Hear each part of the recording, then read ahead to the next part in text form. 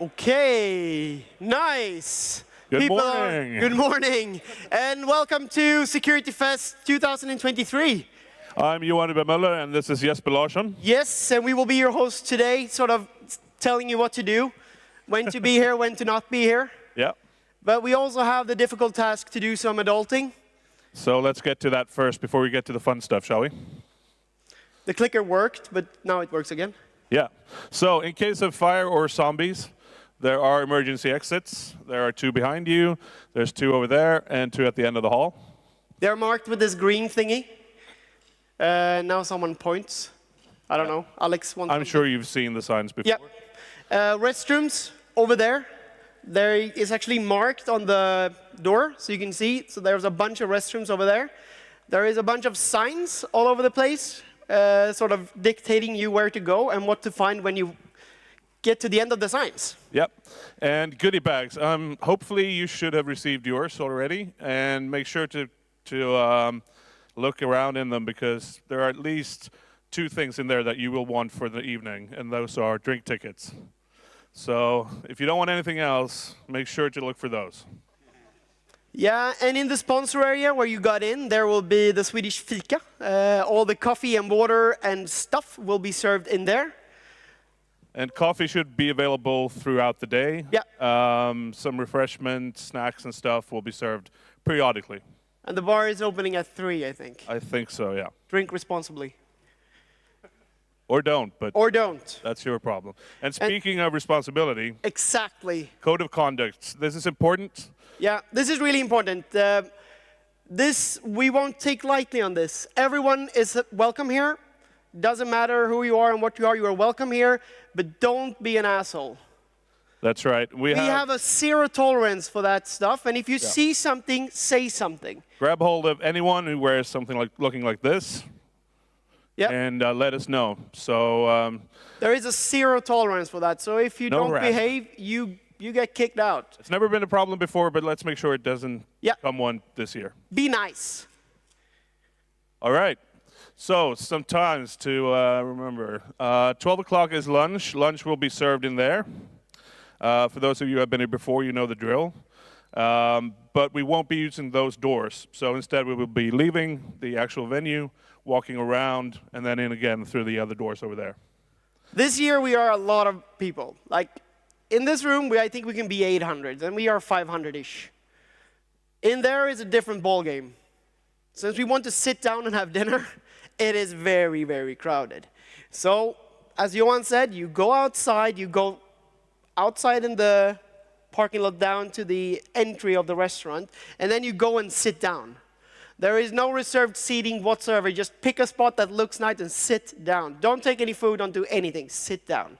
Yeah, and then we will go table by table, right? Exactly. When everyone is seated, we will pick a table. They can go first, and then you know the drill. But that's just the easiest way to do it.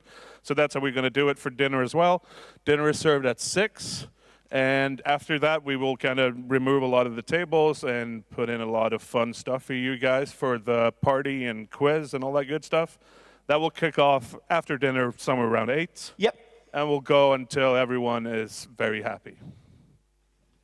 Cool. And then we have a bunch of stuff. Not everything is here, but the CTF, you can find it at the URL here.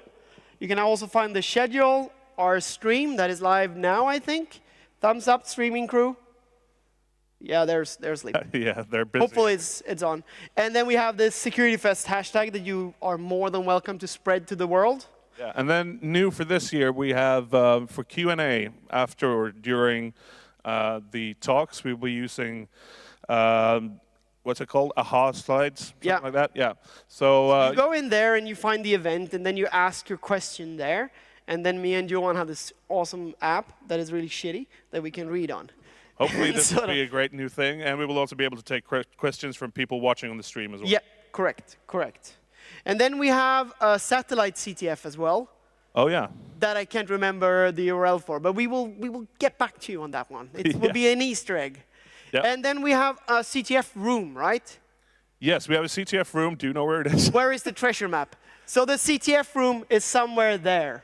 Yeah. So it is. I think we're going to have to get back to you on that one. Yeah, but there is like a lounge thing up there. So if you want to chill out, watch the stream, and play CTF. There is a room up there. Yeah. So there grab should someone be with a crew, clothing, and they will direct you there.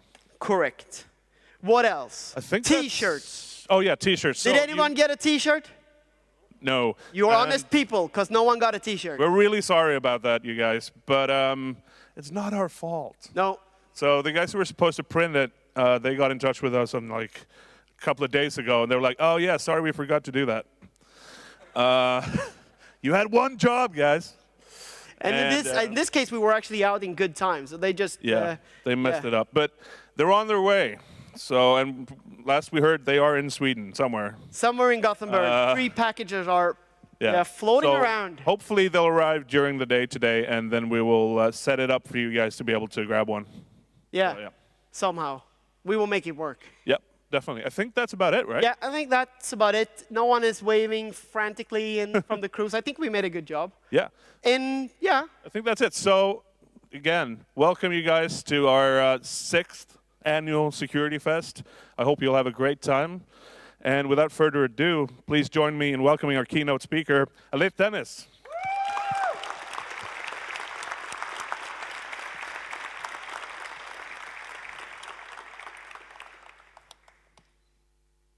There you go. Thank you.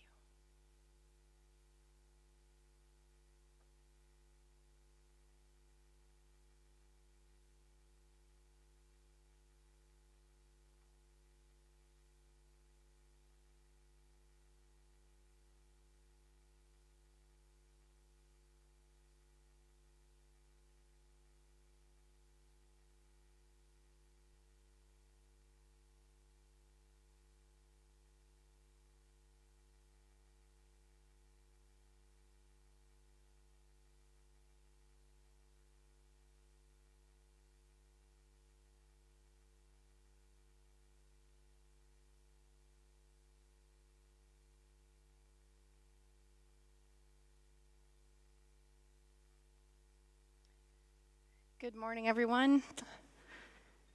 Thank you so much for joining me this morning. I understand it's a little early. I'm sure most of you had an enjoyable evening. So thank you for pulling yourselves out of bed and managing to join us. The keynote this morning is called Red Notice, Pros and Cons.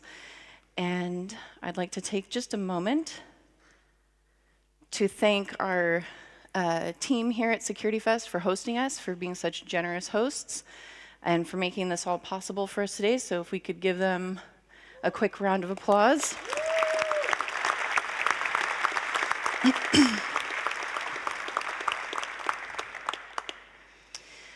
We're going to start with a story of epic failure.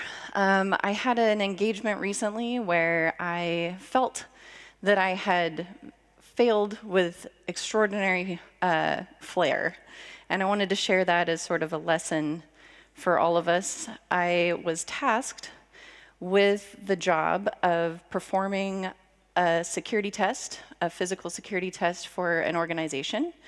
They limited me to the pretext of behaving as a disgruntled former employee, and I was charged with simulating someone trying to gain access to a specific department within the building.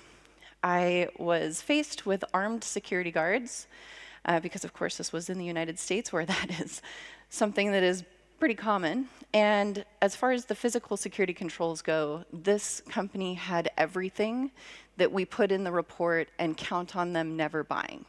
So they had the revolving door turnstiles that were badged in and badged out. They had optical turnstiles at the lobby and revolving man traps that prevented any piggybacking, tailgating, a whole slew of things. And I can recall sitting in front of this building, pretending to be an employee on a break on my phone, just panicked because I didn't know how I was going to get into this building. The company was very focused on testing the human element, so they told us that we couldn't use any hacker expletive to overcome the technical challenges by cloning badges or doing any trickery of that nature. So I was faced with a conundrum. I had to overcome these badged access doors using only people as a tool to get in the building. So I decided that I would use empathy, and I would try to overcome this limitation of the technical considerations that they had in place to gain access to the building, and then try to tailgate through stairwells and into the areas that had elevators. So, thing I learned, it doesn't matter what you do, it only matters what they think you've done.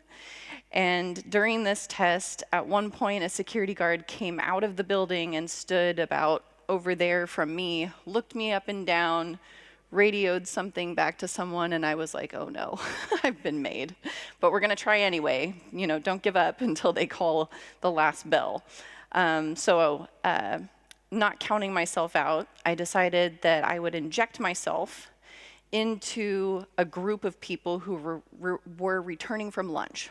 And I decided I would put myself in the middle of this herd of humans, and I would make myself an obstacle to them gaining entrance into the building and force that need for them to help me so that they could get on with their day, become an inconvenience. And I hoped that I could elicit empathy from an individual to scan their badge for me. Because while I had a badge that looked like an employee badge, it absolutely did not work. So I ran up to this awful thing that will haunt my dreams forever, and I scanned my badge knowing it wouldn't work, and I scanned it again. And then I began to panic a little bit, but I tried to subdue that panic just by looking completely lost and utterly hopeless. And I had a gentleman that asked if I needed help, and I said, oh, it just doesn't look like it's working, and I'm not sure what to do. So of course they all offered advice as to how to flip it around and how to move it and maneuver it and try this and try that. And so internally I'm panicking even more now, because there's two of these doors and people are starting to file around me instead of being trapped behind me. So I hoped that somebody would eventually take pity on me enough to scan their badge. And one gentleman reached down, and just as he was about to swipe it, he looked through the glass and saw one of the security guards, and he went, nope, and turned around to me and said, I think that guards clocked you trying to get into the building. You should probably go talk to them and see if they can help you. And I was like, oh no, that's fine. I'll just go around to the lobby. And I tried desperately to run away. At that point, I was like, I'm going to take off. I'm going to go find my Uber, and I will disappear. But I was caught about 20 feet away from the door by the security guard who did one of these. And when somebody's holding a gun and they go, you get over there. So I went over, and he walked me into the building, badged me through the door, and took me through the employee-only area of this facility to the front lobby. And he said, you know, what's going on? I said, I'm new, it's my second day. I didn't need to use this yesterday, but it seems like it's not working. And I looked at his face, and his face told me that he was extremely suspicious of me. And he took me through to the front lobby and introduced me to the receptionist, who of course knew I was full of it. And as she looked for my name in the system, she called myself out there as being completely an imposter. She gave me looks that could kill, and she introduced me to the security guard, who I've now affectionately named RoboCop. So he ripped the badge from my belt loop and said, where did you get this? This isn't one of our badges, and confiscated it, and then threatened to have me arrested. And I had a get-out-of-jail-free card, a letter signed by the client, who had, of course, ordered the test, but I will not present that unless I am actually in cuffs. And that just is something that I would recommend to anyone, because you never know when you've actually been caught, and you don't want to pull that get-out-of-jail-free card too early. At this point, I didn't know it. I assumed that the guards all knew that I was full of it, but it turns out that first guard actually believed my story. He really thought I was a new employee, and he was genuinely trying to help me. And I failed to see that opportunity and pivot to ask him to escort me straight to the department where I was supposed to go in order to reach the goal or achieve the trophy of the test. So at this point, I knew I was cooked. And so I ended up leaving the building after the point of contact for the company saved me from RoboCop. But the lesson here was sometimes me losing is a huge win for the client, and that's a win for everyone. Because in this case, they proved that having all of this budget and spending all of this money on these extreme physical security controls, which I'm sure they caught a lot of crud for from the executives who said, there's no way that you need all of this, they proved that that was an investment that was worthwhile, and that the people that they had working in that building understood proper process and procedure and adhered to that. So, of course, I did not have a badge to get me out of that pickle, and it was kind of embarrassing, but at the end of the day, the client was extremely pleased because they validated the use of all of these very intense physical security controls. So with that, our agenda for today, we've covered my epic failure. I'm going to hop into an introduction. We're going to look at a red team overview. We're going to talk about a heist, and then effective testing, how security is like an onion, and then a quick conclusion. Introduction. My name is Alethe. I am a security consultant for a company called Bishop Fox. I am on their red team.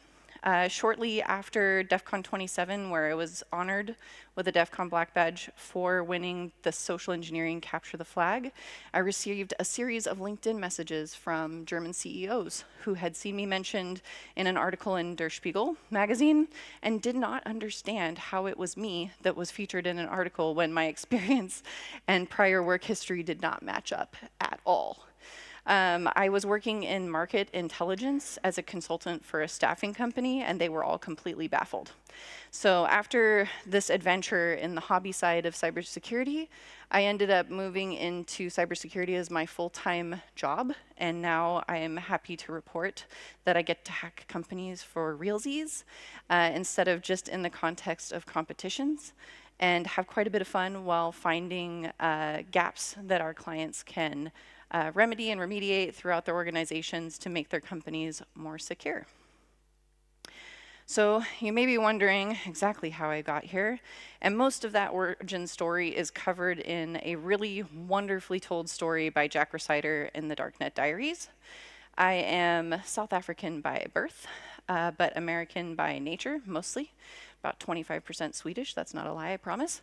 And I started out in the blue side doing security assessments and helping businesses start to have a security program or to improve very immature security programs, mostly in critical infrastructure, hospitals, water treatment facilities, things like that. Then I realized that being blue is really hard, and it's way easier to break stuff, and I enjoy that a lot more. So I was a lot more at home in the offensive security testing universe, and so I moved into red teaming at Bishop Fox last year. So buying a red team is something that can be extremely helpful to the right kind of organization, and I felt it was important to take a step back and just review what exactly is a red team engagement. Most of us are aware of offensive security testing, but breaking that down into a little bit more detail, we have vulnerability assessments, which are very useful to companies that have more immature security programs or who are just starting out in developing security programs for their organizations. This is typically an automated scanner, a combination of automated scanning and human analysts who come up with lists of vulnerabilities and see if they are exploitable within the company, and then advise on how to remediate those. These are also completed typically in much shorter time periods, hours and days instead of weeks. Whereas penetration testing is the next step beyond vulnerability assessments, where we have more hands-on examination by real people and the evaluation of very specific environments. Typically, this involves information sharing from the company purchasing the penetration test, including IP ranges and a variety of other goals that they have in mind for testing. And as far as these tests are concerned, they can be very noisy, meaning that the people who are testing the environment are not at all preoccupied with remaining stealthy. They're typically very noisy, move fast, and try to break things. And these can last for weeks, usually 1 to 3 weeks, with some reporting that is generated following that test. Finally, red teamings. These engagements are beyond both the vulnerability scanning and the penetration testing, and typically have some sort of broad scope with a trophy or a primary goal in mind. This involves multiple attack vectors and can have a variety of different vectors used within the same campaign. It can involve social engineering, which is of course my specialty, as well as a variety of other tools and trickery. The emphasis is on stealth, and the goal is to allow the defenders to be tested and to test their security tooling, alerting, monitoring, and things like that during the course of this test, which can last for weeks, if not months, depending on the scope and the breadth of the landscape of this test. We've had a variety of different types of tests where we will emulate insider threats within the company. We'll have people that are issued accounts within the company and they perform things like job searches, looking for new jobs on LinkedIn, and the blue team can then see if they're notified of this type of behavior through the rules and the alerting that they have. And then of course we have what most people think of, and that is getting into the network and trying to steal proprietary information and other sensitive types of things. So if you haven't caught on yet, the entire talk revolves around quotes from the movie Red Notice. And I wanted to emphasize that with red teaming, I don't have to win in order for you to lose. And that's the best part of this whole thing. It's actually awful. The problem here is that a lot of times companies will purchase a red team and they will mix this task up with penetration testing. So they expect that they're getting a pen test, but they purchase a red team and they're not ready. So they set me up to fail, they set my team up to fail, and they set themselves up to fail because they're purchasing something that they're not ready for and that they can't really realize the full benefit of. So penetration testing versus red teaming. Red teaming is objective-based adversary emulation. It's authorized, goal-driven simulation of an advanced adversary attack against security defenses. And this is to expose any weaknesses and help the company improve the resiliency while actually simulating an incident. We do things where we'll actually deploy ransomware on a network and we'll have the blue team defend against that to see how their tooling and everything works. And in an incident where there's no actual negative repercussion, similar to a tabletop, but more scary. What a red team is not is bug or vulnerability hunting, risk or process auditing, policy or compliance review, and of course, it is not standalone phishing or vishing exercises. So which companies benefit most from a red team?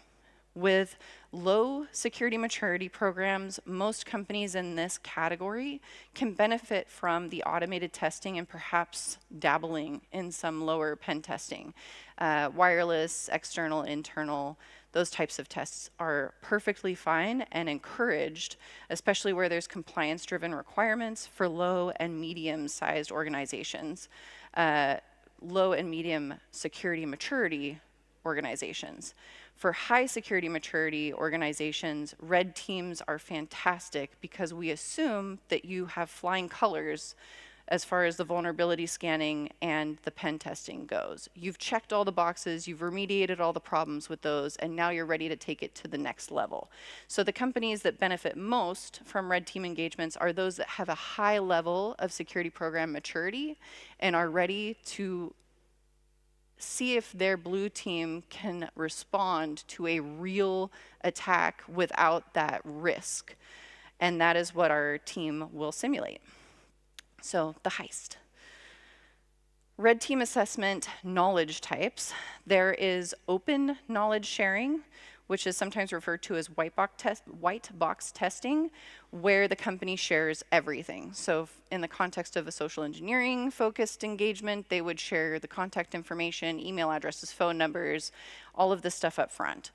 Then for a medium-sized knowledge sharing, or some white and some black box, this type of gray box testing, there will be some things that will be revealed to cut that time needed for reconnaissance, but ultimately the red team would be responsible for finding a lot of the bits of information that they need in order to fully exploit the vulnerabilities that they discover. And in black box testing, this is a simulation of a true attack where the attacker has no knowledge of the company and is responsible for performing all of that reconnaissance, doing all of the vishing ahead of time and calling employees to elicit information so that they can put together a more comprehensive attack or encourage people to take actions that are not in the company or their best interest. So most red teams will start from this closed knowledge or black box stance, and then as this progresses, as it becomes clear that the red team either can't find the information or it's not available, then sometimes they will expand the scope of the information that is given to the red team to allow them to maximize the benefit of the red team engagement for this client. So I'm a good guy, but sometimes I do bad things. Yes, people pay me to do bad things, but I promise it's for good reason. I was tasked with, in another engagement, Grand Theft Auto. My mission was to steal several automobiles from a service yard of this company vehicles that contained company laptops and other equipment. The company also had armed security guards on site and patrolling the facility. This organization had both service and construction-focused workers on site. There were also very tall walls with very large spikes on the top. So going over the wall wasn't really an option, though my colleague decided it would be best. I said, absolutely not. I was not going to fling myself over an 8-foot wall with very tall jabby spikes. This building also had badged access at all of the doors, but it did have gates on either side of this construction lot where all the service vehicles were housed. One gate on one side was an entrance, and this had a human security guard sitting in a booth. But the other one, which was on the other side of a building, did not have a guard, and it was an automatic gate that would roll open and then shut behind the trucks that left it. So my colleague and I decided that we would do some reconnaissance. We sat outside of the exit gate, hiding from the human guard, but on the surveillance cameras. We observed the personnel, their schedules, the activities that happened within this service yard. We figured out that most people were getting there quite early and typically clocking out mid-afternoon and driving home. So there was a huge influx of traffic leaving this lot in the early afternoon to mid-afternoon. And we decided that we would take the path of least resistance and just reverse tailgate in off of one of these trucks that were leaving. So my colleague went around to go check the wall out, and I decided that I would loiter by this gate in full view of the camera, but using a motorcycle carport as kind of an aid to block the line of sight between myself and any of the trucks that were leaving this yard. And after the second one left, I made a beeline for the gate. And as the gate was closing, I managed to slip in without getting hit by the gate. It wasn't going quite as fast as I thought it was, but it also wasn't going that slow either. But I didn't want to run because adults, fully grown adult humans running in public is typically something that makes people nervous. And I was wearing like a pantsuit, so I looked a little more corporate, so that would be even more strange. So I dipped past the gate and went to the first vehicle because I figured if I get stopped by a security guard, I at least want to prove that I tried to obtain the trophy. And the trophy is steal the trucks. So I managed to check 13 trucks, and of the 13 trucks, I was able to start and potentially drive 10 of them. They all were unlocked, the keys left in a cup holder or even in the ignition, and this was exactly what this client wanted me to prove, was that they had an insecure facility, that their team was disregarding process, and that it was easy for anyone off the street to just walk into this gate and take one of these vehicles and leave with it, and potentially access to the corporate network through the computer that is affixed inside of this vehicle. So we managed to walk around, test more things, confront more people, make eye contact with several people, and by being noisy and just acting like everything was normal, we managed to avoid any suspicion. The guard never even walked over to see what we were doing. And upon exit, I said, check that fire extinguisher and make sure it's compliant, as 3 trucks left, and we loitered by the gate and managed to slip away clean and get into the getaway vehicle, which was a very nondescript Toyota, and run away. So the benefit to this type of test for this organization is that they were able to identify these vulnerabilities, assess their ability to detect and respond to this type of threat. In this situation, that response was non-existent and the detection unclear, but it seemed like nobody detected us. And then able then from there to garner the budget from the executives to put more advanced physical security controls in there, as well as train humans to adhere to the process and to challenge people that were on site for valid identification and authority to be in that space. So, effective testing. Everyone is vulnerable, everyone is a target. And with that, I would discourage companies from disregarding certain groups or functions of the business from testing. We've had a lot of instances where companies will say, yes, you can phish anyone, just leave our executives out of it. Because of course, those people are immune to phishing. So limiting the audience without justification is something that I discourage. Also, removing the technical controls that would prevent phishing to allow phish to go through at the very start of the engagement is not beneficial either. Full white box phishing, I would encourage most companies to just disregard this type of testing. Because it doesn't really offer much value if you're taking down the guardrails that are meant to prevent phishing in the first place. You want to test and make sure that those email filtering and other blocking capabilities are functioning as expected.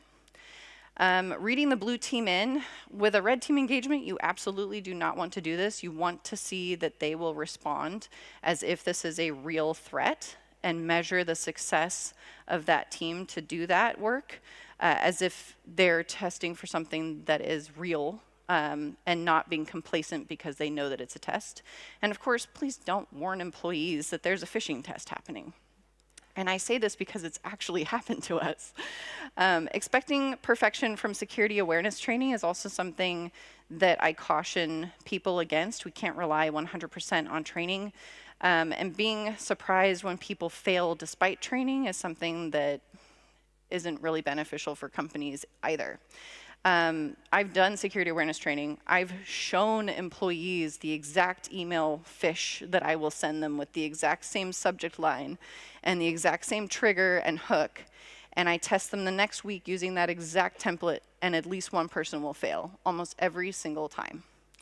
And to mitigate these types of threats, the only way that we can stop them is by putting additional technical controls and guardrails around humans, because we as people are just susceptible to this type of manipulation by nature.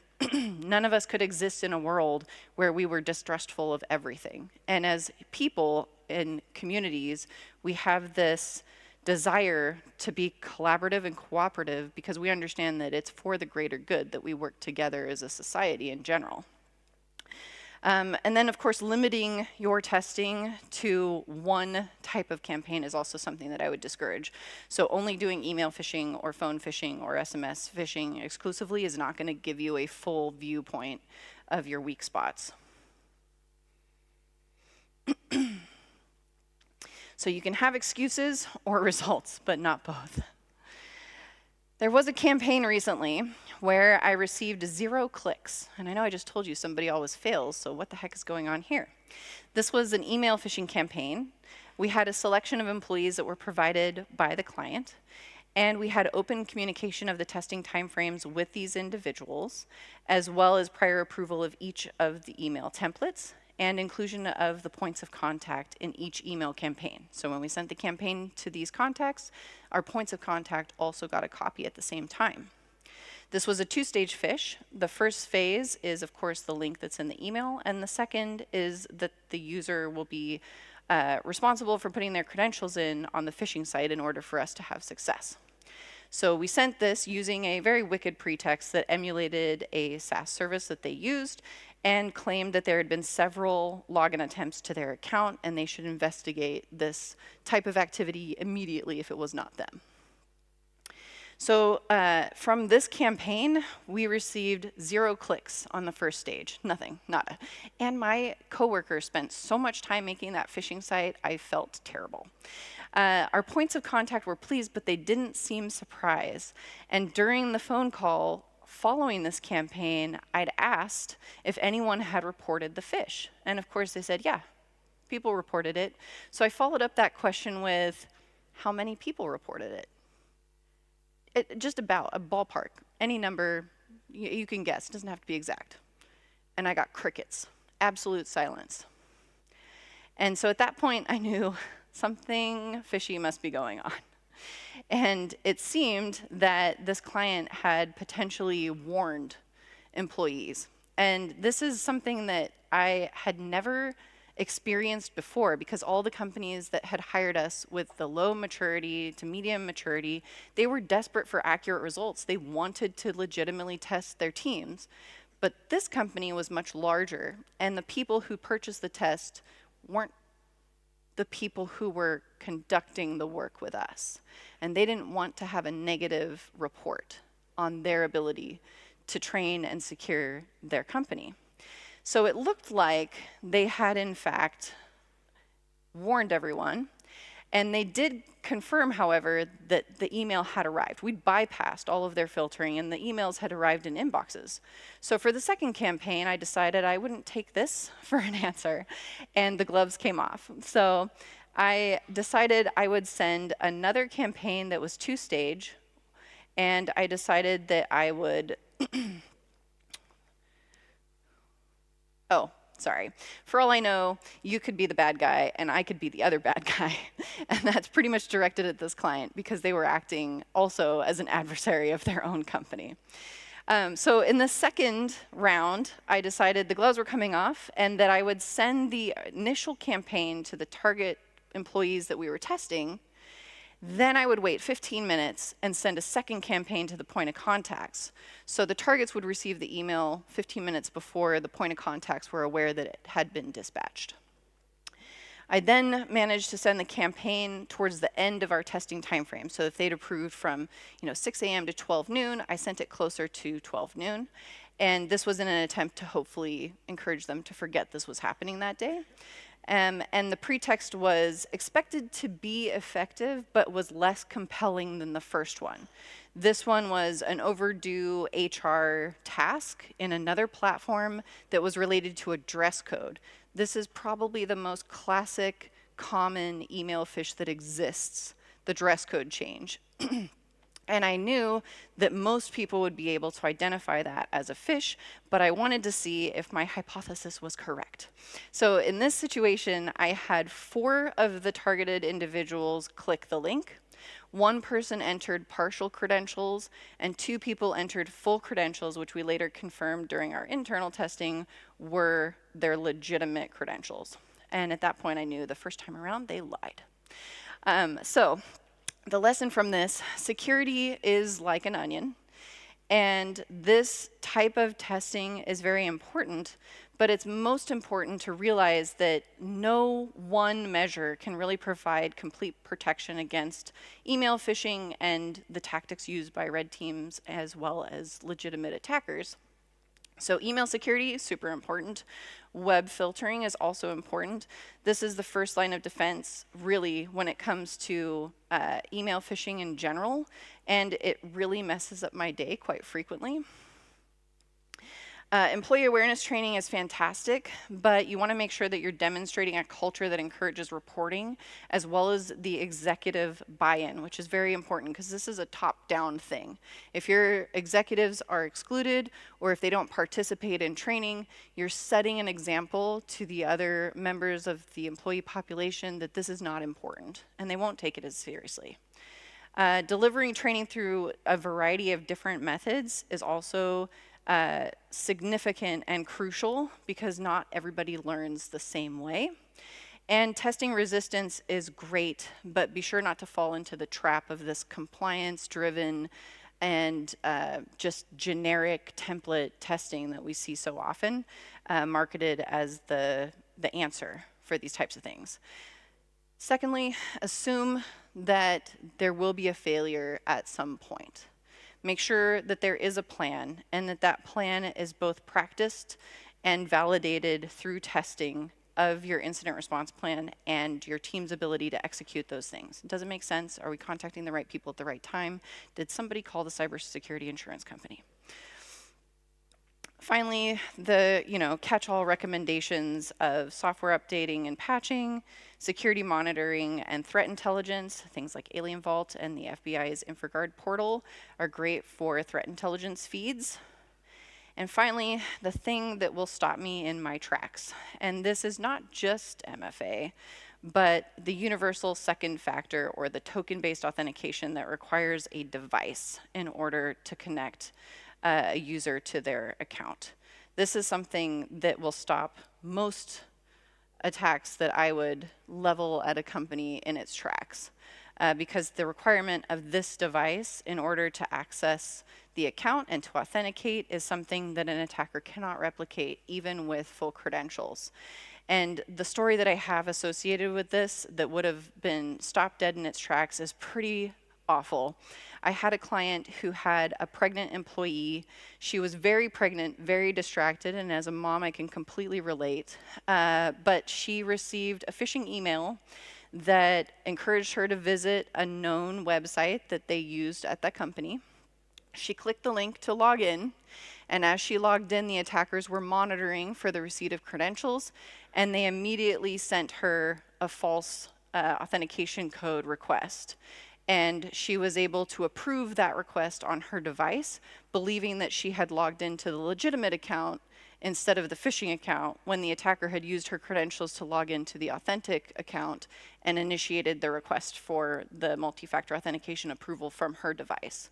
So believing she logged into the authorized account, the MFA message was expected, and she said, sure, fine, and that attacker was able to gain access to her account. And because this company had a very low maturity with their security program and the tools and the budget that they had for secure licensing and higher defenses and tooling, this company was compromised pretty badly, and the attacker was in the network for over 100 days before they realized it.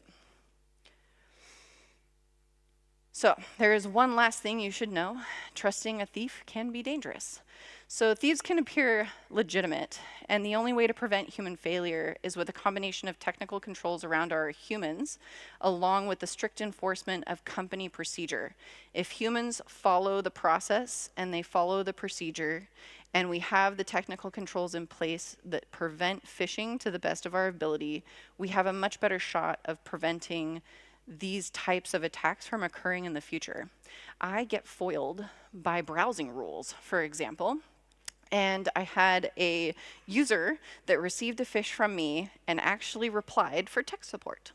So tech support, this is Red Team. The only confirmation that I had from this campaign that I received a click on my malicious link was that one of the people who clicked was very frustrated that they could not view this brochure of swag for free stuff that they wanted. So when they responded, they said, I can't view your brochure. And I said, really, that's so weird. Well, let me send you this file that I have on this Google Drive, and you can view the brochure there. And so I was able to happily tech support this person into compromising themselves, and I really hope that they enjoyed thinking that they were going to get a t-shirt or a mug. But ultimately, the browser is what stopped me from initial success. And that was because the domain that I was using was not aged over 2 weeks, and immediately the browser said nope. So the only way that I knew that I'd had success with a click was that this person had self-reported, and the team was able then to adapt and overcome the struggle of the browser by then pivoting into delivery of a Google Drive document. So in conclusion, can't run a con without gaining the mark's trust first. That's page 1. So humans are naturally very likely to fail for simple cons, or fall for simple cons and scams. It doesn't take a fancy tool or a really elite method of hacking to compromise humans in most cases. This is because we live in societies where that collaboration and working together and unity is encouraged, and we want to be helpful. And being suspicious of everyone isn't healthy. You can't live in that high state of alertness your entire life. You won't have any great relationships with people, and you'll probably be somebody that people don't really want to hang out with. So beating these human characteristics out of our population doesn't fix the vulnerability. And we can't expect everyone to always identify when they're being manipulated. That's just not logical. So an assumed breach scenario is where we decide to pivot from the external attack as a red team into a more white box or gray box style test, where we assume that the human will fail and then take the next action inside the network to give that benefit of the red team experience to the client by giving them what happens next in the event that their external protections did prevent the red team from having success. The benefits of this are that it will help the team map the attack paths, and it will often illuminate the dangers associated with an insider threat, whether that is witting or unwitting, somebody who's been compromised or somebody who's just a jerk. And we can identify those through different social engineering schemes as well as technical hacking once we gain that lower level access within the company. This also helps to reduce the cost of the red team engagement. We're spending less hours doing reconnaissance and looking for information that can help us get into a company or to manipulate humans in order to gain the same outcome. And this is something that companies can pivot into to still see benefit from a red team in the event that they were able to stop this external access. So finding the right red team, some companies have extremely mature programs, they have large volumes of staff, and they can dedicate a specific team within their internal organization to do red team campaigns against the company and report back as to their efforts, collaborating sometimes with the blue team to have that more purple team approach where there's a battle between the two, so to speak. Then there's also the external red team, where consultants, security consultants such as myself, are hired to emulate that adversarial attack and give a completely unbiased report out of the red team engagement. This can also be beneficial on an annual basis for large organizations with very mature security programs to give them an accurate depiction and unbiased exposure of any open vulnerabilities or gaps in their processes. So, in closing, never become complacent. I had a medical research facility that contacted me for a vishing or phone phishing engagement. They were very confident that they would pass with flying colors because they did regular email testing and their click rates were super low. So I put together 3 pretexts, one for each of 3 departments they wanted to test: human resources, IT help desk, and their executives and executive support team. And I had 100% success with every single call that I made. I elicited information, or I encouraged, in the case of their IT help desk people, I still feel bad about this, everybody went to the malicious link. And so it's one of those things where we can have a really false sense of confidence, and it's important to keep testing in a variety of ways and make sure that we are not relying on garbage metrics to give us this false sense of confidence. I had a client recently who said, yeah, we want you to do this 100% black box. We're not going to give you the IT help desk number for your pretext to make that work, so you're going to have to find it yourself.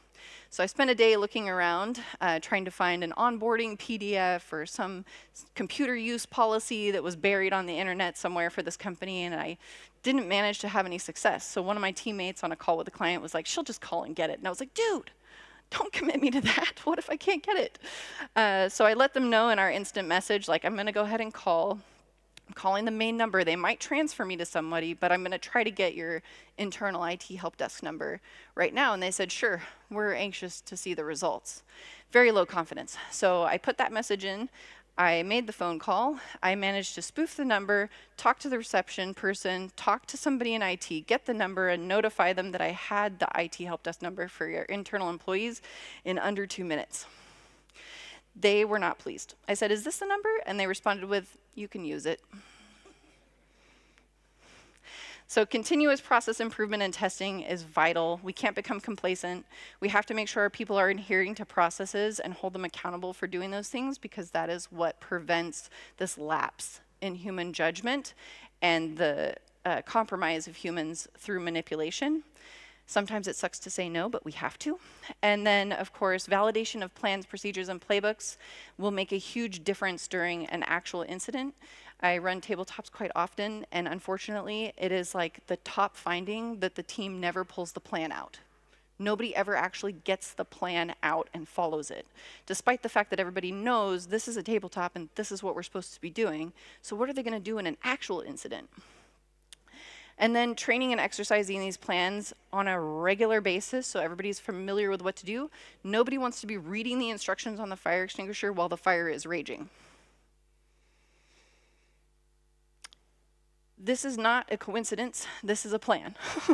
So we want to give people the sense that this is something they understand, that this is what is supposed to be done, so everybody knows what to expect next, and this becomes second nature and habit, rather than something that people are trying to make up as they go, which happens a lot.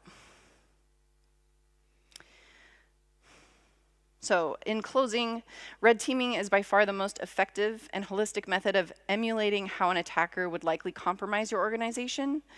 It brings to light issues that you wouldn't otherwise have considered and highlights tools and processes that are both effective and ineffective, enabling you to streamline investments by defining where you are struggling most. Your organization can enhance detection and response and decrease the risk of an attacker finding any known vulnerabilities. Thank you once again for joining us, and to Security Fest for the invitation to Keynote. It's been an absolute honor, and everybody has been so welcoming. I'm eager to see the remaining conference talks, meet everyone, and enjoy the sunshine that we have been blessed with this week. Please connect and follow both me and Bishop Fox on social media. They made me say that. And I would love to continue talking with everyone about your ideas, what you're working on, fun projects, and visiting with folks towards the rest of the conference. Thank you. Thank you so much. Thank you so much. That was amazing. Before we let you off the stage, do we have any questions from the crowd? Right here. Yes. First, thanks for a great presentation. Do you have any recommendations for setting clear boundaries with your client when performing kind of these on-site social engineering attempts? And do you have some sort of recommendations to how, when you're actually sneaking into the company, how to keep track of these things? Yes, so it's very important to set both the scope and rules of engagement ahead of time and have that included in the contract that you sign with the client. Make sure that you have that get out of jail free letter, that it states clearly when the testing time frame is, your name as it appears on your ID, and then a wet ink signature from the person who is standing by for your Mayday call. During the actual test, you want to make sure that you are clear on what those rules of engagement are, the scope, and then any trophy items. What's the goal of the test is something that you want to define up front as well. Do they want you to get to a specific department, the finance department, for example? Do they want you to take a specific piece of hardware, a computer, a laptop? Do they want you to plug into something? Make them detail that instead of just saying, do whatever. Because if it's very vague, then in that case, you can get into trouble when they don't realize what you're capable of. All right. Anyone else? Yeah, over here. 1 second.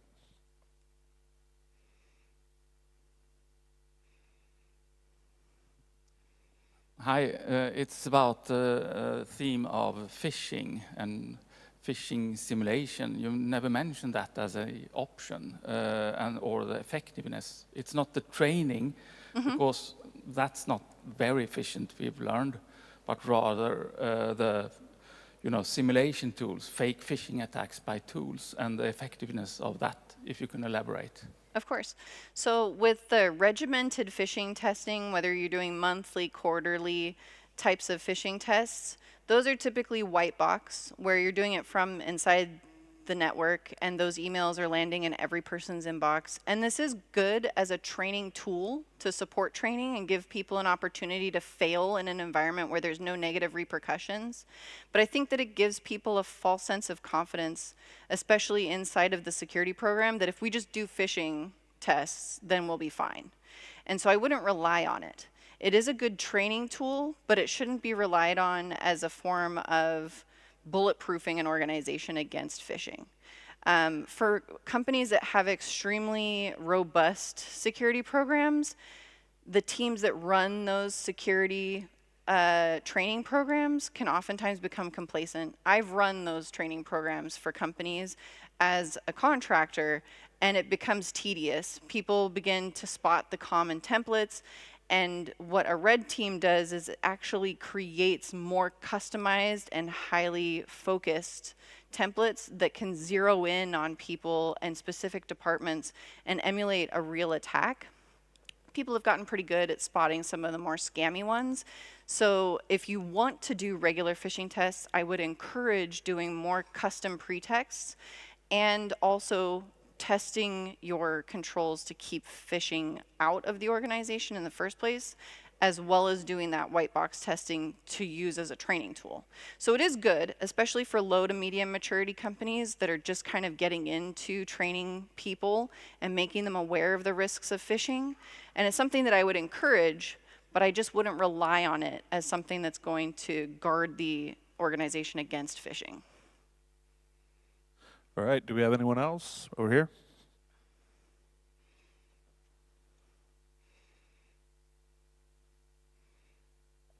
So when you talked about red versus blue teaming and how it was easier, at least for you personally, to get into red teaming, would you, if there was a new company or a company with low maturity level in terms of security, would you advise them to set up a blue team or red team, or would you advise them to look into purple teaming?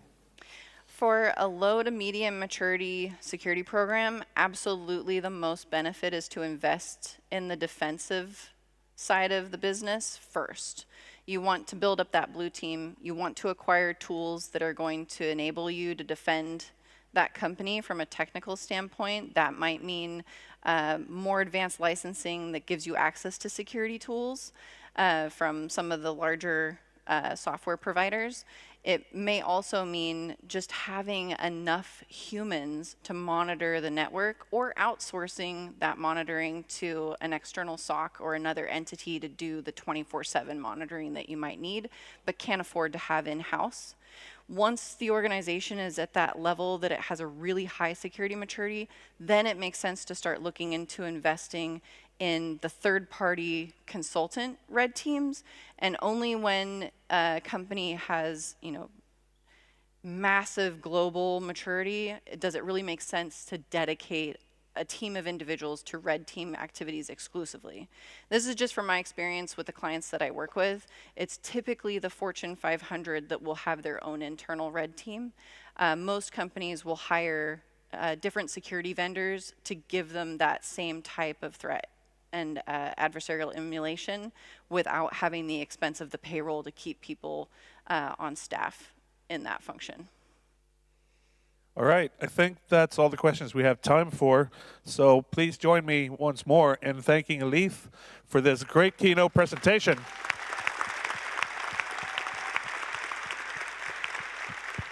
Thank you. All right, so we have about 20 minutes before the next talk, so please go to the sponsor area, hang out.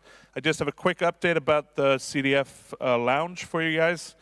So if you want to go hang out in a more quiet area to play the CTF or just relax, just leave the building by the main doors, go around to where we're going to have lunch, but instead go up the stairs and find room 36 and 37.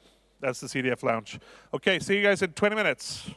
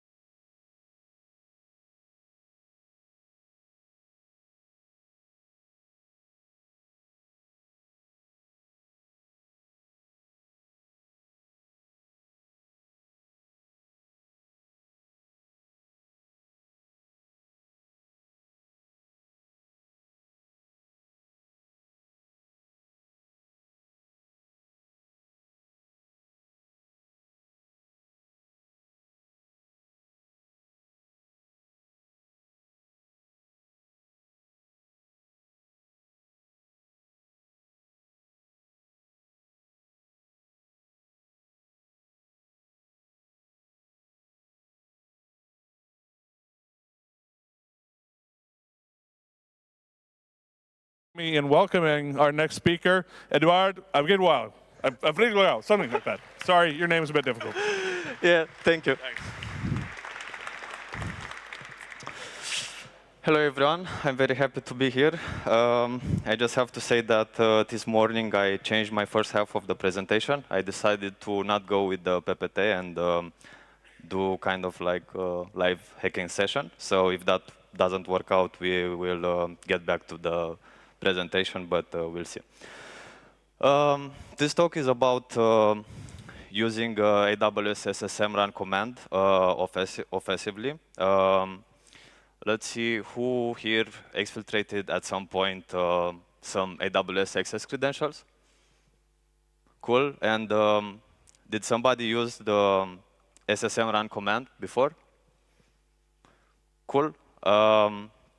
So let's get started. My name is Eduard Agavriloae. I'm a senior penetration tester at KPMG Romania. In the last year, my area of focus was cloud security, especially AWS. I got some cloud certifications. In case you are interested in any of them, feel free to reach out and I'll give you an honest feedback. You can find me on Twitter at SawyerPacket, and I write articles at my team's blog, securitycafe.ro. So, as I said, the presentation is focused around the service SSM from AWS, which is a service that does a lot of things, but most organizations are using it for managing multiple EC2 instances at once. Here we have, for example, Fleet Manager, which will display the instances inside your AWS account that are configured to talk with SSM. And our point of interest will be this functionality, run command or send command. By the way, AWS Instance Manager or SSM is the same thing. I will use SSM for short. And this future run command can be used to run some actions on EC2 instances remotely. And these actions are defined inside something that it's called a document, which is defined as a JSON or a YAML file. AWS actually has a lot of predefined AWS documents that can be used to perform remote code execution, for example, and a lot more than that. Everything is executed under root or anti-authority system by default, and you don't need, you as an attacker or a cloud engineer, you don't need network connectivity to the EC2 instance. So to recap, using this feature, obviously in a post-exploitation scenario, we can perform remote code execution on EC2 instances under high privileges without the need of having network connectivity to that instance. And let's see an example from AWS CLI to see how it works. The font is small so that you won't get spoilers. It's intended. So let's take the first example. Here I already pre-configured some AWS access credentials inside the profile called hacker. And here is how it works. So we have the action, the service SSM. Then we have send command. We specify the instance IDs. We can specify one instance or multiple in the same command. And then we specify the document name. In this case, I used AWS run shell script, which is designed to execute commands, system commands on Linux instances. And as parameters, we give the next command, we give ID, and the command echo security first rules, because it does. We launch the command. In return, we will get a command ID. And this command ID, we can use it now to retrieve the output of the command. So let's do that.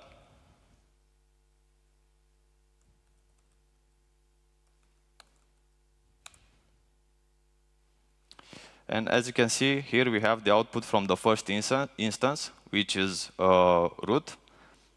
This is some error message that I don't know from where it's coming. And then we have the security first rules as the second command. And if we go below, we have the same thing, but for the second instance. Now, let's take a look on how this looks from the web console. So we have the command IDs for each execution of the document. Going on a command ID, we will have the, I think I can make it smaller. Yeah. OK. Here we will have the instances where the document was executed. We have the status, the targets, the input parameters. And if you go on a specific instance, we can actually see the output. Something that is interesting is that there's nowhere specified who actually executed this document. And if you want to check that, you need to go to CloudTrail, which is a service for logging in AWS. You have to go to event history, and you have to check the API calls, right? And this is the last one from send command. And here we can see that it was actually this identity from this IP address. And looking at the raw log, we can see that the parameters, both the input parameters and the output parameters, are hidden for security reasons. Now, if you have an incident in your cloud and someone uses SSM to run documents, you need to correlate the information from SSM, from the event history, and the information from CloudTrail in order to get the full picture, in order to know who actually did the execution of that document and to have both the input and the output parameters. OK. I will switch back to the presentation for a moment just to see where we are. Yeah, let's talk a bit about requirements. So for an instance to work with SSM, you need three things. You need that SSM agent to be installed on the EC2 instance, and this is true by default for most popular Amazon images. You need to have communication between SSM API and the EC2 instance, which is granted by default for public instances, but needs to be configured for private ones. And the instance should have some minimal permissions in order to communicate with SSM. We will talk about that in more detail shortly. This we covered. OK, sorry for this. Yeah, let's talk about what an attacker needs to in order to compromise an instance using this functionality. So we need to compromise a user or a role that has the permissions SSM send command. And this permission should work for the documents AWS run shell script, which executes command on Linux instances, and AWS run PowerShell script, which does the same thing but for Windows instances. And if you want to know the output, you also need SSM list command invocations or get command invocation. But if you start a reverse shell, then you don't actually need the last two permissions because the output will come to your shell. And you need to know the instance ID of your target. Now, the instance ID can be obtained from the metadata API if you have a server-side request forgery into the instance. The metadata API is a local API that runs on every EC2 instance. This is the endpoint that you can interrogate in order to get the instance ID. Or you can use any of the next AWS CLI commands. And here is a list. We will not go in detail on them. Some of them will work, some of them will not. Depends on what permissions you have in your compromised account. Let's assume that in our post-exploitation scenario, we have these permissions. So we have two allow statements. The first one is SSM send command over all the resources. And then we have SSM list command invocations for getting the output, and EC2 describe instances for retrieving the ID of the instances. However, what I noticed from my experience is that if you compromised a role that has SSM permissions, the permissions will come from Amazon SSM full access. And it's a funny reason why that is. So you remember that I showed you the fleet manager, right? Well, if you start an instance and you grant the minimal required permissions for that instance to communicate with SSM after the instance was started, it takes up to 10 to 15 minutes for that instance to be displayed in Fleet Manager. But I noticed that cloud engineers are kind of in a hurry, and they will not see the instance in Fleet Manager, and they will think that something with the permissions is wrong, and they will add this policy, which is Amazon SSM full access, that will grant access to everything. This includes every action from SSM, and it also includes the permission to describe the status of the instances, which will return the ID of the instance that you can target. I actually exploited this once. I was able to exfiltrate some access credentials that had Amazon SSM full access, and all of a sudden I had remote code execution under high privileges on every private EC2 instance from that account. It works also on public EC2 instances, but that client only had private instances. Now, this is how the policy looks. As you can see, we have the EC2 describe instance status. We have SSM with an asterisk over all the resources, and this is enough to have a full attack chain over every instance in that AWS account. But let's keep it simple. Let's go with our given permissions, and let's do some remote code execution.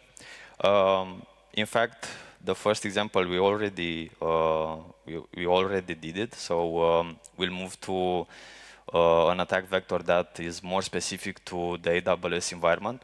So now you can execute code on EC2 instances, right? So you can do some cloud-specific attacks like this one. You can exfiltrate the access credentials from other EC2 instances, performing first an HTTP request to this endpoint, YAM security credentials. This will get you the name of the role that is attached to the instance. And then you concatenate that role name to the previous URL, and you get the access credentials. As you notice, we are not, in fact, communicating directly with the EC2 instance.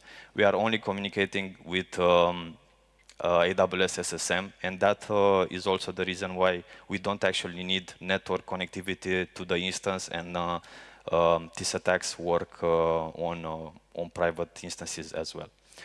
Let's see how it looks in practice. So here we use again SSM send command with the document run shell script for executing system commands on Linux. We make an HTTP request to the metadata API on YAM security credentials. This will give us a command ID. With that command ID, we get the output. The output says that the name of the role is SSM full access role. We add that name on the previous URL. We get the command ID, and with that command ID, we get the access credentials.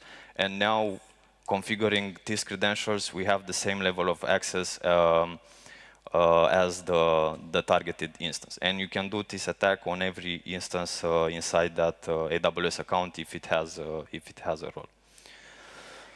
Okay, now, can you get reversals through SSM run command? Let's find together if my Kali instance still works. So let's first try a payload for the public instance and see if it works.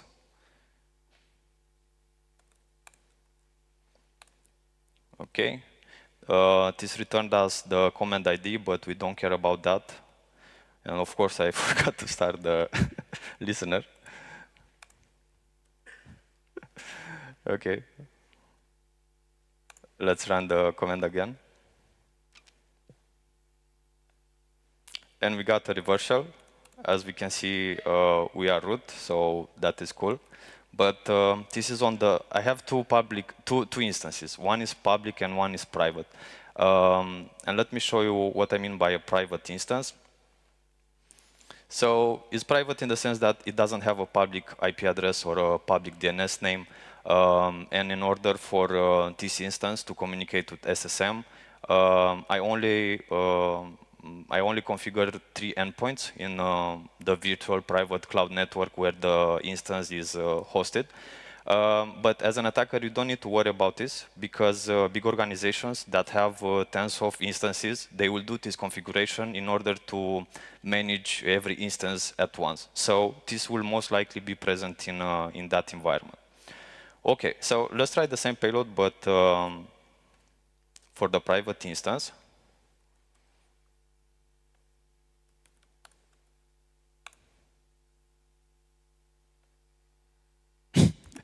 Again, the listener. Sorry, it's my first time hacking. Yeah, and as you can see, the shell is not coming, and it's not coming because it doesn't have network connectivity to the instance. So to our server. So the reversal from the internet will work if the instance is public. And if the security groups are allowing outbound connections to your host. Security groups are like some firewall rules that you attach on the EC2 instance in order to allowing it to communicate inbound or outbound with other hosts. Now, what can you do if this is not the case? So you're targeting a private EC2 instance. So you can execute commands on it, but a shell would be much better, right? And I developed a tool called EC2 Step Shell, which basically is a reverse shell for private EC2 instances. It uses SSM send command for executing commands, and SSM list command invocations or get command invocation depending on your permissions in order to get the output. Works on Linux and Windows instances, also on private and public ones, even if the security groups are not allowing communications with your IP. And it doesn't trigger antivirus solutions from the way it works because you can do something malicious, but the way it works is not malicious by default because you only communicate with SSM API, and the API is forwarding the commands to the instance. And let's see an example on practice on how it works.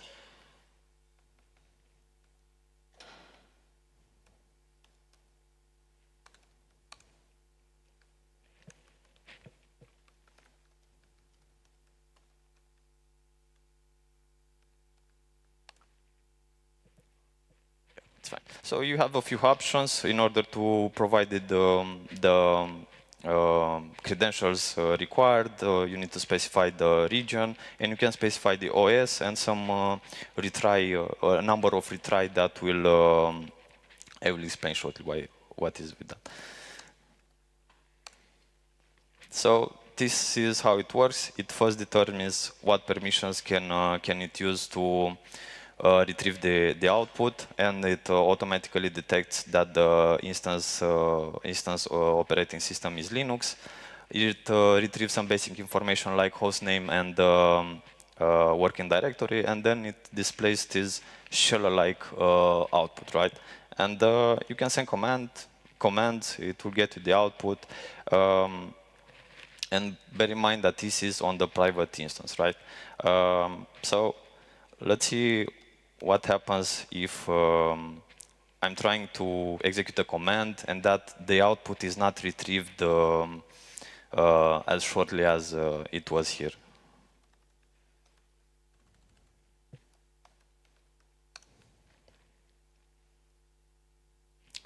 So by default, it has a number of 3 retries. If the command is not retrieved in that number of retries, it is put in a local queue, which you can display with show queue. This will give you the command ID along with the command you try to execute, and then you can retry it manually later to get that output. It seems that it didn't finish its execution, or it didn't have some output to retrieve. Yeah, it didn't finish the execution. Anyway, let's not waste time here. So this was EC2 step shell. As I said, this is how it works on a high level. It sends the command, and then it waits a short time frame, and it retries multiple times to retrieve the output. It works by using the documents AWS run shell script and AWS run PowerShell script. But what if your access denies the usage of these two documents? So now our access looks like this. The allow statements are the same, but we have a deny statement now that it will deny the usage of AWS run shell script or AWS run PowerShell script. So here is where my last research comes into place. I identified other 7 documents that you can use in order to execute system commands and get reversals on EC2 instances using this feature. But it also, it kind of splits the presentation in a second part that is kind of purely theoretical, because I didn't encounter this case in practice.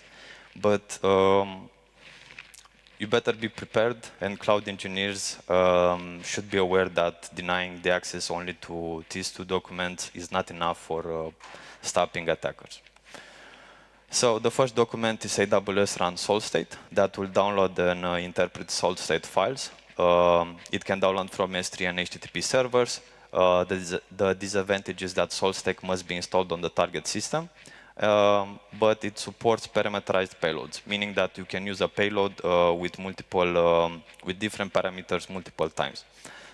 This is the payload. As you can see, is a simple one. Please note that the host and port is enclosed in double curly brackets. This is for telling SSM that it should take the values for host and port from our command, our CLI command. And this is how it looks from AWS CLI. We will not get into much detail about the commands. I just wanted you to have some proof of concept so that you can use them later. The important part is to specify the host and port as where you want to receive the reversal, along with the download URL. This is for AWS run salt state. Now, let's move forward. And of course, again, we got a reversal, and every time we are root because everything is executed under high privileges. Now, we have AWS apply Ansible playbook that will download and execute Ansible playbooks. It can download from S3 and GitHub. It can also install Ansible on the system, so this is a really cool one. This is the payload. You can see in the last line we have the reversal payload, and again, host and port are enclosed and between double curly brackets. This is the command line. As you notice, the way you need to specify the parameters where you want to receive the reversal is always different.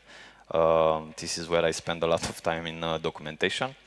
Also important here is to specify the property install dependency as being true. So it will install Ansible on the system if it's not already there.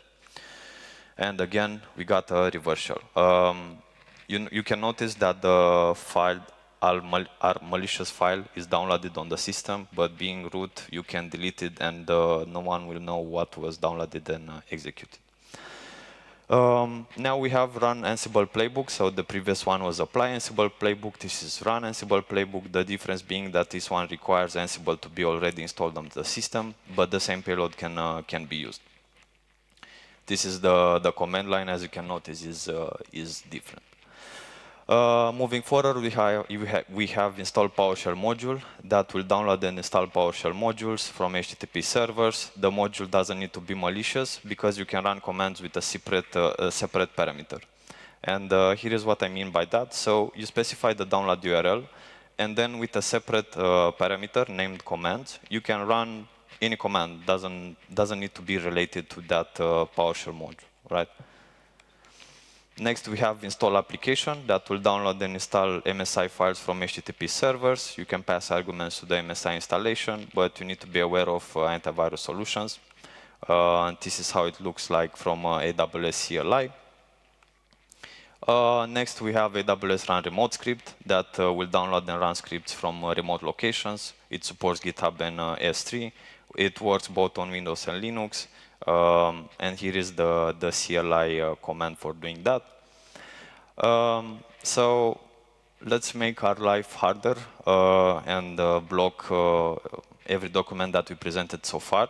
And I left one document to treat it separately because it's a special one.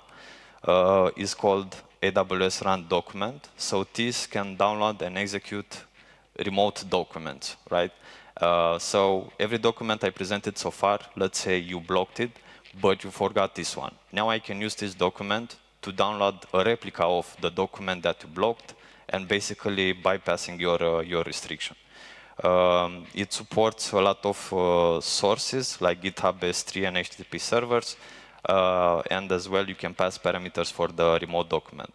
And I think it opens some infinite possibilities. And this is how it looks, a malicious document I made. In the first highlighted part, we have some parameters defined, host and port.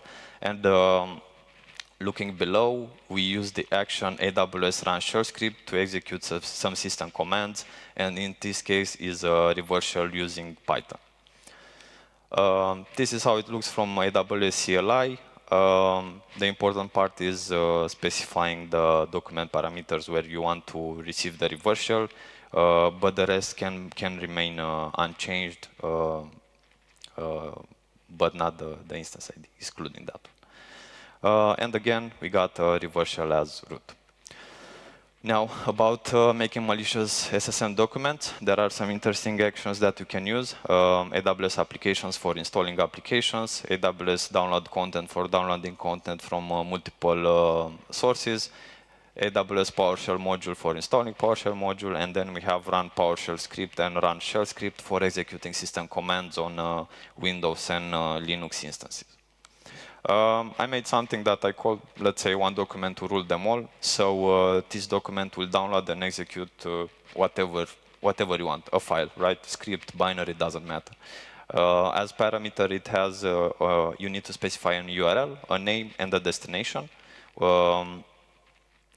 The first action is to download that file, and it will be saved wherever you specified it as a download folder.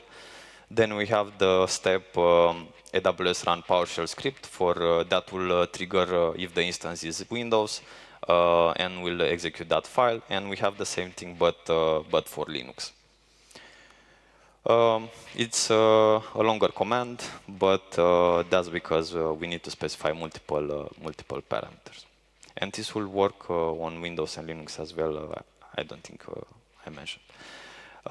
Anyway, some cool facts. So the remote document is logged in SSM logs, which are stored locally. On Linux is in var log Amazon SSM. Here you will have input parameters as well, but we can delete or overwrite those logs. So there's no way for the defender to know exactly what happened there if it doesn't have additional logging mechanisms. The identity of the caller is logged in CloudTrail event history, but the thing with event history is that if you don't store the parameters if you don't store the logs in a persistent way, the logs will disappear in 90 days. So if you have a breach and you don't detect it in 90 days, then you will not know who actually got compromised and who executed the SSM document. And what we downloaded files are on the instance and nowhere else. That if we don't delete the file, which we can definitely do. And Guard Duty, which is a service in AWS for detecting threat actions against your AWS account, doesn't generate findings based on our activity. Doesn't matter what we are doing. I made a repository where I included every payload I presented so far. You will have the link at the end. And also I have the documentation and proof of concept. To defend against this, you should deny at the organizational group level the execution of SSM documents, either for everyone or based on some categorization like resource tags. You should at least deny it for computing services like EC2 or Lambda functions, especially the ones that you can exfiltrate access credentials from. And you should explicitly state what command documents are permitted and by who can be executed. And you should grant the minimum required permissions for EC2 instances to communicate with SSM. This policy is enough and is the recommendation from AWS. If the instance doesn't appear in Fleet Manager, just wait 10 to 15 minutes and troubleshoot after, but don't grant additional SSM permissions because that's not from the issue comes. Make sure CloudTrail is enabled and logging SSM API calls in a persistent way. You can set out alarms that will trigger when multiple SSM commands are executed in a short time frame, or just when SSM commands are executed at all if you don't plan to use this feature. A cool alarm would be to detect if SSM is called from service roles like the ones from EC2, but I didn't find a way to set out this alarm. This is an example of a policy that denies the usage of every document presented if the identity of the caller is not coming from single sign-on, which has multi-factor authentication and so on.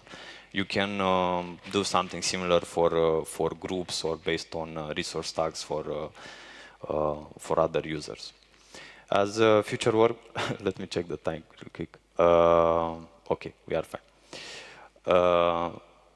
So as future work, I plan to extend the repository with malicious documents. I would like to extend the EC2 step shell to work with other documents that can grant remote code execution, maybe integrated in some known AWS exploitation frameworks, and make an SSM exploitation tool that integrates the presented hacking techniques. This is actually in progress, but it's not in a state that can be presented so far. Here are some links. So the repository of EC2 step shell, my team's blog where I also write articles, and the repository with malicious payloads and documents. Thank you, and if you have questions.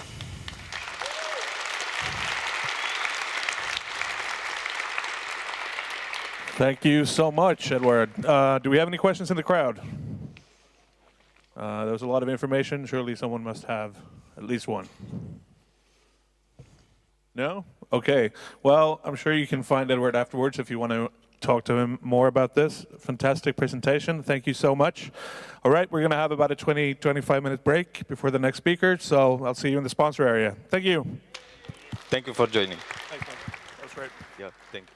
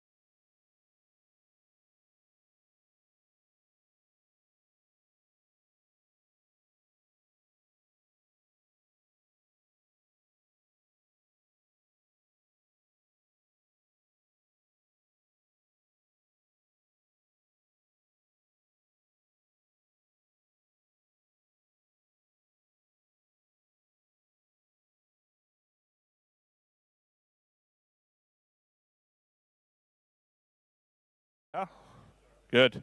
Almost lunchtime as well. But before that, we're going to learn a little bit about game hacking, I think. So please join me in welcoming Rohan Aggarwal. Thank you, thank you. So hello, everyone.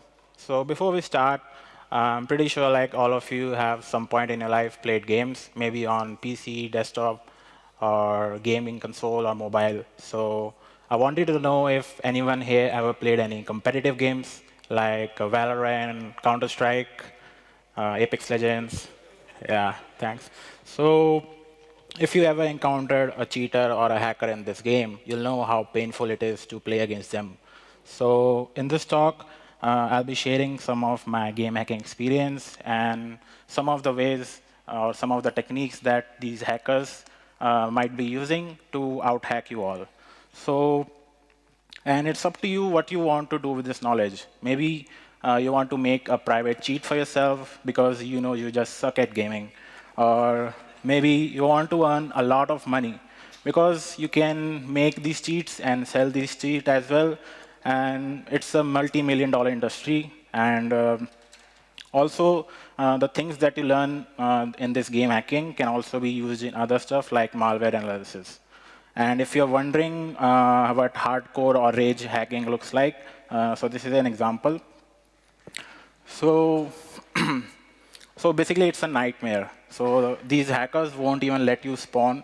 And as soon as you spawn, boom, it's a headshot. So on the left, we have Valorant, which is very popular for its strongest anti-cheat in the market. And on the right, we have Counter-Strike, which is also popular, but for the worst anti-cheat in the market. So it doesn't really matter how good or bad the anti-cheat is, the hackers are still going to hack. So a little bit intro about myself. I'm Rohan Aggarwal. I go by the handle Navarro, and I do bug bounties, and I'm founder at DevCore Security. I have also participated in live hacking events, and I also love playing games, of course, without cheats. So this is what we're going to cover. First, we'll see briefly some history about cheats versus anti-cheats, some basics, and I'll show you kernel cheats, some external hardware cheats, and demo of both of them. So the very first game was launched in 1957, and it was a tennis game. And it was only available in a laboratory. So the gaming at that time wasn't very popular. But it became popular in 1970s and 1980s when gaming console and desktop was started getting available for general public. And in 1980s, modding of games started happening using command-style hex editors. And the first aimbot was made in 1995 for a game called Doom 2. But the thing started to heat up when multiplayer games were starting introduced in early 2000. And with them came the multiplayer cheats. So you see, when cheating was done in a single-player game, other people were not getting affected by that. But when the cheats were used in a multiplayer games, that's when the real impact is other users are impacted in a negative manner. And since the success of a game depends on its large and active user base, the developers can let go of this. So in early 2000 came the first anti-cheat called Punkbuster, and in 2002 came Valve anti-cheat. So these two initially were very successful, but they were basically user mode anti-cheats. So hackers found a way using kernel drivers to bypass them, and this is where we are currently today. So these are very popular kernel anti-cheat which keeps on monitoring your system, your user mode, kernel mode space, and prevents hackers from hacking. So next we're going to cover some basics. So when I started to learn game hacking, I had two choices. I can go with internal cheat, or I can make an external cheat. So internal cheats are basically DLLs which are injected directly into the game's memory. And since they have direct access to the memory, they have great performance, and they offer enough flexibility for making different kind of functionality in terms of cheats. But on the downside, they are very complex to make because you need to be aware of the game code, in which language it's made, and in which engine it used, whether it's Unity engine or Unreal engine. Also, internal cheats are usually preferred for games which have weaker anti-cheats.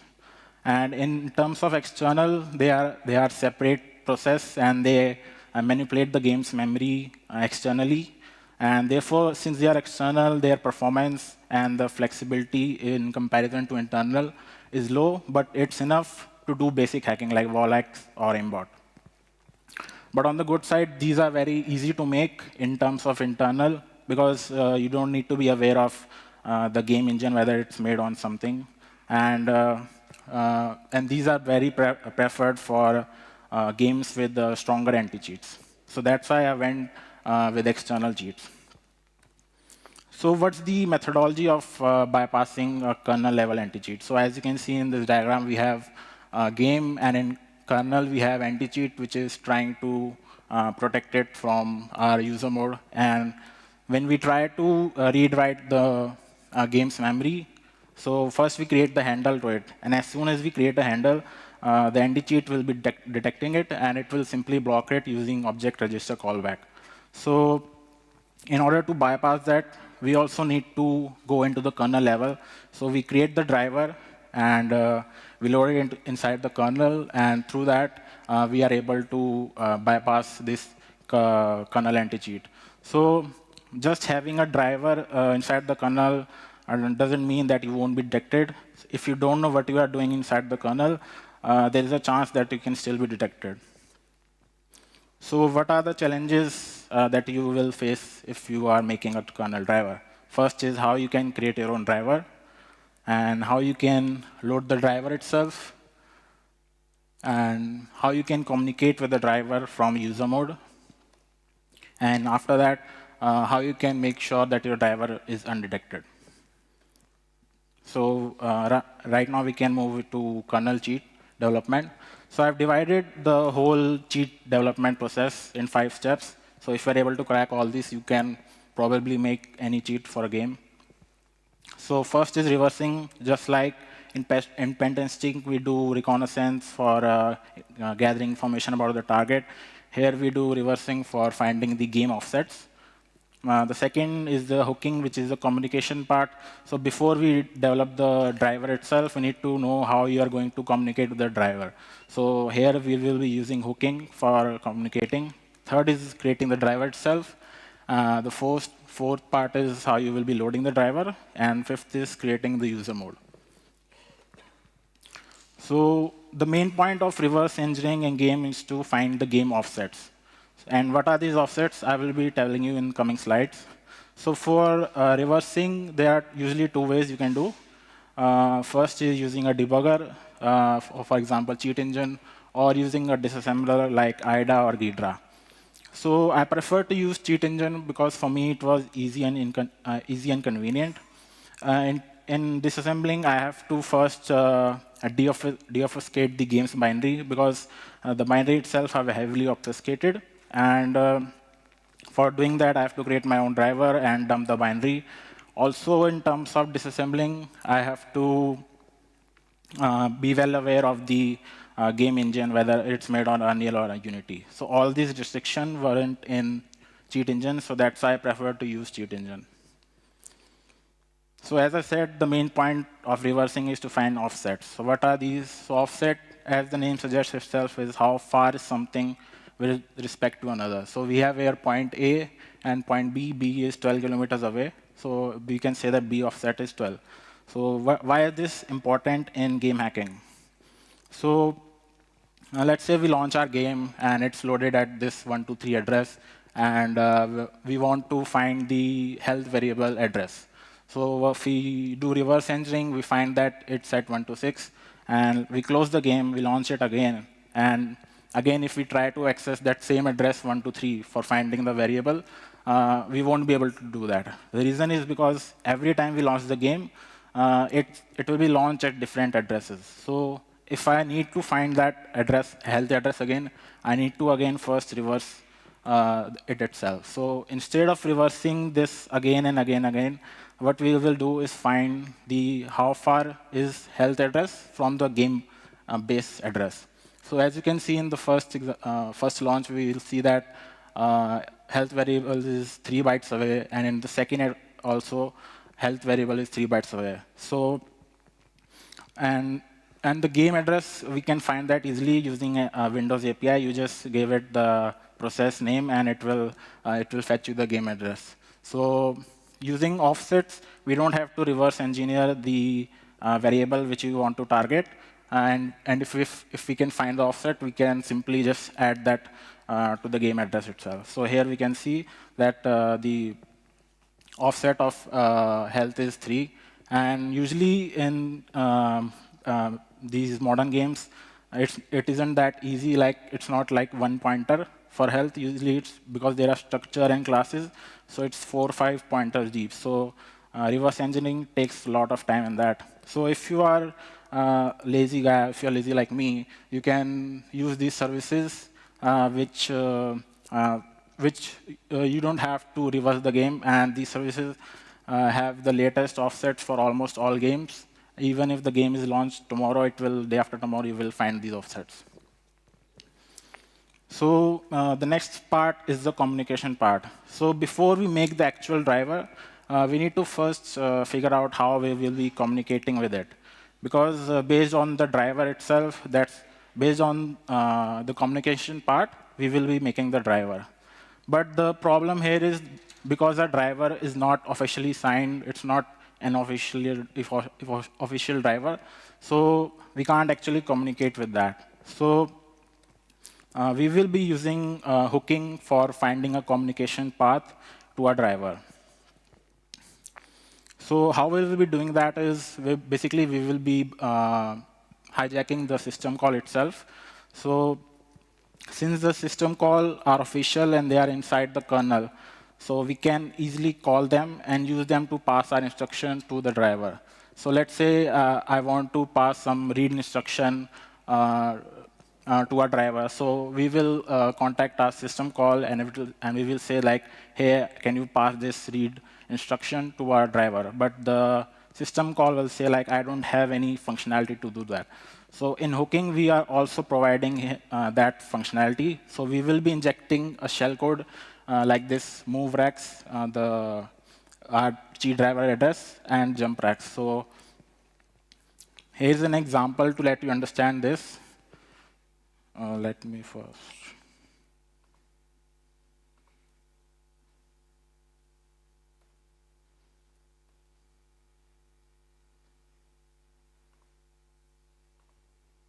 Yeah, so we have in user mode, we have our we are trying to call the function in our driver. As you can see, we are calling our function with the instruction, and we aren't able to. So what we'll do next is we'll find a suitable Windows driver, any official signed driver. So let's say we target DXG kernel, which is a DirectX driver.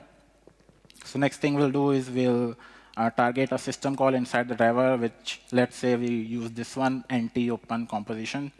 And next thing we'll be doing is injecting a shellcode inside it, which will transfer our instruction to our driver. So as you can see in user mode, instead of calling our function, which is inside a driver itself, we will be calling the system call and passing it the instruction, which will be passing our instruction to the driver. So till now, we have covered the offsets. In reverse engineering, we have seen the communication part, how we will be communicating. So what else our driver needs to do? So our driver basically needs to do 4 things. The first, it should be able to find the system call address. So like I showed you here, the NT-open composition. So it should be able to find the address itself and call it. The second, it should be able to do the hook part, which is injecting the shellcode, the move rex, jump rex. And third is hook handler. So like we will be sending read instruction, right? So it should have a logic for that, whether the user mode needs to do read, so it should handle all these instructions. And the fourth is clearing the traces. So we will be making a lot of noise inside the kernel, so we need to clear those traces as well. So I have here a video for which demonstrates this hooking part.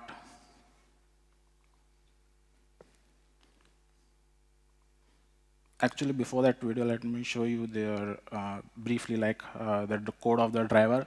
So just like normal in C++, we have void main for the entry. We have a driver entry. So whenever we launch a driver, it will go here. And here we are calling the function. So in this function, first, as I said, we need to find the address of the system call. So in this example, we are targeting the direct driver, and this is the system call.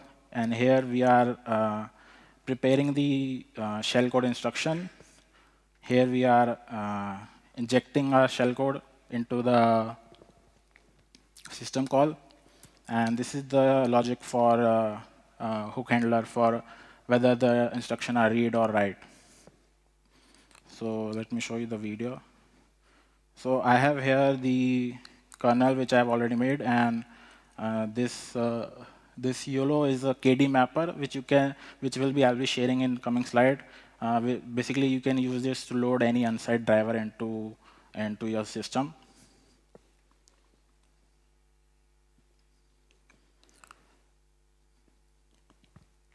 So first we'll open a Windows debugger. We'll do local kernel debugging. So as we are targeting DirectX driver, so first we need to reload it so that we can see the disassembly part of it.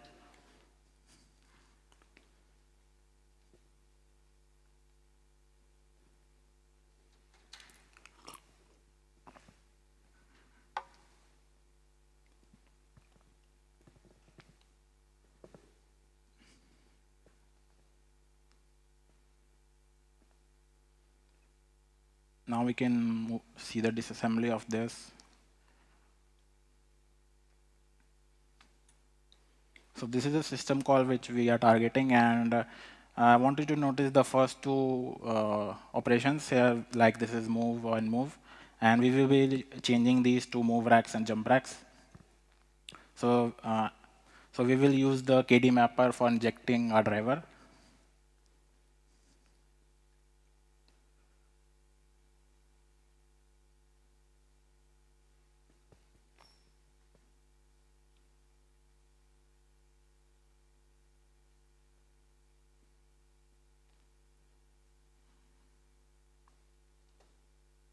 And if we just refresh by deleting and entering the same character,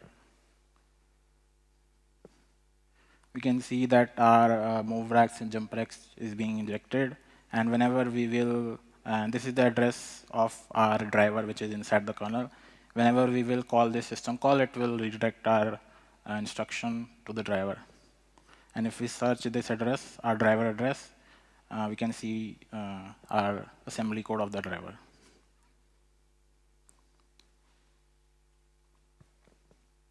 So next thing, whenever you will be using hooking for your, like if you want to hack in this game, so you need to take care of two things in terms of detection. The first is the hook function, the system call. So like I showed you here, anti-open composition inside DirectX. So you need to make sure that you use a different one, because this one, if you use this one is well known by anti-cheat developer and in public also. So they have made signature for this. So if you use it, you'll get banned. So you need to find your own system call. Maybe you can find in this DirectX driver or maybe some another driver. Also, the second thing is you need to change your shellcode. Like here we are using move racks, jump racks. And this is also well known by anti-cheat developers. So basically, you need to create a new shellcode that basically does the same thing, but it should be something like they don't have a signature of it. So the next thing is loading the driver. So as I told you, our driver is not official. It's not signed by Microsoft. So we can't like simply load this. So one of the ways is using test mode. So Windows has a test mode in which we can debug our driver, we can test our driver. So we can use that to load it. But the thing is, anti-cheat doesn't allow you to play games if you are inside a test mode. So this method doesn't work. Second is you can pay Microsoft money to get your driver officially signed by them. But the thing is, if your driver gets detected or it gets reported, it will be revoked and your money will be wasted. So the next thing that the hackers use is they exploit vulnerability in an officially signed drivers so that you can load your own unofficial driver. So like I showed you in that video, KD Mapper, so this is the tool which exploits a vulnerability in an Intel driver. So, and it will be basically manually mapping your non-signed driver. So by manual mapping, I mean like it allocates some memory and throws your driver into that. And it also takes care of clearing some of these tables or buckets, which anti-cheats usually use to detect whether some driver is being loaded inside the kernel. And for some reason, like if you don't want to use this, there are some other resources which you can use. And here you will find some more vulnerable drivers which you can actually use to load your unofficial driver. And also, like if you want to make sure that this thing doesn't get detected, you can also exploit drivers on your own so that you can load your own driver. So this is the most easy part for the whole process, which is basically creating user mode. So user mode, you need to do is call the hook function, prepare the instruction whether you want to read or write, and handle the cheat logic part, which is aimbot and ESP. So I have a video for a wall hack that I made for Apex Legends.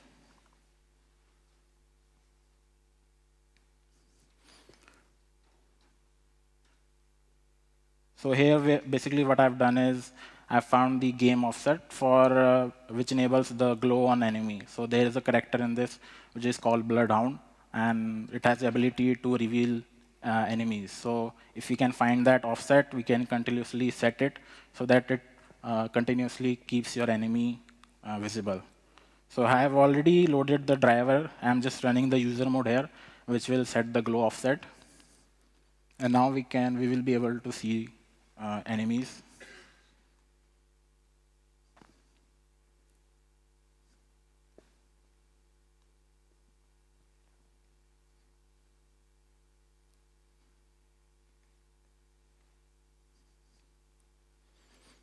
Yeah.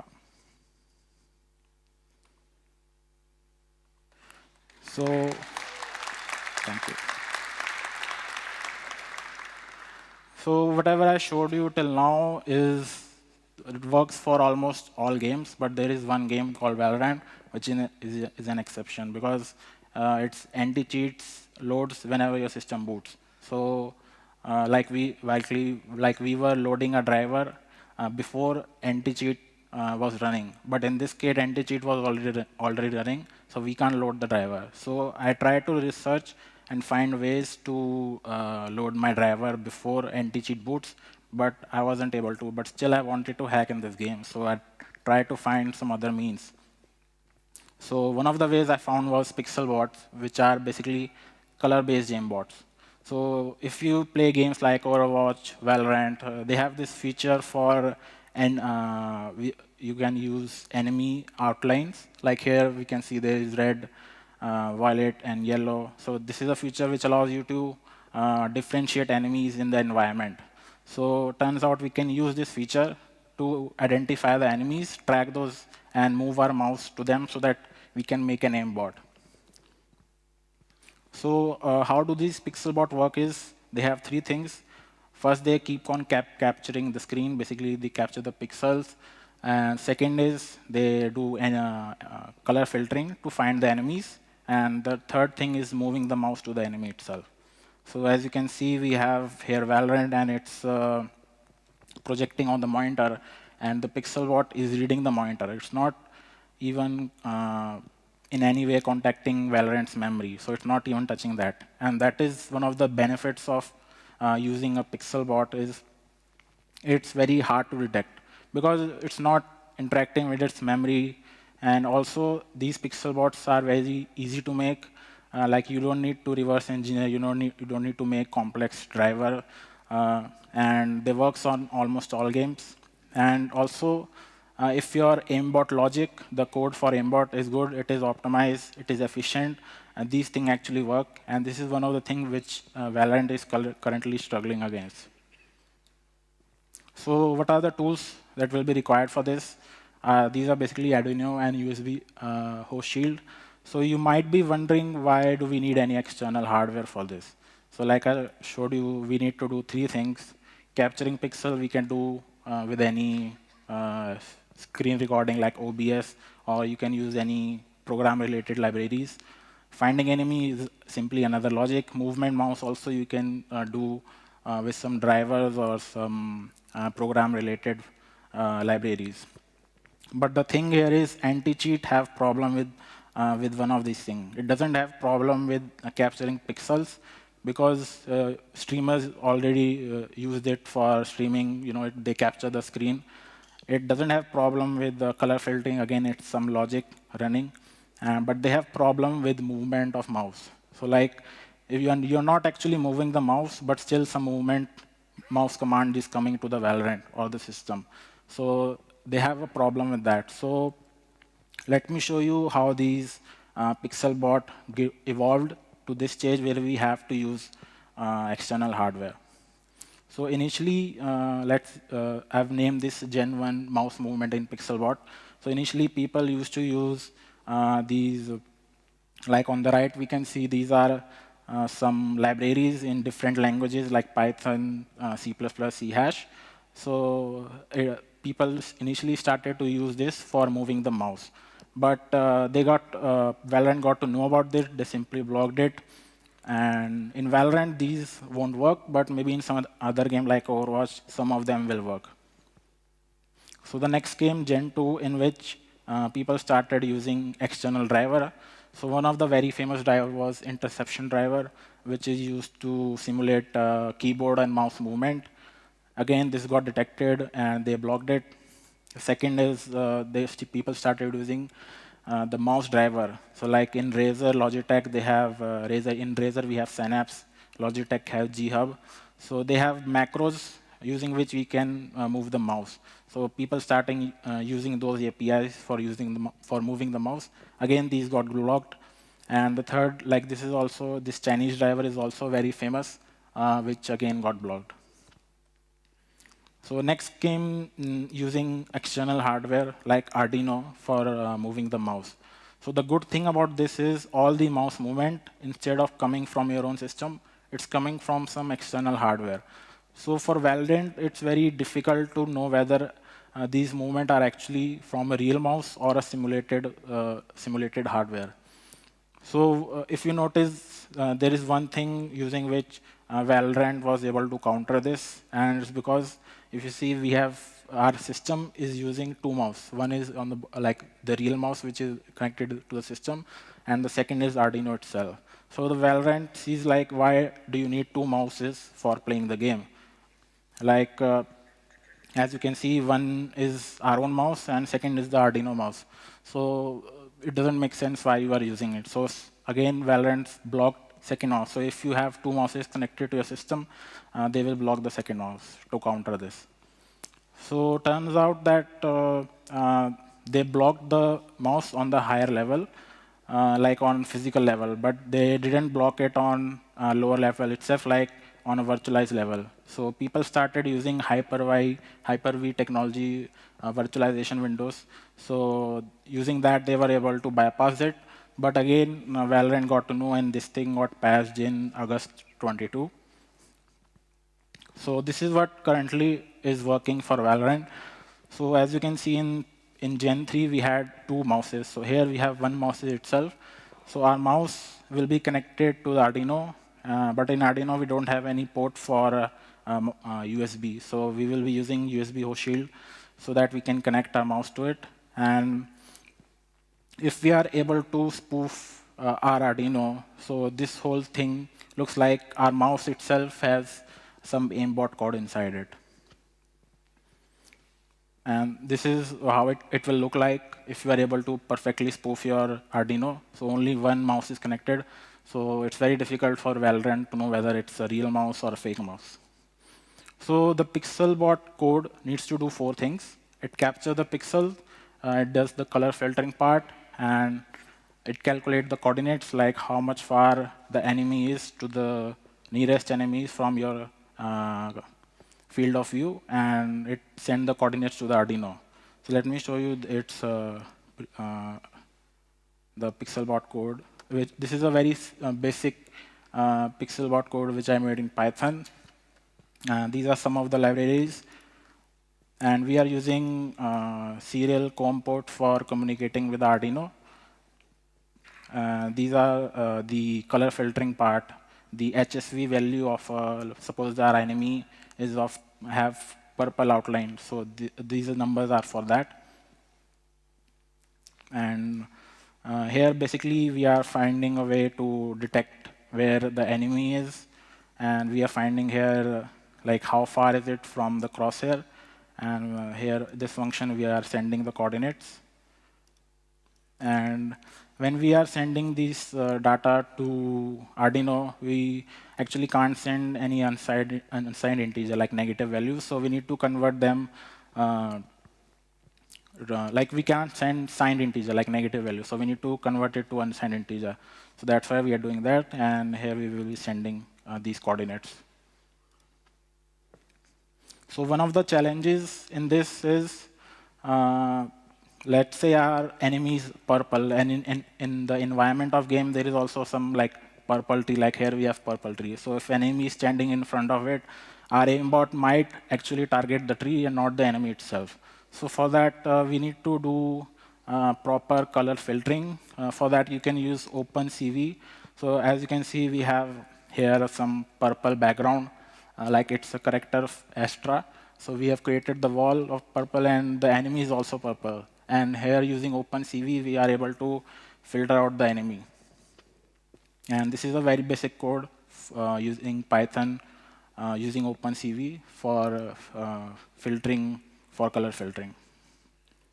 So Arduino codes need to do three things. It takes the coordinate from pixelbot, and it simulates the mouse movement. And it also needs to simulate our real mouse movement itself. So I have the code. These are some of the libraries. And these are global variables which will be used for our controlling the real mouse. This is the mouse parser class, again for controlling our real mouse. And this is the main function which needs to be in every Arduino code. This only run one time. So here we are declaring all the objects. This loop function, again, this needs to be in every Arduino code. So this whole function will loop every time whenever your Arduino is connected. So this is all logic for the real mouse movement. And this is the logic for simulating the mouse movement. So on the serial COM port, we see whether the data is any variable, like coordinates, and we get the x and y, and we convert them back to the signed integer, and we simply move the mouse. So as I showed you in this code, we are using serial COM port for communicating, and this is the fastest way to sending the coordinates. But there are other ways also which you can use, like web server and wireless transmitters. But why am I telling you this is because Vanguard is actually monitoring this serial COM port, but that doesn't mean that you can't use it. Basically, you need to make sure that you aren't simply sending your plain coordinates there. You need to like encode those or add some prefix, postfix to that so that it doesn't seems like a coordinate to them. Also, one of the ways you can make sure it doesn't get detected is spoof your Arduino. So this is a very basic spoofing you can do.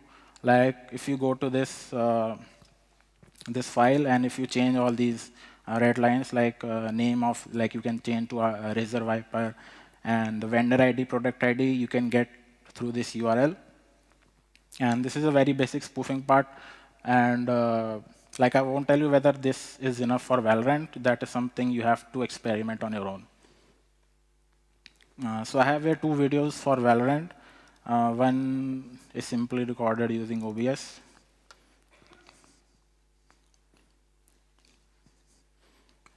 So I'm just pressing left mouse button, and it is automatically targeting to the nearest enemy.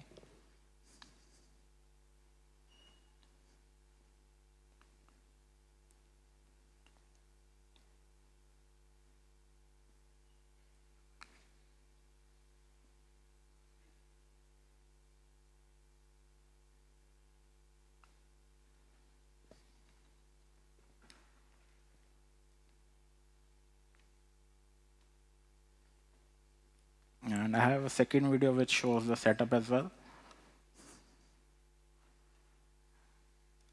So here I'm simply just holding my mouse, and my mouse is connected to the USB shield, which is connected to Arduino, and which is connected to the PC. So I'm just simply press my mouse.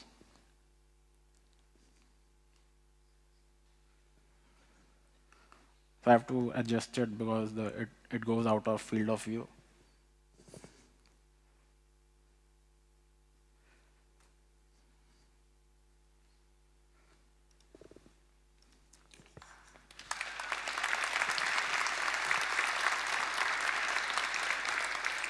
So what Valorant can do in this is, recently they made a patch where they gave the ability to the user so that they can disable the enemy outlines. So I'm suspecting that in future they might simply just remove these outlines so that we won't be able to track those enemies using Pixelbot.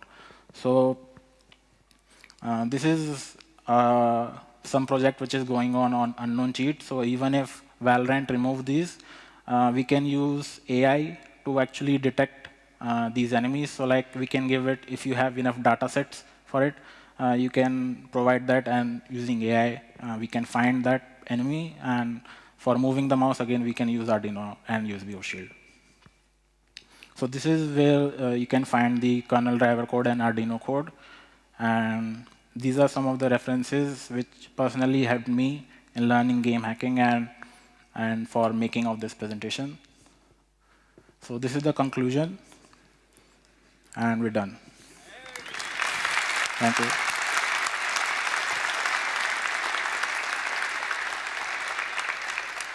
Thanks so much. Thank you. Do we have any questions in the crowd? One over here.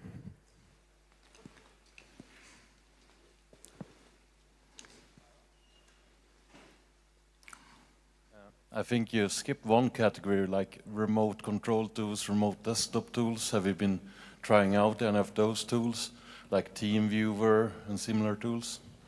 TeamViewer for So like moving the mouse, reading the screen, and so on? Because usually those tools are allowed by the anti-cheat.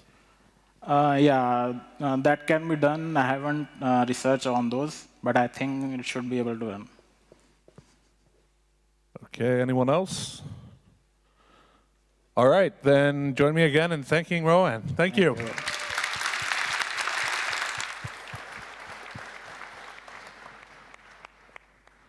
I kind of want to cheat on some games now. Yeah, that was really awesome.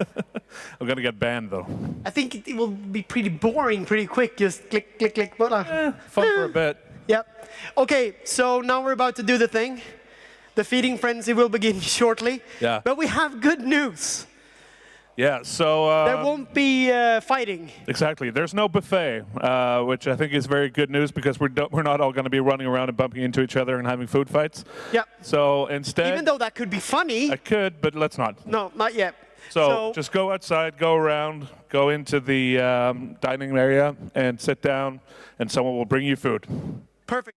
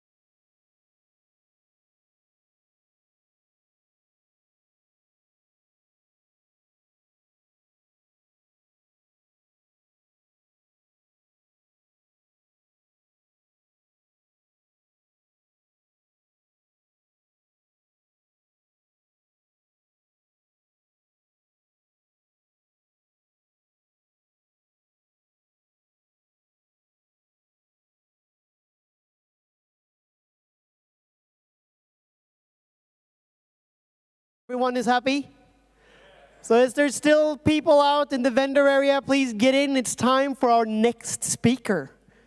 And with us again is Dan Tentler. Give him a warm applause. Hi. And he's going to give us a presentation on how to architect the old way, right? That's right. Yeah. Assuming I can figure out how to do this whole, like, how do computers work. Yeah, you're doing a good job. Yay. It looks very professional. Wonderful. Nice. See if it'll behave. Okay. Yeah. And so Cool. it stays here, and that goes. Uh-oh. Are we alive? Are we no? on? Maybe? See? Is it like jittery or something? I don't know. It was working. It was working. Famous last word. Let's do this. Bizarre.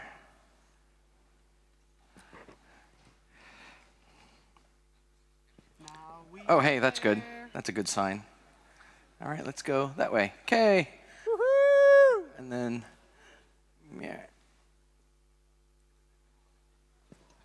Why? It's like magic, except not.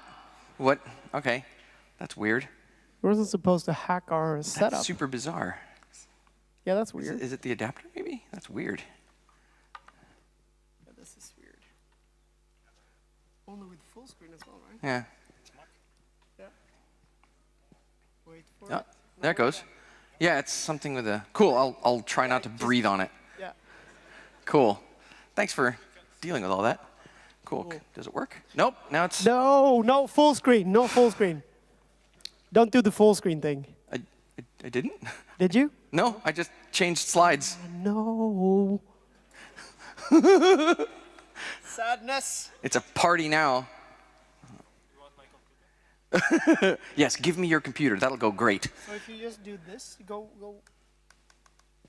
Yeah, don't full screen it then. Cool. Okay, we'll just do that then. Oh, fingers crossed. Nope. It's me. I can stand. If you stand here and hover over it. This is so bizarre, eh? Yeah. Computers. Wow. They were such a mistake. Yeah, why did we even invent them, right? Okay, I'll stand here. Great. Wait for it. Yep. All right. Why? Yeah, that's a good question. Bear with us. We'll do it live. Yeah, you can do gestures, like do the charade thing. Yeah. It will be fun. Let's see if we can make this work. Something's happening. Okay. Now you got a new screen. Where is the presentation? That's a good question. What the hell? Okay. There it is. Oh, I see. Wait. 1, 2, 3. It's not me. It's not me. That's insane. That's insane. Well, computing 101. Yep. Gotta love them. Now we have the test screen. That would be a good presentation. Yeah. One slide. Yeah. Has to be a first for everything. Yay! Yeah. Should we export it? It's just a Google Slides presentation. But Send me a link and I can use my computer if you want to. Technically, sure. As long as I have my speaker's notes, I'm good. Yeah, you can do that.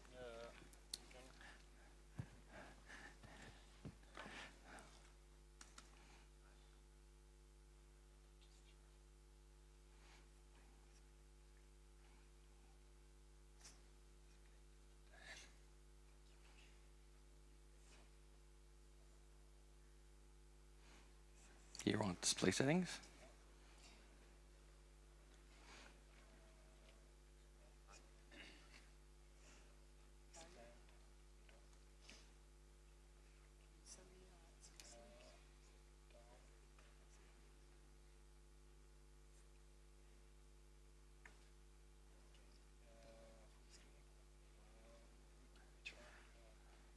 It's still, yeah, I don't think it's the computer. Don't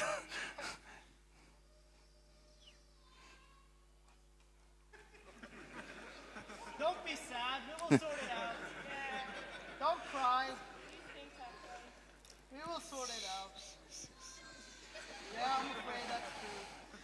Try scaled, see if that does anything. Just hit scaled. No, don't use that as the main, no, stop. Do you want to switch and you'll do after me? And Sure. Yeah, we can do that if you want to, and we will sort it out. If you want. Whatever, sure, I'm game. We can figure it out. Yeah. Yep. Wow, what did you do? Yeah. Okay then. Yeah, we We're doing nuked a Dan's. switcheroo. Yeah. So we will welcome Tomar instead. Yeah, warm applause for Right. Tomar. Thank you here. so much. Let's do a selfie. Let's do a selfie. Yeah. Dan will come back. Don't worry. He will come back. This is how it works nowadays. Social media break. Perfect. We will sort it out. Have the mic. Perfecto mundo. Yeah. So a little bit of a switcheroo instead. So now we're going to talk about OopsSec, the bad, the worst, and the ugly. Hopefully. We will see if our HDMI is working or if it's dead. Wait for it. Oh no, that's the bad USB. I'm just kidding. I'm just kidding.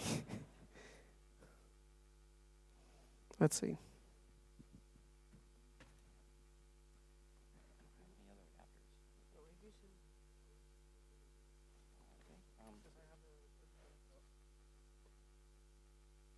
What is it?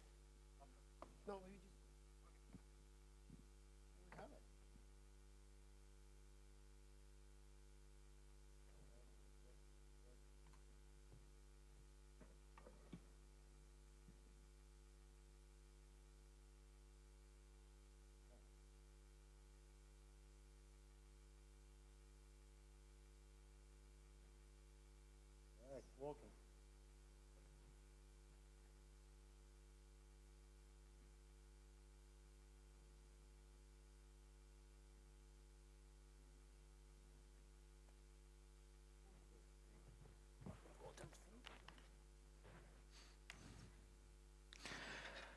Okay.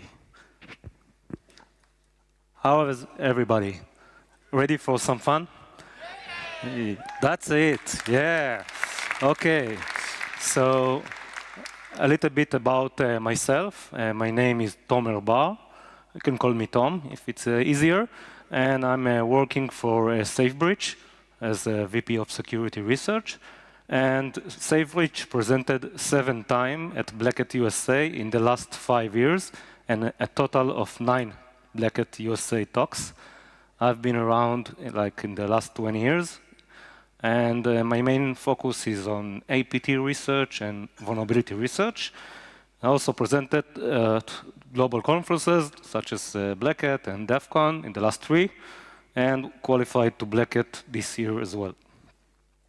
So what we are going to speak today, I have 200 slides in this research. We won't go about all of them, but I'm flexible. So if something is more interesting, I can change. I have everything here. So I chose to speak more about operation security mistake done by nation state APT, because I think it's more interesting than the criminals ones. But I will have example of both. So let's begin. So the research state of mind is focused on understanding the adversary. And when you understand your enemy, you can win the mind game. You can understand their plans, their motive, their tactics, their techniques. So when a breach happens, you usually focus on the IR, the incident response in our enterprise, right, on our backyards. But think about what you can learn from investigating the other side. Of course, only in legal manners, right? But all the things I've done here are all legal, and I will show you how easy it is. So every research starts with assumptions, and the most important assumptions is the first one. Attackers are humans. So most of the people, they perceive hackers like from the Hollywood movies. You know, they tapping the password. The first time they don't succeed, and the third time they succeed. You know, they are genius, and they don't do any mistakes. But I had an assumption that they are only humans and they will do mistakes. The second one was that threat actors are lazy, most of them, and they don't necessarily fix OopsSec mistake, even if it is being publicly disclosed. And the third one we already talked about, that we can learn a lot by investigating those mistakes.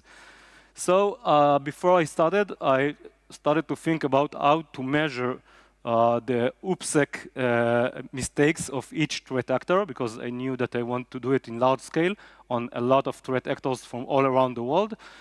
So I developed the OopsSec meter, and you can get until 100 bad points. You have 10 categories. Each category can give you 10 bad points, and you don't want to get 100 if in that case. So, for example, if I, as a researcher, can understand from operation security mistake the victim heat map fully, they will get 10 bad points. If I can do attribution, I know the exact people names, addresses, and so on, it will be 10 bad points, and so on. If I only know the IP or the country or region, it won't be 10 points. So let's begin. Our first threat actor is located in the Gaza Strip. It has been active for more than 10 years, and it's attacking both Windows and Android targets. So in 2017, it was first discovered, and the threat actor has self-developed a web panel, which is not a good idea to develop your own, but with two-factor authentication login, it seems very good. But the problem was that navigating directly to the inner pages resulted in full access to the system with no authentication required. And on the right, you can see the exfiltrated keylogs of the victim. It's blurry by purpose. So quantum leap to 2023, and the actor is still active. It's masquerading as a Google Play app, and the malware was uploaded from Gaza, as you can see, by one of the victims, maybe, or by the attackers for testing purposes. Sometimes they do it.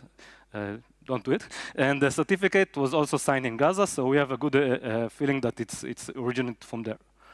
And the malware has plenty of collection capabilities, SMS, call logs, contacts, record audio, and much more. And the interesting thing is that the exfiltration is done via HTTP post request.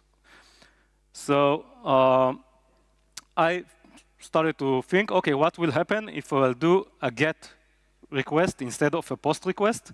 And when I sent just the same request, but in a GET method, I got the DB password. You know, what's that? That can be happening, right?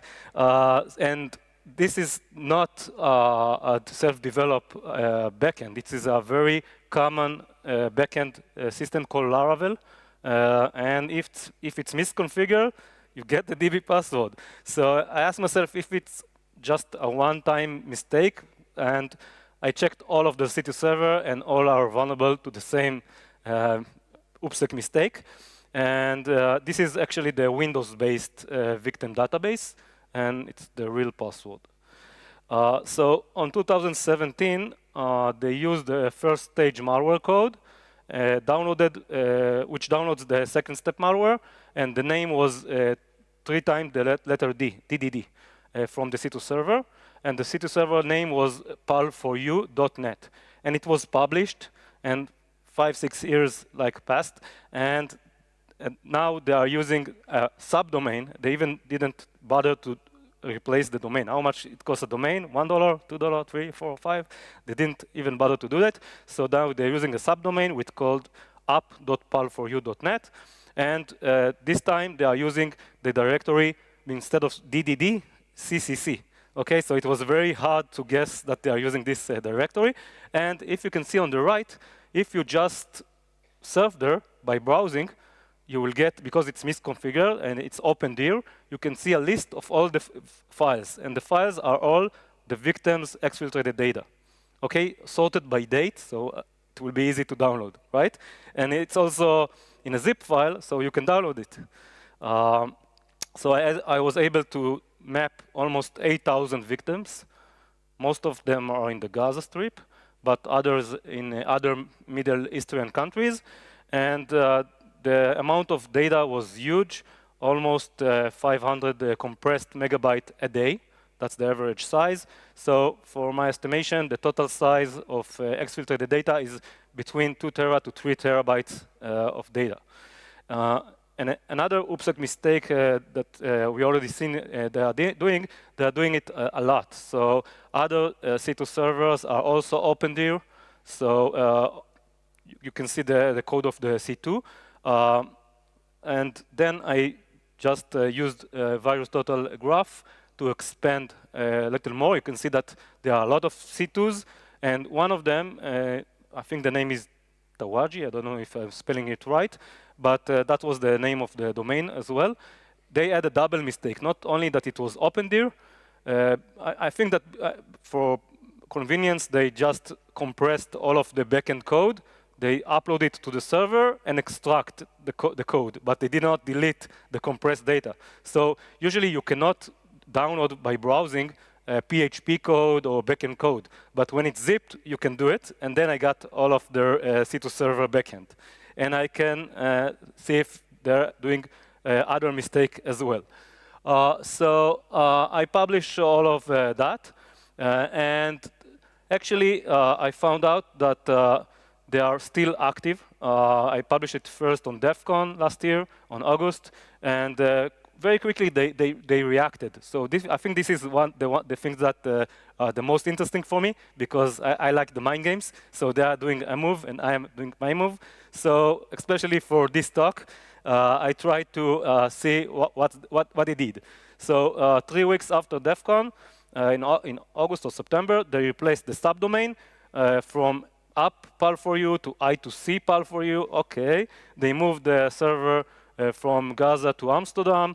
The IP was changed, but when I tried the same APIs, for example, types, I get all the types that the server support to be exfiltrated.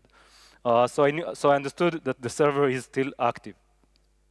And when I tried an HTTP post to the key URL, when I supplying the MAC, which is like I think the shorten of machine ID and the app ID parameter, I will get key successfully. But what happened if I don't send those parameters? Again, I have the Laravel code helping me, giving me a stack trace of what was getting wrong. And guess what? It was in the keylogger function, the mistake. Okay, so we know they are still using the keylogger. And when sending an invalid app ID, so they expect integer, but if you send a string instead, you get actually the MySQL database table of phones. And the phones are all the victim phones, and you have all of the fields. So then I stopped, because I didn't want to do something that is not legal, but potentially you can get all of the data again. Okay, so they fixed the CCC directory. I cannot download the file because I cannot see the OpenDIR. Okay, so I tried both by IP and by domain name, and I couldn't get. I got a 404 and could not get it. But did they really fix the mistake, or just fix the OpenDIR mistake? So I tried to guess the name of the exfiltration files, and it was very easy to download all of them. So you can see that I downloaded it like last month, and also did it here this morning at 5 a.m. So you can do it as well, and you will get all of the data. They even didn't bother to replace the encryption password. How complex is it to replace a password, right? So I was able to use, I brute forced it before, now I can brute force it again, and I have all of the data in clear text. Okay, so what do you think about them? What should be their score? You can shout. No one? Okay, I gave them 47 bad points. So it's like in the middle score because they did a lot of mistakes. I know their heat maps. I know a little bit part of the attribution, and so on. Okay, let's continue to another threat actor. So most of the stuff is Iranian. Some say it's a Palestinian threat actor, which carries out targeted attacks against Israeli companies, and they are leaking their data and encrypts their networks, but there is no ransom demand at all. So it's political. It's not like a regular ransomware. It's more like a wiper. So we can see that they have rich infrastructure, as you can see, and tools arsenal. And Cybereason first discovered them on February last year, and they are using a tool called Strife Water Rat. And this rat exfiltrated victim data to an hard-coded IP address. So I was curious. I read this article and I thought, okay, this is a good opportunity. Let's see what's there in this IP. So I download the pickup file, the sniffing file of this rat from VirusTotal, and just look at it. It's on the left, and I saw a post parameter sent to a page called index8.php. So you have a token, you have a TID, you have API data, and then the file name content. And it's strange? Why do you call a file index8.php? Why not index.php? Okay, so the next thing I've done is searching for other indexes, right? You will do it too. So index10, I found it, and actually they left a lot of leftovers over. You can see it. You can see it on the right, because they developed something, they testing it. This is the real production C2 server, but they forgot to remove the leftovers, right? So I can use this button to upload the file to their server. So I didn't want to upload the web shell, but I upload the file, and you can see that it's written, save breach, don't do it again. You know, so it's like a proof of concept that I can upload the file to their server. I only use the text file. And also, I also found index9, which displayed the last IP connected of the victim and obfuscated byte array. And those leftover on the C2 server are using predictable backend URLs could be used against them, because what will happen if, again, I will use get HTTP instead of a post. So I did it, and now we got a URL to array.txt, and we also know that this is an Nginx server, and when we surf by the browser to the array.txt, we get logs of the victim's connections and a lot more. So if you are an hacker, don't leave leftovers on your production servers. Another threat actor is Iranian threat actor. Seems like nation state, but I cannot say for sure. I discovered it in late 2021. And they used, at that time, there was an MS HTML zero-day vulnerability, and they were very quick. So when this exploit was released, like 2 days later, they started attacking people with it and hoping that those victims won't be able to install the patch in time. So they infecting Farsi-speaking victims with a tool I called and named PowerShell shell, because it was very short PowerShell script, but it was very powerful, and they collect a lot of data from their victims. And they're using phishing campaigns and also collecting Gmail and Instagram credentials. So they also did the same mistake of OpenDIR and compressed archives. So I download the code. Here is the code. And when I analyze it, I found a theoretical exploitation vector. It's based now on ASPX, so it's Microsoft and not PHP. And because they are using a vulnerable function and they don't limit by whitelist or even a blacklist the file types that the malware can upload to the server. So you can just theoretically send a web shell via HTTP and also execute it via HTTP because you control the content, you control where it will be written, and there is a directory traversal vulnerability there. So this is very, very, very vulnerable. The other part, the phishing part, they store stolen credential in clear text. So this is not good, and they store it in a file called out.txt in the root folder of the web server. So if you know the name out.txt, you get all of the credentials of all the users. They also have more complex phishing. They actually were able to bypass Apple two-factor authentication. They did it by automating browser automation of the filling of the password and the OTP, because when you get when you have a MFA, you get a token, and it's only valid for like, I don't know, short time, like 5 minutes or so.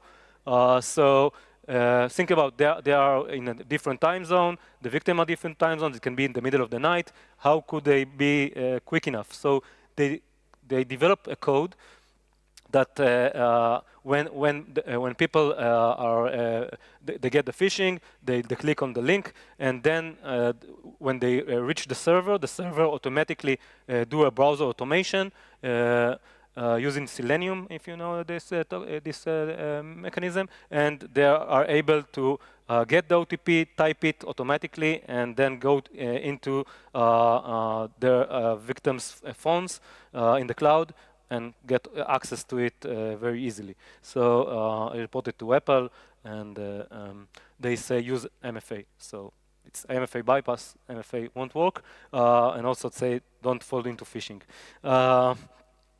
And another threat actor, Rampant Kitten. Actually, Checkpoint found it and discovered it for the first time. I did a parallel research and found some other stuff in the same time. So they are Iranian threat actor, also nation state. They are focusing on phishing Telegram credentials of target, which the Iranian Islamic regime sees them as a threat. And actually, they are using, it's a bit rare, they are using a malware that exfiltrates data over FTP, like file transfer. And file transfer are clear text, and they embed the username and password of the account in the malware. So if you reverse engineer it, you have the username and the password. But that's not the big mistake. The big mistake was that the incoming FTP directory was placed under the web root of the HTTP server on the C2 server. So potentially, it means that you can upload a web shell via the FTP and execute the code via surfing to it by the browser. So not a very good OopsSec architecture. And also found that this threat actor also exfiltrated data also in clear text to a downloadable location. You can see the step. It's a little bit small, but the step of the phishing, first they get the Telegram code, then the password, and the name, and so on, like 4 or 5 steps. And they did a lot of mistakes. Also, their code was downloadable. So I downloaded the code. I think it was .NET. I decompiled it and got the email address of the attackers and their credentials.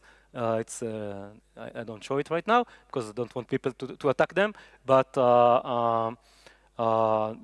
you have it all because they are exfiltrating the data also to these Gmail addresses. Okay, are you good? Okay, so let's speak a little bit about the Chinese APT group. Actually, Sharp Panda targets Southeast Asian governments, and they actually used a very old Office exploit, but it's very common, this exploit, and it connects to a C2 server. You can see like on the bottom the URL of the C2 server inside this zip file, which actually is an Office file. And at June 2021, Checkpoint also found that the C2 server back then was misconfigured with OpenDir, and that the main.php file wrote the victim data to a clear text file called log.txt. So you can see the same mistake done by different threat actors. I think they didn't talk with each other, right? So what I found is that 6 months later, on January 2022, the OpenDir is not fixed because it's still written to the same file log.txt, although it was published, and Checkpoint are very good at marketing, so it's got all of the media, and I'm sure that they heard about it, and they even didn't replace the encrypted RC4 passphrase. And can you guess what was the passphrase? 126. That's nation state APT Chinese threat actor, right? Okay. Now I'm going to speak a little bit deeper into the most secure APT campaign I ever saw. And I also spoke and consulted with a lot of other researchers, and I do it for 20 years, and they told me that they didn't see something similar. So I think it's a good example to see the good part of how you can do stuff. So the campaign is called, or the threat actor is called Infi. That's their own name for the campaign. And they are probably the most persistent Iranian APT group ever discovered. The first campaign started like more than 15 years ago, and they are still active. The victims are also individual and organization, and there were hundreds of victims in 35 countries, 30% of them in Iran itself. And actually, I had the opportunity to syncode their entire infrastructure. As you can see on the right, all of their victims start to speak to an Israeli server in my house instead of the C2 server in Europe. And they lost everything. They worked like almost 8 years. It was very targeted attack, and they lost, in one day, they lost everything. So I published it in 2016, I think, and 2 months later, parallel research made by Colin Anderson was introduced in Black Hat that year, and they were able to prove that the Iranian responded in a manner that only a nation state can do. They just manipulate the traffic in the central Iranian network company and redirect all of the single Iranian victims to a new C2 server. So they were able to at least save the Iranian-based victims, but they lost all of the others. So I think that they don't like me, but the lesson was learned very well, and the Iranians are very smart. And after this takedown, they analyzed their failures, and they came back in 2017 with a much secure OopsSec infrastructure. First, they used a two-step infection process. The name of the malware, their own names were like French. I don't speak French, but I think they call it Fowder, which is thunder. And so the first stage is just like getting environmental data to understand if this is the right victim, and if the victim computer is interesting, because there are some victims that don't use the computer to store stuff that interested them. But if it's all right and they are interested in this machine, they installed Toner, which is Thunder, and Thunder comes after the lightning. So there is a good story after that about that, and you can see that this is a very advanced tool. It's fully undetectable in 2018. So 1 year after they use it, it was still zero detection at VirusTotal.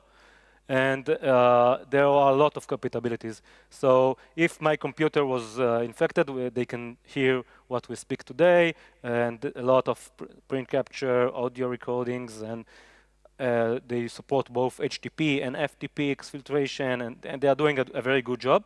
But the most interesting thing for me were the anti-takedown measures that they took. So the first one is pretty common.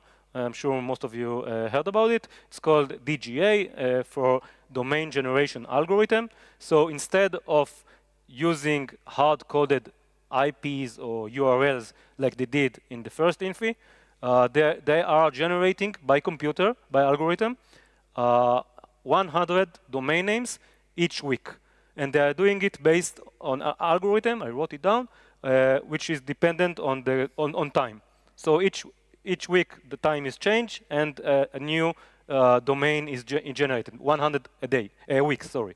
And think about cases where your time in the computer or the victim time in the computer is not correct, so it's not accurate. So they will get a different domain name as a calculation. So in order to tackle that, they are downloading the right date from RSS feeds of worldwide news site that we all use, and that way they can trust the time. But the second anti-takedown, it's what makes it rare, I think. And I'd like to hear more later. I will be here if you heard about something in other campaigns that do it, but I personally don't know. They implemented an RSA public key verification where the server, the malware does not trust the C2 server. So it says, okay, prove me that you are legit C2 server. And if you don't have the signature file signed with the private key, and only they have the private key, the malware will download the signature file, will decrypt it with the public key embedded in the malware, and if it's not right, it will say, okay, this is not approved C2 server, and move to the next one. So I reverse engineered the DGA. I can forecast the domain names that the malware will connect next week, in a month, in a year. I know that. So I purchase the domain, okay, and then the malwares were contacting me. But because I didn't have the private key and I could not generate the signature file, when it connected to me, I only had the IP of the victim, but then it moved to another C2 server. So first, I purchased all of the domains I can afford. It cost me money, but that way they could not speak with their victims, but it's 100 a week. I couldn't do it for a long time. So I tried to find different approaches to attack them. So, and they are very smart because they are implementing it in every process that the malware is doing, not just the exfiltration. So they also have FTP commands, and every process that connects to the internet, they are using this algorithm. So I could not find any way to attack it. So this implication of very strong OopsSec security made us like, it was useless. SYNCALL is not useful due to the C2 verification. They're using asymmetric encryption over the exfiltrated data itself. So even if you somehow manage to get the files, they are all encrypted with asymmetric key, so you cannot decrypt them. And so I can only collect victim's IP to have a victim heat maps and nothing else. Maybe to publish their algorithm, and some AV will block them. Actually, a funny thing that Colin Henderson presented at Black Hat is that some of the AVs, I won't name them, but you can find it in Black Hat site, the presentation. They detect something fishy and they block one of their C2 server. So the hackers are so bold, they wrote in the blog post of, it's like internet facing, they wrote, oh, dear vendor, you blocked my server by mistake. This is our all legit servers, and the vendor released it. So they continue to attack with this C2. So during 2017 and 2021, there were several publications about new Fowler version, new Toner version by myself and by other Bitdefender, Chinese companies, and etc. But we could not actually, besides knowing what they are doing, we didn't have the ability to stop them or to try to do a second sync call or something like that. So, but recently, I found the weakest link, because there is always a weakest link. It's like a life mission for me. I'm tracking them since like in the last 8 years. And this time, the weakest link was the transmission of the exfiltrated files from the C2 server in Europe to the attacker machines in Iran. So I found out that the C2 server, which is a VPS only, used by Infi, also contains 2 backend domains which are not part of Fowler and Toner DGA. So it's a little bit small, but the generated domain names usually they don't have any meanings, like 4G, 3S, so something like this, right? Because it's computer generated. But then I found 2 other domains that called log1host and f1host, and I looked at the malware and I could not find those domains because they were not R-coded in the code. So it made me think, what are those domains? And probably F1 is like for files exfiltration, it's Toner, and log is like the environable data. So, but I was not sure. I didn't add the final version of this malware. I only had version 11, and I knew that in time they will have different versions, so maybe those versions include these domains. So I was able to guess the name of the file hosting on the C2 server. Toner was hosting on the C2 server because it's a second stage malware, and it was downloaded and executed by the first stage Fowler. So I was able to download it, reverse engineer it, found it like version 15, and it also didn't have those 2 domains. And when I started to look, I found that they are using a PHP backend script that they developed by their own. They call it fdir.php. It was protected by a password, but it was a very guessable password. And the script provides ability to do a dir list of a specific directory of the exfiltrated files and ability to delete those files. So I developed a script that automatically downloads any file that the Iranian are exfiltrating, and I was able for 4 months to download all of the victims' data. But you remember, it's encrypted. I cannot do anything without it.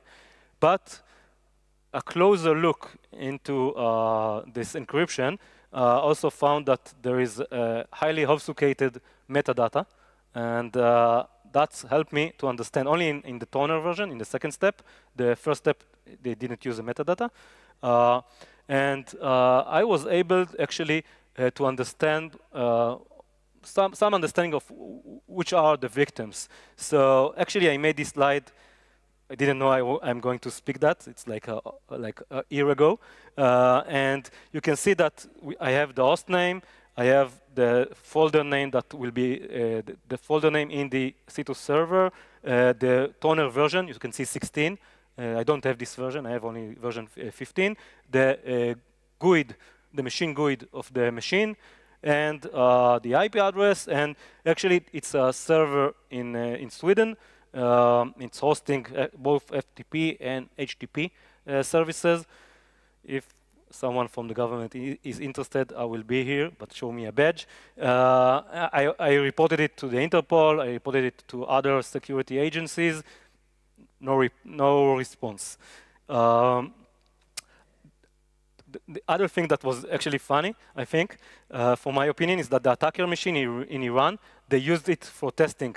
So they infect themselves, and I got their files, at least the file names, from the machines in Iran.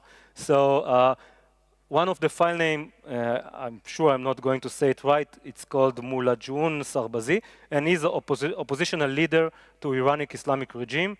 And he was probably, his identity was probably used as a lure team to infect other oppositioners. So it was very interesting. The computer name was named Test2, so I understand that it's the testing machines of the attackers. Also, we had like human rights victims all around the world that they are targeting. I will skip that, so we'll have enough time. To conclude, they are still active. After my DEF CON talk, a few days later, they upload a delete command for almost all of the victims.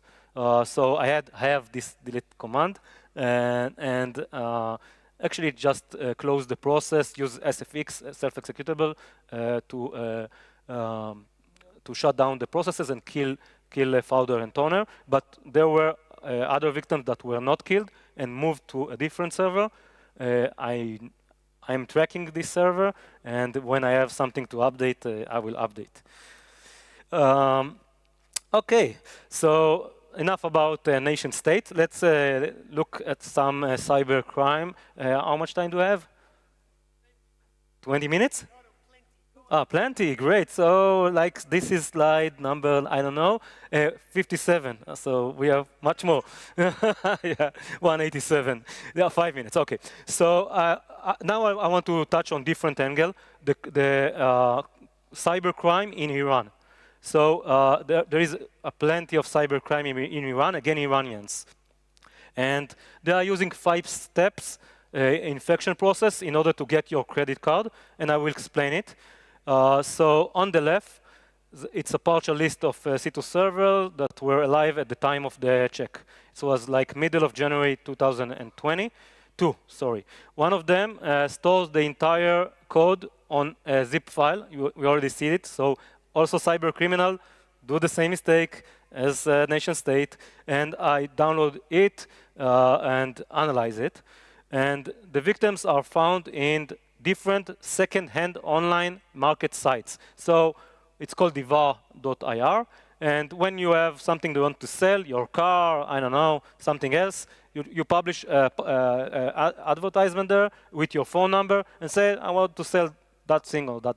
And they have a Python script with an API that just crawl all of the advertisement and extract the phone numbers, okay, of the victims. That's the first step.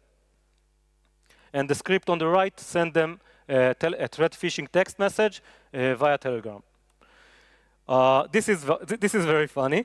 So I tried to play a little bit with it, and the full victim list is textual and downloadable, and the phone numbers are available in the users.lst file.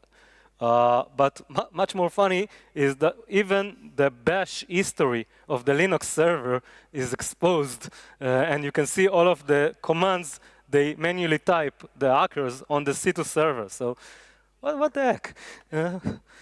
It was very funny. And I found plenty of smishing lures, threat to be arrested in 72 hours if you don't pay, COVID-19 payments, even dating sites.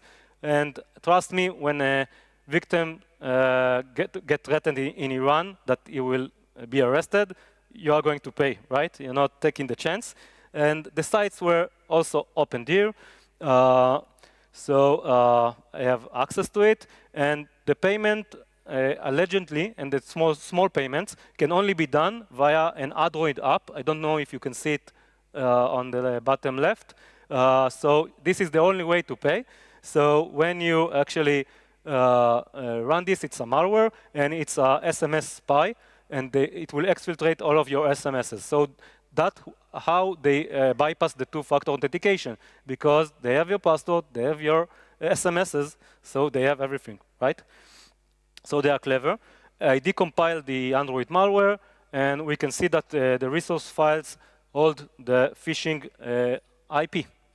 And when I went there, I saw that it's a phishing site. We'll see it in a minute.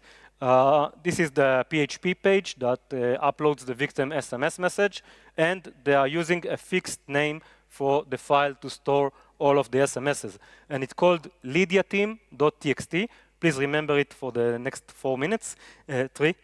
We can also see the incoming SMSs, and actually they are very persistent because some victim, they sent them 60 messages until they infect them. So a lot of messages. And this is the fake payment site. It's masquerading as the legit site. So it's very confusing because you can see that on the top, it's just an image. So, sorry, on the top, it's the IP of the C2 server. And just below it, you can see the real C2, sorry, an image of the fake server. So the people look at the white area and say, okay, I know this site. It's a legit site, but actually it's not. It's like the IP on black. So when you type your credit card details, they also get your credit card, and this is how it looks like. And they have a typing there, typing mistake, and they're not spelling right new card received. So remember it, I will use it in a minute. And this is the exfiltration of the user credential backend code. So I started to query the Telegram group they are using, and both using API, and I found that they are using 3 different groups. One group is called SMS, one group is called data, and the other called card. So I think it's self-explanatory what's the purpose of those groups. But the Telegram group were misconfigured to display all group members and hackers without even joining the group. So it was very helpful for me. And the SMS and data groups are not private. All members are administrators, so very welcoming. And I didn't have access to the message themselves, but I keep trying, and I joined with my real name. So I'm Israeli. My name is Tomer Bar, very Israeli. They are Iranian hackers, and they let me in. And I stayed as one of the hackers for months. And the credit card group was not private, but all the data was accessible via the Telegram bot API function, get updates. And then I found the So Good Telegram group, and that's their name, and it was very good because I was able to download all the messages. I'll show it in a minute, and pay attention to the name of the user, the hacker. It's called Baba Zorro. And you can see on the left the Telegram texting, the user's credit cards, even voice messages between the hackers themselves and files of the backend C2 server and malwares as well. And a deeper analysis revealed massive activity, hundreds of malware and C2 server. So I thought, okay, this is just like 10 persons. How do they manage to do so much work? So much attacks, and I found out that those groups were just the tip of the iceberg.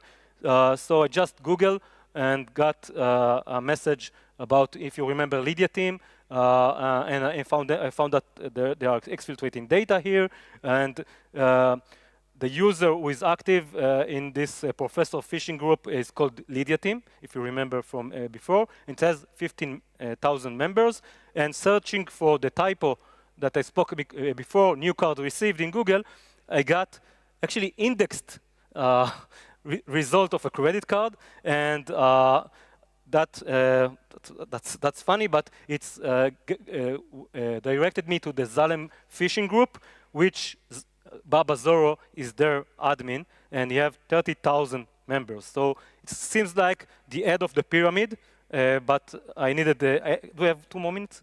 Okay, sorry. And I found a lot of Iranian phishing groups from 2 people until 80,000 people. But the most interesting groups were the one with not a lot of people, because those was the hackers themselves. The other groups, they used to sell their exfiltrated data, the credit cards, tools, training, and etc. So I sent, I was able to join 100% of those groups with my real name, except one that require manual approval. So I said, okay, let's try it. I send them a request, and they approve me, so I have 100%. Okay, decompiling the malware. So you can see lydia.txt. I'm running because I'm running off time. And they did another OopsSec mistake. Usually, the C2 server is doing a randomization in order to not to reveal to someone who wants to attack this site where the file will be stored. So usually it's like adding date, time, some random letters, and so on. But I found out that they did the randomization on the malware side. So I guess that if they are doing it on the malware side, they are not doing it on the C2 server side. So it's just 5 letters. I just brute forced and got all of their exfiltrated files. I will skip it. I will end with attribution. So one of the attacker is called Amin Ranjabar. Is testing his malware on his own machine. Of course, why not? And one of the SMSs is from a hosting provider confirming his newly registered domain, Sana Iran XYZ, which I checked, and it was a C2 server. So I know that is part of the hackers. And here we can see the attacker's account number in the National Bank of Iran, and his phone number and full address if you want to visit.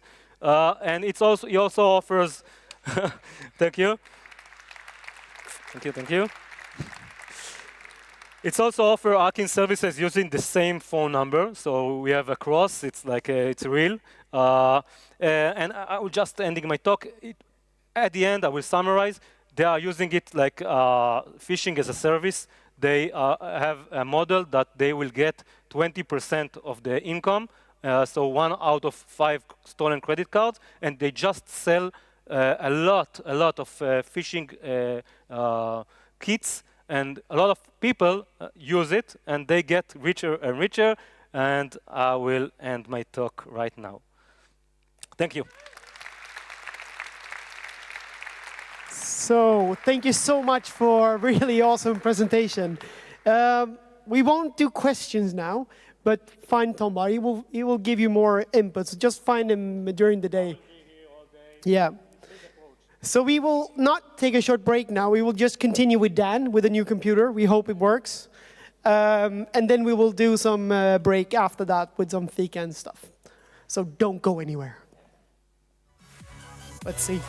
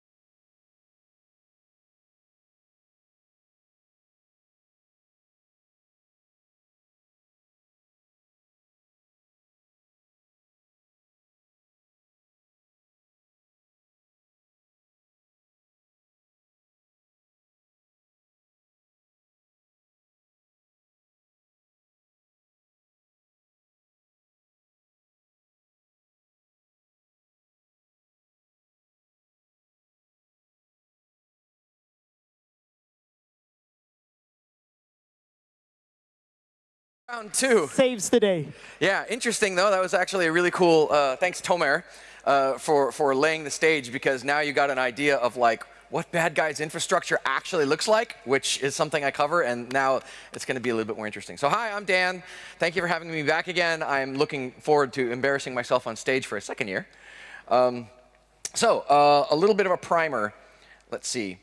Who here has heard of the Verizon DBIR report? Wow, like 3 people. Great. Okay, if you've never heard of the Verizon DBIR report, check it out. It's really awesome. Verizon has this like department of folks that basically they just hoover up all the data they can get on all the breaches that they have seen or have been submitted to them over the last year, and they put together this really colorful report with all sorts of rad graphs and charts and stuff that say, here's like the top 10 ways that bad guys are getting in, here's the top 10 techniques they're using. And so if you're a defender or if you're an attacker trying to pretend you're another attacker, like if you're like doing my thing where you're on the red team, you want to emulate what the real world threats are. The Verizon DBIR report is a really good resource for that. And from that, these are the figures from 2021, so they're a little old, but they haven't really changed. 90% of all the breaches that they have recorded involve some kind of perimeter exposure or perimeter breach, which means if you're in the world of just put everything in the cloud and make everything an EC2 instance and they're all online, well, that's a lot of hosts online that I can see, which means the attackers can see, which means they become targets, right? And then there's some figures with regards to costs and things like that. You know, 1/3 of all incidents are, $1.5 million to remediate. 75% of all incidents have a follow-on legal cost of dealing with all the courts and the fallout and all that fun stuff. So back in the Triassic area, the prehistoric area at a time when I used to ride my Triceratops to work in my loincloth, there were servers in a data center. And at the top of those data center racks, there was a firewall and then a switch, and then below that, equipment, like physical stuff you could go into a data center and touch. And I know that this makes me 7 billion years old, and this is like unheard of crazy nonsense back pre-YouTube era, before time existed. And back then, there were firewalls that people used for stuff. At some point, the internet started getting really popular, and some people decided, you know what, we're going to take VMware and we're going to sell VMs attached to the internet, and that sort of like developed into the cloud. And then so as the cloud happened, this happened. They were like, okay, well, now you have these machines that are directly plugged into the internet. You have like Windows machines directly online because that's safe.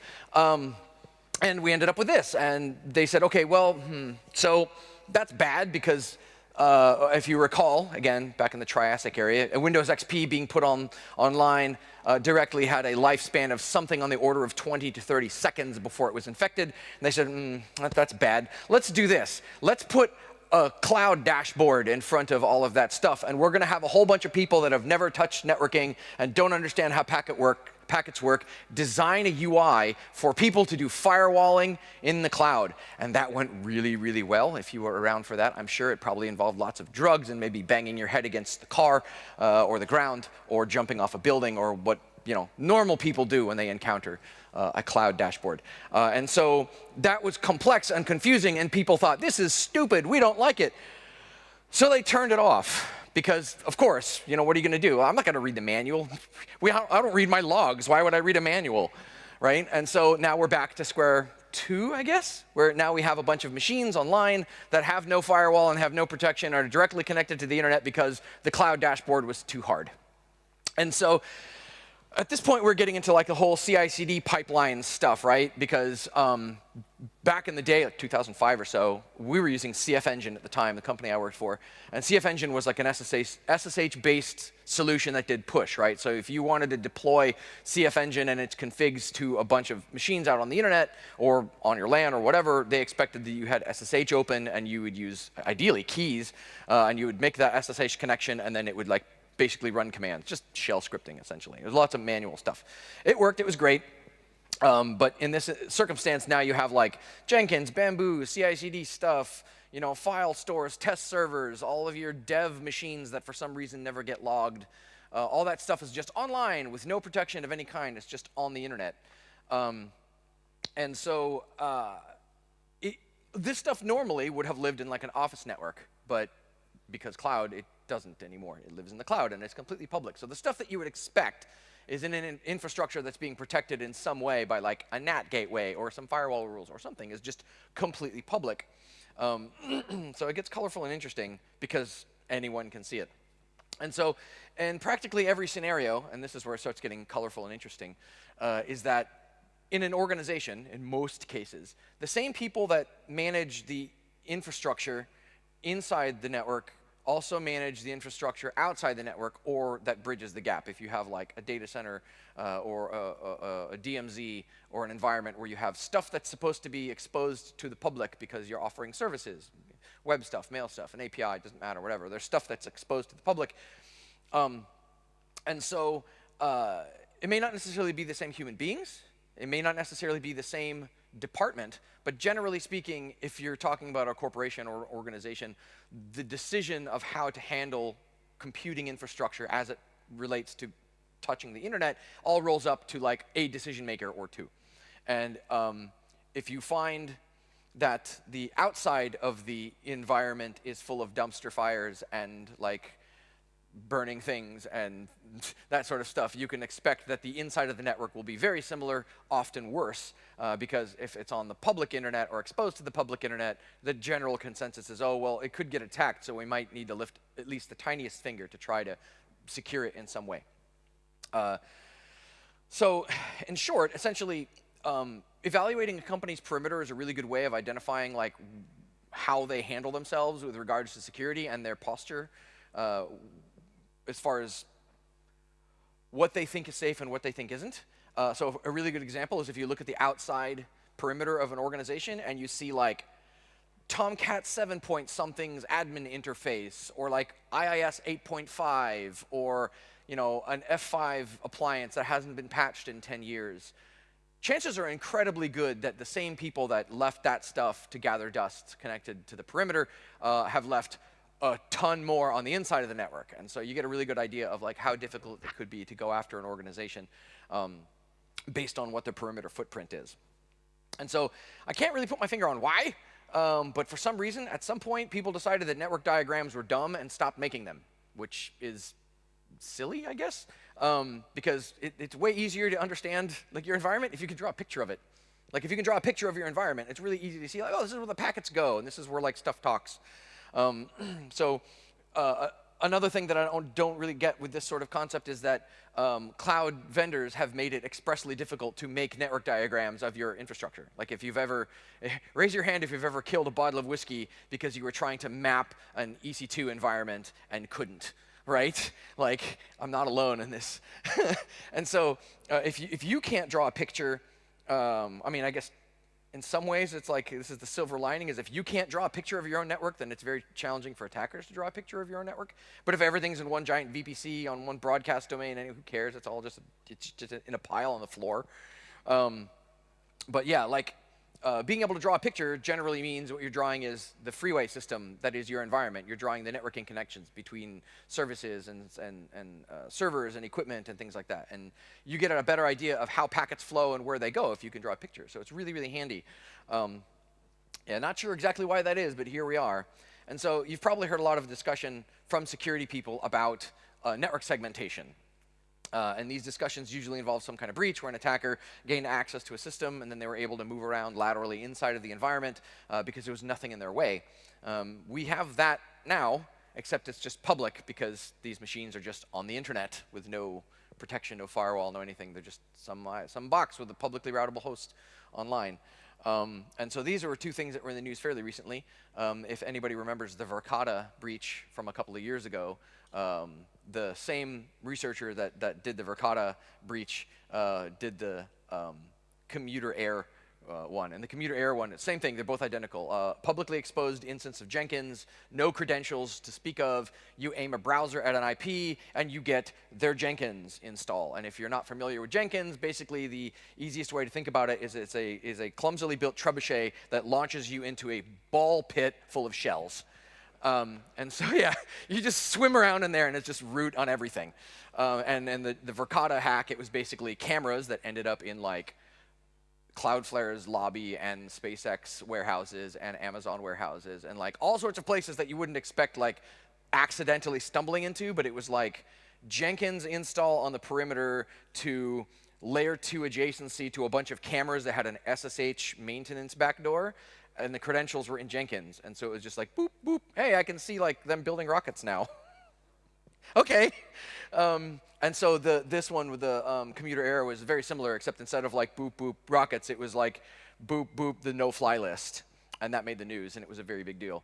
And so as we zoom out and we look at why on earth does this keep happening, it's because what we have been able to assert is that like everybody wants the newest, sexiest, coolest, most expensive possible thing. We want post-quantum, crypto-breaking, quantum entanglement hardware that does polymorphic, malware and AV evasion and EDR and all this fun stuff, and they're wheelbarrowing money and gold bars in to buy all this stuff. But over here on the left, they're like test.php, where if you just add like $CMD equals ls, you get a root prompt, and it's like, you guys, maybe you're not doing it right. And so like more and more, to Tomer's point, if you got a really good idea at like how some nation states are handling their attacker infrastructure, it's written incredibly haphazardly. It's just ultra donkey mode garbage fire the whole way. And like while everybody is distracted with like, let's jam everything into ChatGPT now that we're done with jamming everything into blockchain, like that's how, yeah, it's a thing. This is why we drink. But right, so like if somebody drops like semicolon reboot into the field of some fancy appliance you just bought and the thing reboots, then that's usually a bad sign. And so like the top, it's always in the last few years, one of the top 3 ways that attackers are getting in is because of like perimeter breaches. And those numbers are just going up. It's getting really silly. And most breaches can be prevented these days because in large part, again, to Tamara's point, it's not necessarily exploits that are being exploited, it's just bad config. It's like people that don't know what they're doing, putting stuff on the internet and like crossing their fingers and squeezing their butt cheeks together and just hoping really hard that they don't get hacked, and it doesn't really work. And so if I think really hard, maybe the last time that we used an actual exploit on an engagement was like 2018.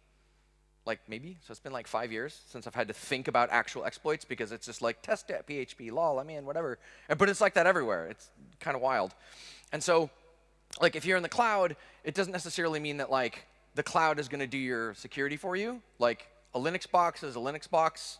It doesn't matter where it lives. Like if you don't know how to work the Linux box and you don't understand networking, then like you're going to have just as difficult of a time whether it's a physical piece of equipment or whether it's a VM in the cloud. And so it gets colorful fast because the trends are changing in how people deploy stuff to the internet. It's making it a lot easier for these mistakes to happen. And so again, a box is a box. Doesn't matter if it's cloud or not. The architecture should reflect that. But so the intention here is essentially, if we sort of zoom out, is from the blue team side of things, you want to expose as little as humanly possible. Because if we all agree knowledge is power, then you're giving the attackers knowledge by telling them everything about your infrastructure, by putting all of your infrastructure online and letting anybody just see it. And so like, for example, one really hilarious piece of reconnaissance you can do is to just look at SSL certificates. If you look at SSL certificates, depending on who deployed them and where they go and what they're doing, some of them will leak subject alternative names. And if you look at those subject alternative names, you'll get like internal naming conventions and internal domains that aren't supposed to be public. But because the company deployed a CA, they put one cert everywhere, and that one cert is supposed to be for the internal test QA, whatever dev version of the same thing as the external version. They're like, meh, let's just use the same cert. So they put all the domain names in one cert, and they put the cert everywhere, and guess what? Now you're in cert.sh, and now you're in Census, and now you're on Shodan, and now you're everywhere I look when I find this stuff. And so the more I can see as an attacker, the more the real bad guys can see, and the more they learn about the organization before they break in. And it makes it really, really easy to conduct like phishing campaigns and to stand up like evil twin lookalike infrastructure and assets to ensnare employees or to phish executives. because if you know what the employees are seeing, then you can reproduce it. And essentially, it's like a shell game. The big sort of takeaway is what we call asset value asymmetry, which this was kind of an enlightening thing for me when I learned about it. As described by Alex Gantman on I think this was Mastodon, actually, because nobody should be on Twitter anymore. A paper written by Bruce Schneier and a bunch of other people in 1999 covered this example of asset value asymmetry, which I was like, this is genius, I love it. Essentially, think of like a grocery store chain, right? Grocery stores tend to have shopping carts, and the shopping carts are valued at somewhere on the order of $100 per shopping cart. Well, shopping carts will get stolen by people, by homeless people, by kids doing whatever, like they just disappear, right? And every time a shopping cart disappears, it costs the grocery store chain, call it $100. Well, if they install those machines that you have to put like a coin in, like a quarter or a pound coin or what have you, or a token you buy or get from the, a machine inside the store, you can't just walk away with the carts anymore. They stop disappearing. They stop walking away. And so what that basically teaches us is that the attacker doesn't think that a shopping cart is worth a coin, but the defenders think that the shopping cart is worth $100. And so you have this asset value asymmetry where like the defenders believe that there's value to this thing and the attackers don't. And there's a way that you can turn that on its head and exploit that, which gets very hilarious very fast. To impose cost on attackers is actually a lot easier and a lot cheaper than you think. And if Tomer's slides were a really good example of how the attacker's infrastructure tends to work, it becomes almost Benny Hill-esque in terms of its comedic value for how to mess with attackers if they're coming after your equipment. This is a lot of fun discussion with regards to people that end up jumping back and forth between blue team to red team, because every time you make that jump, you take little nuggets of intel and knowledge back and forth. You figure out how the blue team does stuff that makes you red team better, and you figure out how the red team does stuff that makes you blue team better, and you just do that forever until like it's all the same thing and it's all just this purple goo. Because we're all working on the same infrastructure and equipment, we're just looking at it from two different angles, but at the end of the day, it's like the same thing, right? And so like, making life difficult for attackers is probably something that I imagine will get a lot more attention in the near future, as it's considerably easier than I thought. And so here's a really hilarious, well, not really hilarious, but this is a point of contention for a lot of people who live in the DevOps world, where you have like a control tool. In this case, you have something like Ansible or CF Engine or what's another one, Puppet, Chef, these sorts of things that use like SSH as a basis to like, you have a whole fleet of machines out on the internet and you want to like push config to them, you use a tool like this. Well, in easy mode is you just open SSH on all of these machines and then you just do your push, and the server end pushes config via SSH to the receiving end. Well, the receiving end, it could be passwords, it could be keys, but architecturally speaking, there's like one sort of source of truth, and if you control that one source of truth, then you control the rest of the fleet. And in a lot of cases, that's one phishing exercise away. Like if you can get the admin who runs that component of the business to fall for a phishing campaign, not only do you get their machine that is the admin of their entire EC2 or their Amazon account, you get all of their credentialing and you get key logging and whatever. I mean, you control their machine. It's the equivalent of pushing them out of their chair and sitting down at their workstation after they've logged in. You can kind of do whatever you want because now their machines are now your machines. And it gets even more colorful if they're using something like keys, because then you just steal the keys. And who is actually putting firewall rules on all these machines that are connected directly to the internet? Not as many people as I would like to see. And in multiple instances, when I have done these sorts of red teams, I gain control of that key. And if I have control of that key, I control the entire fleet. And so I can RM the entire fleet, which that would be bad. But I could like install miners on that whole fleet. I can turn it into a spam cannon. I can use it to do impersonation and use your imagination. You just got a new 3,000 node deep Linux fleet of machines because you have one single SSH key. Like, use your imagination.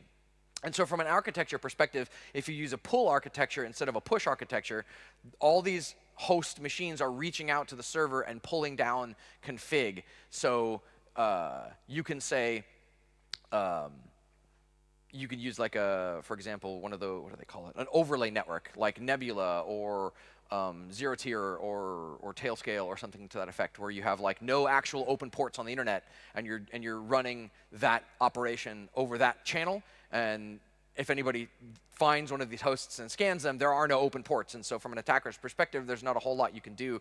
And the host isn't actually telling you anything. You can't tell, like, unless there's a DNS name attached to it, if it's just some IP, like there's nothing to go on. And so you can't tell as an attacker, do I spend my time on this resource or not? Because you don't know. But yeah, I remember there was one really hilarious story. In 2005, I was working for Anonymizer, and we were using CF Engine at the time, and it was using a push architecture. And we were deploying code to web servers, and one of the web servers kept getting compromised. And CF Engine runs out of cron every minute. And one of the things you can make CF Engine do is check for file system changes. And you can say if any files change that are not specifically mandated in the CF Engine config, revert them to their previous model or mode. And so it was really hilarious watching people break in somehow, drop files into like the web root, like a web shell or C99. I don't even think C99 might even be too new for that. I can't remember what it was, but it was some janky PHP web shell. It would get dropped, and they would start doing their ops, and then the whole directory would get deleted. And then they would do it again. And after 6 or 7 tries, they just kind of gave up. And it was just fun watching. Like, we didn't even fix the bug that was letting them in, because it was funny watching them get frustrated and walk away. And it's like, hey, we can mess with these people, and it's not expensive. Like, you don't need to drop $500,000 or $1 million on fancy pants new crazy equipment. Like, literally, this is like a couple of command lines in Bash, and it just turns into this hilarious, like, these antics, right? And another piece of ancient forerunner technology, if anybody's ever heard of a tool called fail2ban. This thing is probably close to 20 years old, maybe 25. It is really, really simple. You install it out of something like apt, and out of the box, it looks at your SSH logs, and it does basically, it does thresholding, where it looks at like auth.log and says, oh, some IP address failed login 5 times in a minute, or 5 times in 2 minutes, or what have you. It adds them using IP tables to basically a null route that says that host can't talk to the IP anymore, and so it just goes away. They can no longer contact it. However, it's fully extensible, since it's literally reading text files and then doing whatever generic action you want, and so you can make it do all sorts of interesting things. So, for example, you can use it as sort of a universal adapter. Like, you can have a look at DNS logs. If you're actually running your own DNS servers, you can have a look at web logs. Like, a really, really hilarious thing you can do is to say, if you're getting brute forced, right? If you're actually looking at your, like, say, Apache or Nginx logs, and you're getting, like, maybe the red team is after you, and they're doing a directory enumeration on one of your servers, and you see them doing that, you know, what's a directory enumeration look like from the blue team side? Well, pages and pages and pages of 404s. So you say, okay, fail2ban, hey, look at this log, and if you see more than, I don't know, 10 404s from the same IP in like 5 seconds, add that source IP address to this text file over here. And then you have another config file that says, anybody in this config file gets a different version of the website that's full of like trapdoors and zip bombs and iCar strings and Benny Hill nonsense and like Rick rolls, like whatever. And or like a symlink to itself, if you've ever done that in Linux and it actually lets you do it. You can basically have a directory that's never ending deep. And if you've ever run a tool like a web app pen testing tool, and you aim it at a web server and the customer has like a symlink to itself, you end up in this like black hole that's 1 million directories deep, but they're all logical. But the tool, it breaks the tool, because none of the tools know what to do when you're like, I'm 7,000 directories deep and I haven't found any files yet, but every time I go into a new directory, I find another directory, and that's the only thing, so I go another directory. And it's like, it tar pits the tool. And so now, like, if you're familiar with like Mark Rober and his antics, and other folks who are like, our whole bag is screwing with scammers that try and scam you out of money on the phone. If you hang out with them on the phone and take their time, then they can't attack anybody else while you have them. And so, like, this is that, but digitally. Like, this is that, but for attackers out on the internet. And so, like, oh, and then things are getting colorful and interesting now. And so you can go wider, right? You can say, okay, well, I want all of my equipment out on the internet to have a bunch of these different tools installed that do these things that collate together logs, for example, like ancient forerunner technology. Like, if you don't want to give Splunk $10,000 and you have more than a gig a day of logs, you can use syslog like we used to back when we used to write our dinosaurs to work. And you can just have all of your servers collect syslog and dump them into one place and have fail-to ban look at that one place and just do these thresholding rules. And so you can say, if you have like 10,000 servers out on the internet or 5,000 or what have you, and they're all getting pummeled because maybe they all have a web server installed or they're all listening on SSH, you can collate together all those logs and then you deduplicate your attacker IPs and now you have your own CTI resource. You have your own threat intel, right? Like, cool, so I have these 10 IP addresses that are beating up on us. Maybe I tell my colleagues and you know, at another company, hey, these are the known bad guys. And then like, now you're kind of, sort of, almost one of the, you know, antivirus vendors that sells that information. So now you don't necessarily have to buy it because you have your own sensors. And again, free, right? Syslog, it's been used for decades. So Apache has a really neat trick that they started doing quite a long time ago called rewrite rules. Rewrite rules are like regular expressions, but they're for web requests. You can make decisions based on web requests, or you can make decisions on web requests based on a whole variety of different things, from like headers to file names to source IP address, like whatever you want. And you can basically configure, this is like the mechanics for the thing I described before, where you have like a text file and everybody in this text file gets like a different version of the website. You do that with rewrite rules. The rewrite rules say if the source IP address is X or whatever in this list, then they get this directory and not the original directory. It's really interesting. And so it works in reverse, right? So like if you're on the red team and you don't want the blue team to find your equipment, you find out what their egress IP address is, which is usually generally pretty easy to find out, and you add that into your infrastructure using rewrite rules to say, hey, if this IP address makes requests, they get this website over here that is all about methodically reinstalling eggs back into chickens, or mustache wax, or whatever the popular thing people are screaming about now is, and not the actual C2 infrastructure of all your equipment that you're using for your red team engagement. And so like it works both ways, right? Because again, it's all kind of this same purple mush, and we all live in the same purple mush. And so like you can use these techniques whatever team you're on, right? If you're on the blue team, you can mess with the red team, and vice versa. And if you're on the blue team, you can mess with the attackers. So like if you think rewrite rules are cool, this is actually pretty neat. So HA proxy is another web technology you can stick in front of things. But one of the cool things that HA proxy does that I don't think you can do this with Apache or Nginx natively, but you can basically say, look at the first few bytes of the packet that comes in and make a decision on where to route the traffic based on like the packet bytes. And so, for example, you can say all inbound traffic on port 443, if it has the first bytes that look like SSH, use this other backend, which is an actual SSH server. And so you can, at the front, designate technologies behind the scenes. So like if you SSH into port 443, you get an SSH connection. But if you hit it with a browser, you get Apache under the hood. And then Apache under the hood, you can use rewrite rules to say if the requesting URI is like /MSF, it gets rerouted to this other port where Metasploit is running. And then you can do that ad nauseum to a variety of other sorts of tools, right? And so when we do engagements, we're running like 4 or 5 C2s all at the same time. And so you can say any traffic that comes in to the front end is wrapped in SSL, so people can't see what the actual URI is. But when HA proxy sees, oh, this is a web request, that goes to Apache. Apache then unrolls the SSL and goes, oh, here's the URI. Oh, this is like Empire, goes to Empire. Or MSF goes to MSF. And so you can hide, you know, whatever size infrastructure you want behind a single IP and a single port. And so it becomes very difficult to enumerate your infrastructure in that way. And this works the same thing. You can do red team, blue team. The applications are pretty broad. So like, what's that phrase? If all you have is a hammer, everything looks like a nail.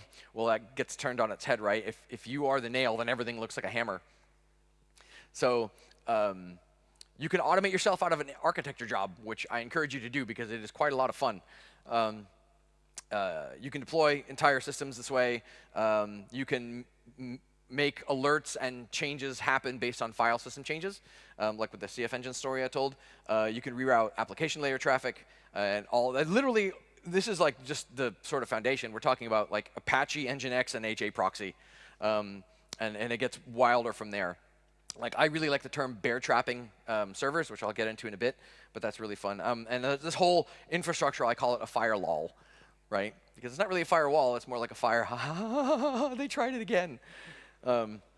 right? And so you can set honey tokens.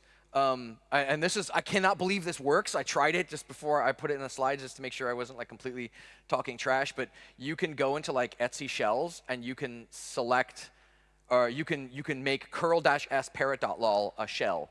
So if somebody SSHs into a machine, they don't get a prompt. They get the ASCII version of the dancing parrot forever until they Control-C, which is really fun if a bad guy lands on that server, because, again, Tomer's slides showed us that these people don't really take a lot of sort of robust coding practices into account. And so if they're making a connection to your SSH server and recording everything they get, they're going to fill the disk with a dancing parrot, like a lot. And it's going to cause a problem for whoever's hacked server that is, because what happens on a Linux box when the disk runs out of space? You're taking attackers' infrastructure out from under them, which is incredibly costly for them because then they have to go hack another box. And it costs you nothing, and all you got to do is sit and watch. It's great. And so, yeah. Oh, yeah, I think I already called. Oh, here, this is a good one. Right, so we go back to that example of like you have a whole bunch of workers and you're gathering logs. You could do this with any logs because it's all text files at the end of the day, right? So if you're pushing everything into syslog and all your syslogs are getting funneled into one collection host, you can then run interesting stuff on that collection host. And if you don't want to shell out a whole bunch of money for expensive tools, or if you're doing an incident response and you need something like right now and you can't wait for the sales guy to give you a license, here's a one-liner that you can use. Like, you can do this on your Mac if you have a Mac, or you can do this on Windows too. There's a command you can, like on Mac, you can just say something and it will like speak to you. And I think you can do this on Windows boxes too, but it's not quite the same command. You can basically say, here's a tail-f command that will read the log, and if I find this pattern that I'm looking for, it will make a noise or say a thing. And so you can like do that off to the side and keep doing something else, and then you'll have like an audible alert go off, which is like an advanced feature you'd have to probably pay people for, but here's a one-liner, you can do it in Bash, go nuts, right? And so like there's a lot of this stuff that happens that we've been doing for 20 years that is basically, it lives under the hood of all the expensive appliances you can buy. So if you were like rip the cover off of any expensive like multi-$100,000 appliance that you'll find in a rack somewhere, it's probably an unpatched ancient Linux install, probably running kernel 2.4 before systemd, which actually makes it better. Running grep, sed, awk, Apache, fail to ban, you name it. All this stuff is what's living under the hood. And if you know how this works, then you don't need to shell out $250,000 for a piece of kit to do it for you. You just do the one-liner yourself. It's pretty great. So yeah, like if you're looking to improve your swordsmanship, then yeah, you can practice on that gigantic log file that's created if you're collecting all your syslogs in one place by doing all your grep, sed, awk, Perl, Python stuff against that live giant log, because it's a big meaty thing you can go after. So yeah, this kind of works in reverse too, because if you know how this stuff works, you get some idea of like the shenanigans you can pull. If you're on the red team, you can hide from the blue team by like mounting a zip file or an ISO file over a directory in Linux so that when the AV or EDR runs, it looks inside the immutable read-only file system and not underneath it at all the malware you put.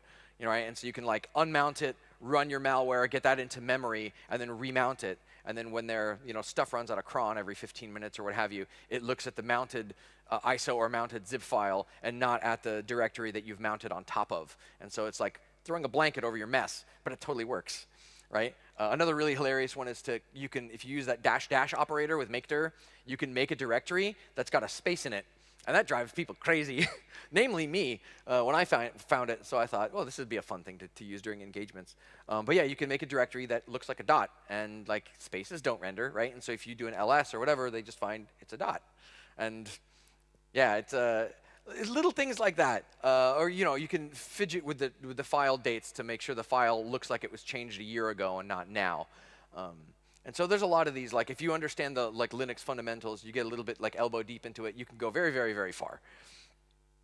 But yeah, yes. Another really hilarious one is making the shell on an inbound SSH connection, something like tmux or byobu, and then recording all of that with like ASCII Cinema, or ASCII Cinema, is that how it's pronounced?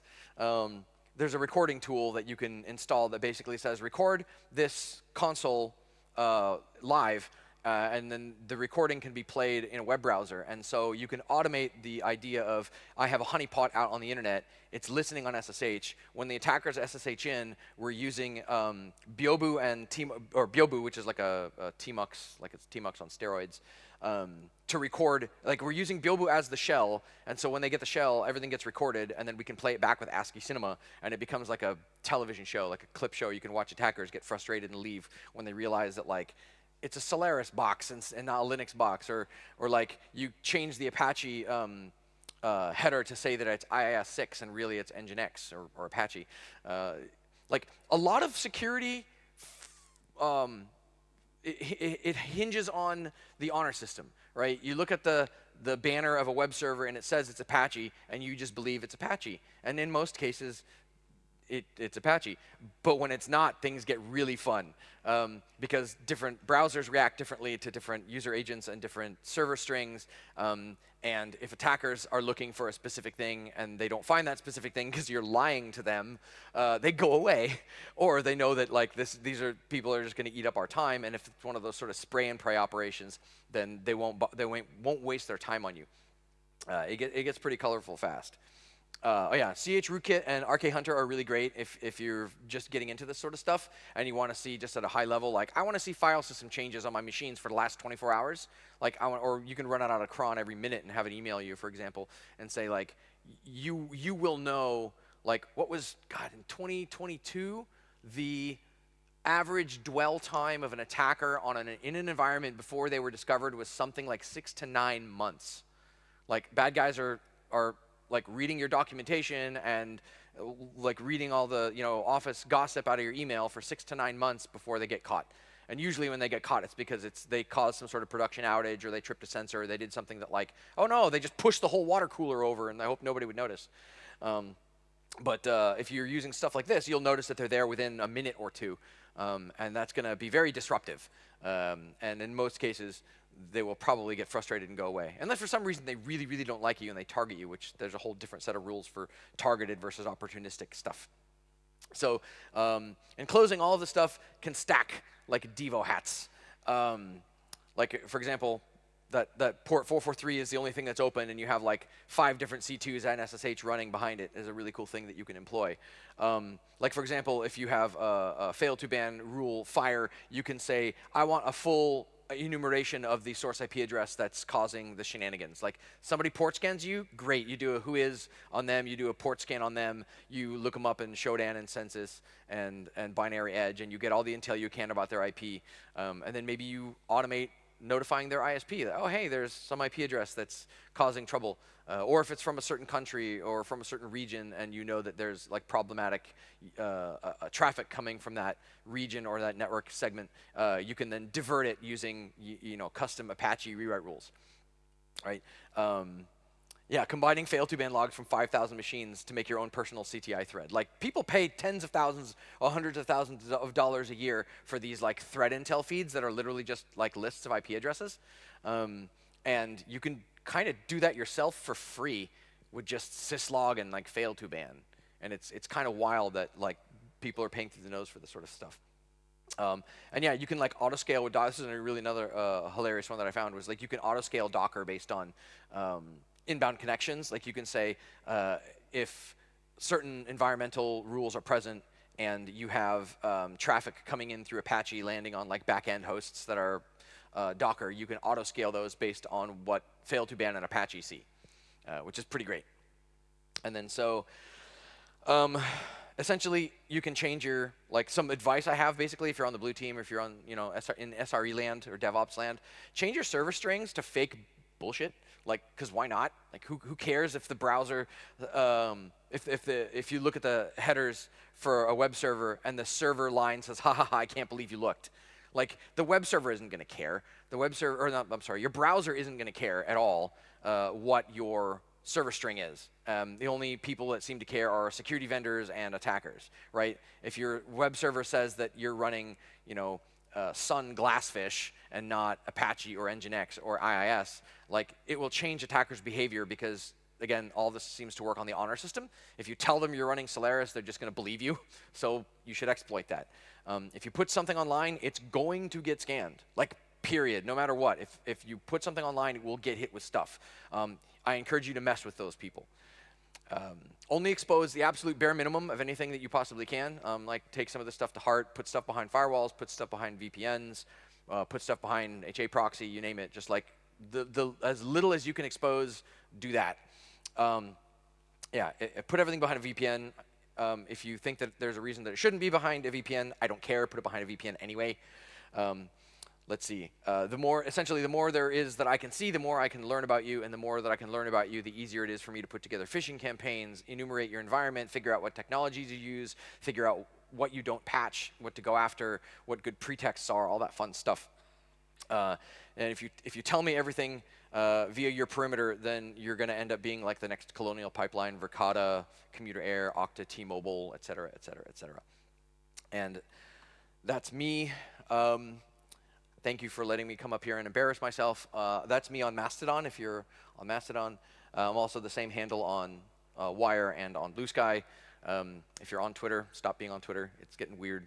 I'll be in the crowd. I know where the schedule got pushed a little bit. So do I have time for Q&A, or should I jump off? Are we done? We can do a quick Q&A. Do we have any questions? Anyone? Or you want to find, just grab Dan, he will be here. Yeah. Anyone? No? You want fika? This is the Swedish crowd after all. So there is actually fika in the sponsor area. So we will, a round of applause for a very generous. Thank you very much. I appreciate it. Thank you very much. Yeah. So you're free to get some fika. And then we will be back here and have a look at the walkthrough of this year's badge in a while. So go and grab some fika.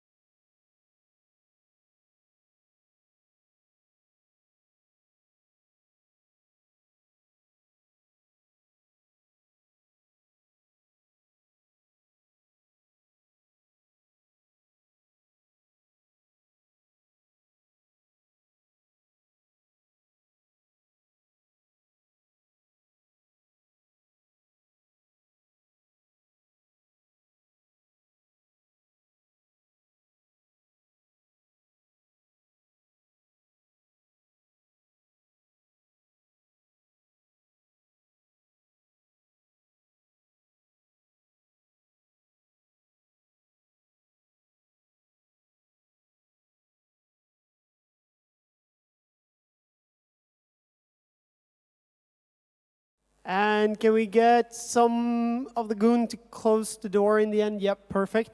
OK, so now we're going to do a lightning talk, a new thing that we haven't done previously. This is Abhinav. Say hello to everyone. Hi. And give him a warm applause.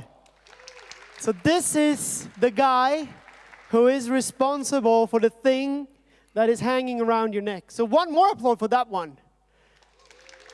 Thank you. And this will be a lightning talk regarding the badge and what you can find on it. So take it away. Thanks. So hello, everyone. My name is Abhinav. I combine electronic art with hardware hacking. And the whole point of doing this is to make these beautiful electronic badges and to promote hardware security education and a lot of fun stuff with crypto and in general, all the challenges that CTFs that happen. And we try to incorporate as much creative stuff as possible. So I started the badge making because where I come from, India, so we had a lot of issues making badges. And I wanted to do something cool. And so I just got into the badge making full time. And I didn't know what I'm supposed to do. But it is over the time I realized I was creating my own hacker life of a sort, trying to creatively think about the hardware, creatively think about how the CTFs are made and all. So now it's been 6 years. I have been doing this. We are in 13 countries, and we made badges for RSA, DEF CON, Black Hat, HITB, and all sorts of conferences around the world. So some of my previous work is right on my website. So this year we made the RSA badge, and then this one is the B-Sides San Francisco. We work with Red Team Village and Packet Hack Village, B-Sides Singapore, SynCon, and all sorts of places.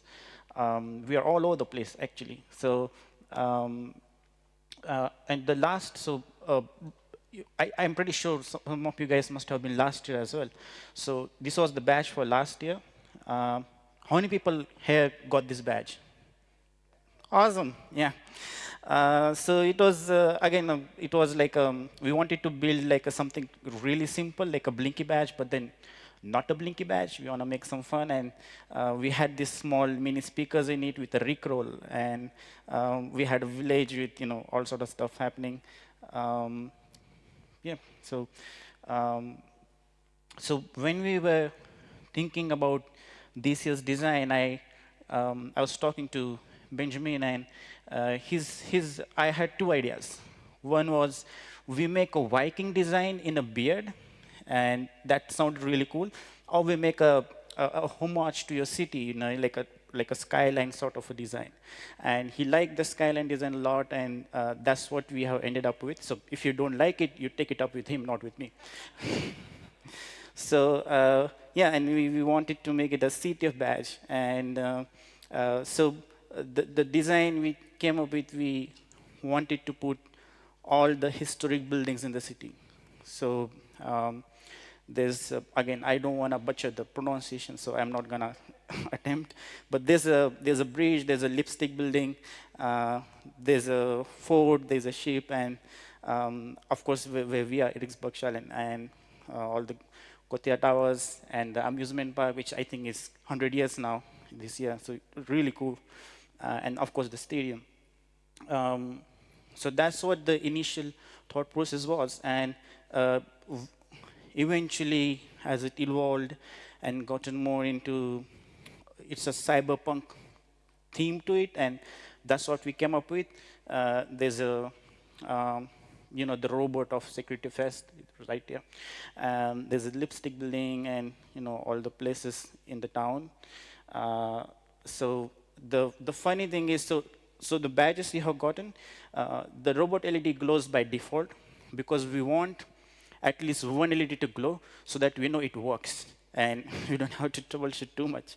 And then the ship LED, we put it as a final challenge. So if you don't get started, if it doesn't glow, you have to solve the CTF, so it will glow for sure. So we have been making these badges for 6 years, and really, really maxed out everything we could with the technology we have at hand. And traditionally, in the PCBs, we have the black, white, green, blue, red, and yellow. Again, yellow is again like a rare one.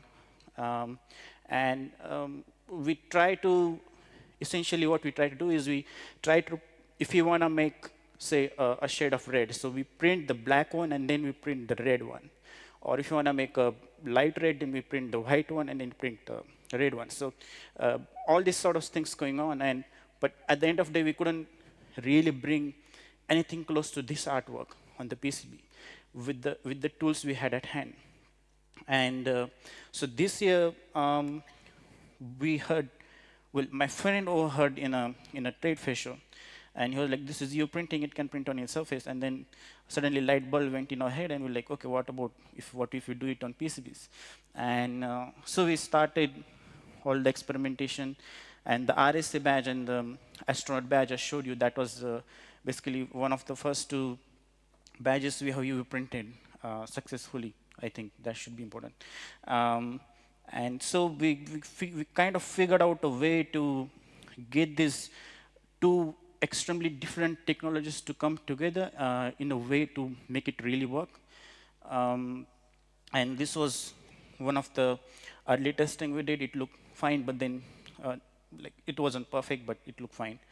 And then eventually we had to keep adjusting some settings here and there and see how we can achieve the just as accurate as possible. And yeah, I think we after a few tries, I like to think we got it pretty much right.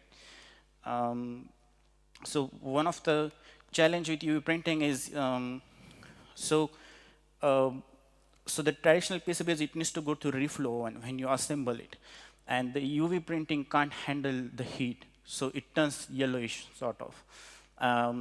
And so the way we figured this out is we tried to solve this. We either UV print it first and then maybe hand solder the stuff, which was very time consuming, or we just solder it and then we UV print. And for this badge, we have gone the second way. So we soldered all the components first, and then it went through this UV printing process.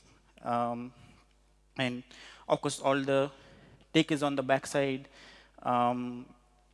So we have a clean look on the front side. So it's powered by Note on chip, and we put a micro USB for nice UCTF connection.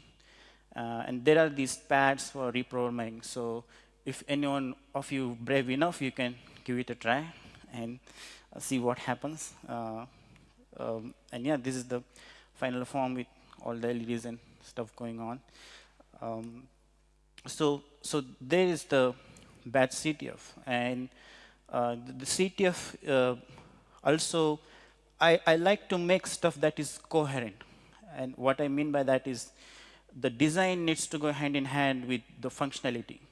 So the Gothenburg skyline design in a cyberpunk theme had to be also complementing the CTF design. So the CTF is essentially 8 challenges for the 8 buildings on the badge, and solving each challenge will unlock those LEDs on the badge. So if you want to solve all the, if you want to glow all the LEDs, then you have to solve all the challenges. Or maybe like, flash the badge with, still program for me and, flash the badge. But that's trickier. So, so if you send 3 stars, it gets you started in the CTF, and then we have a prize for the first CTF winner. We're going to announce it tomorrow. And it's a CTF that's built on cryptography, Stegno, and I don't remember. But yeah, it's mostly cryptography. And you can send reset to reset the badge, and then it forgets everything. So the hardware village we wanted to set up to get people, one, people need to get started with the soldering, and they learn the soldering. So we have some LEDs in all the fancy colors. You can choose your own colors and all. So you personalize your badge that way. And then we have the CTF, of course, going on. And if you want to meddle with the program and all, we'll get you started with that. So you learn a bit of programming aspect into it. So the village is in the style like a Ironman marathon. It's kind of like you do the first one to solder the LEDs and also the solve the CTF gets you on the top of the leaderboard. So you have to be good at both the things. You have to be good at soldering and also at the CTF. There's plenty of stations we have for you to give it a try for soldering, and then we also have a lot of micro USB cables if you want to play the CTF. And so a fun fact is if you solve the final challenge, it says a line, and if you do that thing, it gets you some cool presents as well. So that's pretty much it. I mean, we have been running the village today, and we had a really, really good response. Again, a lot of people had to wait. We had to change the soldering stations and all. But we still, nonetheless, had really, really good response. And all the CTF and all the tutorials on how to solder the match if you want to do it at home, and then tutorials on how to play the CTF at home. All of it is on this link if you want to check it out. And yeah, that's pretty much it. If you have any questions, I will take the questions. If not, I'm just going to walk off back to the village. I'll see you there. Anyone? No? Thank you so much. And the hardware village will be open for the duration of the conference, so just go there and play. Perfect. Thank you so much. We're running a bit behind, so we're going to introduce our next speaker, and that is Hasain. Thank you so much. And now we're going to talk about red teaming a little bit, right? So we're going to do some technical faffing and see what's going on. Is everyone having a good time? Are you getting tired? No? That was a bit lame, but okay, don't get tired. It's not over yet. There's still much stuff to do. Let's see if it works. Oh, we need Linux to solve the day. Yeah. You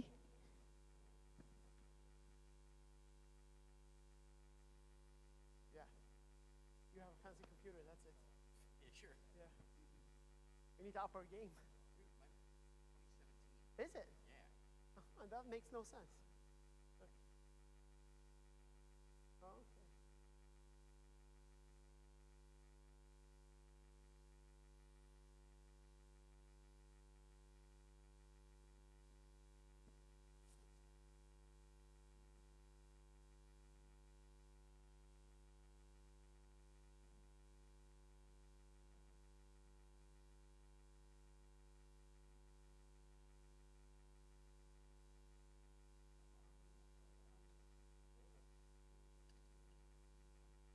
So yeah, we're going to start now anyway, because we have a little hiccup in the schedule here. Hope you're all okay with that. Yeah. Yeah.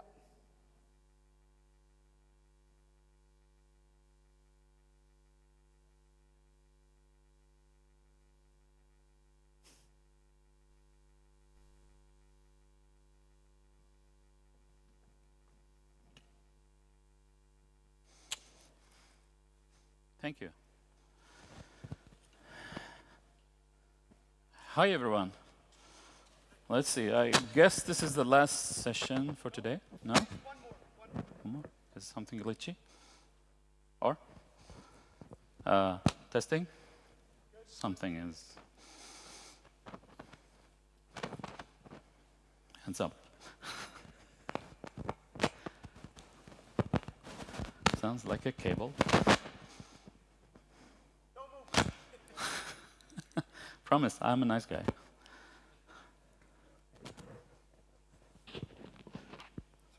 Okay, let's try this. I guess, yeah, sounds much better. Okay, once again, hi everybody. We have another session? Yeah, there is one more session here. Cool. Yeah. Okay, good. Thank you. My name is Hasain. I've been working in the field of cybersecurity since the mid of 90s, give or take. I've been doing all sorts of things, offensive, IR, coding, reviews, etc. So I do love a lot of things that have to do with identity, identity management, and particularly PKI. Okay, so certificate stuff, key-based authentication, and things like that. I want to share some interesting things going on with what we would call passwordless or passwordless authentication methods. Our focus will be the Windows platform, classic enterprise environment, where any kind of certificate-based, key-based authentication will be possible. Okay, do you need to change the mic maybe, or? Ooh.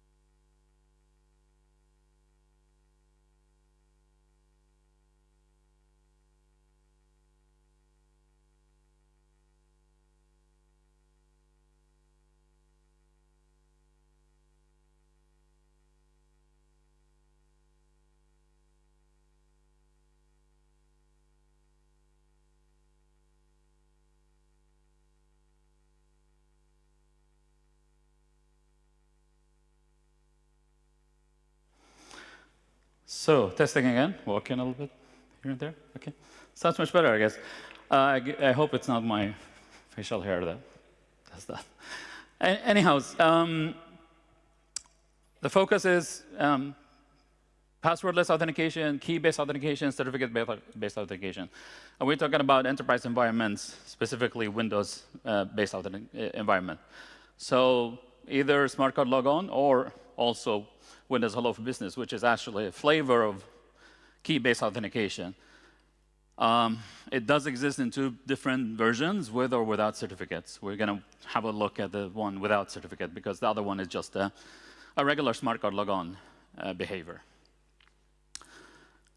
There is a lot of focus when you talk about passwordless and you talk about vulnerabilities and issues with the passwordless model in Windows. There will be a lot of talk about ADCS, Active Directory Services. We are not particularly going to focus on the service itself, because what I think and believe and would state is that it's not the certificate service itself that is a problem. We have a lot of problem with how people, administrators, enterprise architects, call them whatever you want, actually set up and configure the service. If you configure it properly, the correct way, we should not have the problems we're facing today. So there are a lot of misconfiguration, which gives a lot of added value to anybody who's trying to use this or abuse this to do something. So this is not just threat teamers, this is all sorts of threat actors, anybody who would be in that environment. The things I'm going to show, we've seen these in real attacks. I do a lot. I have my share in doing incident response engagement, so we have seen this recent time in a lot of attacks. So we know that this is for sure is used by threat actors. And all of a sudden, you can turn into a model where you actually don't need to use any passwords anymore, simply running totally passwordless in your attacks.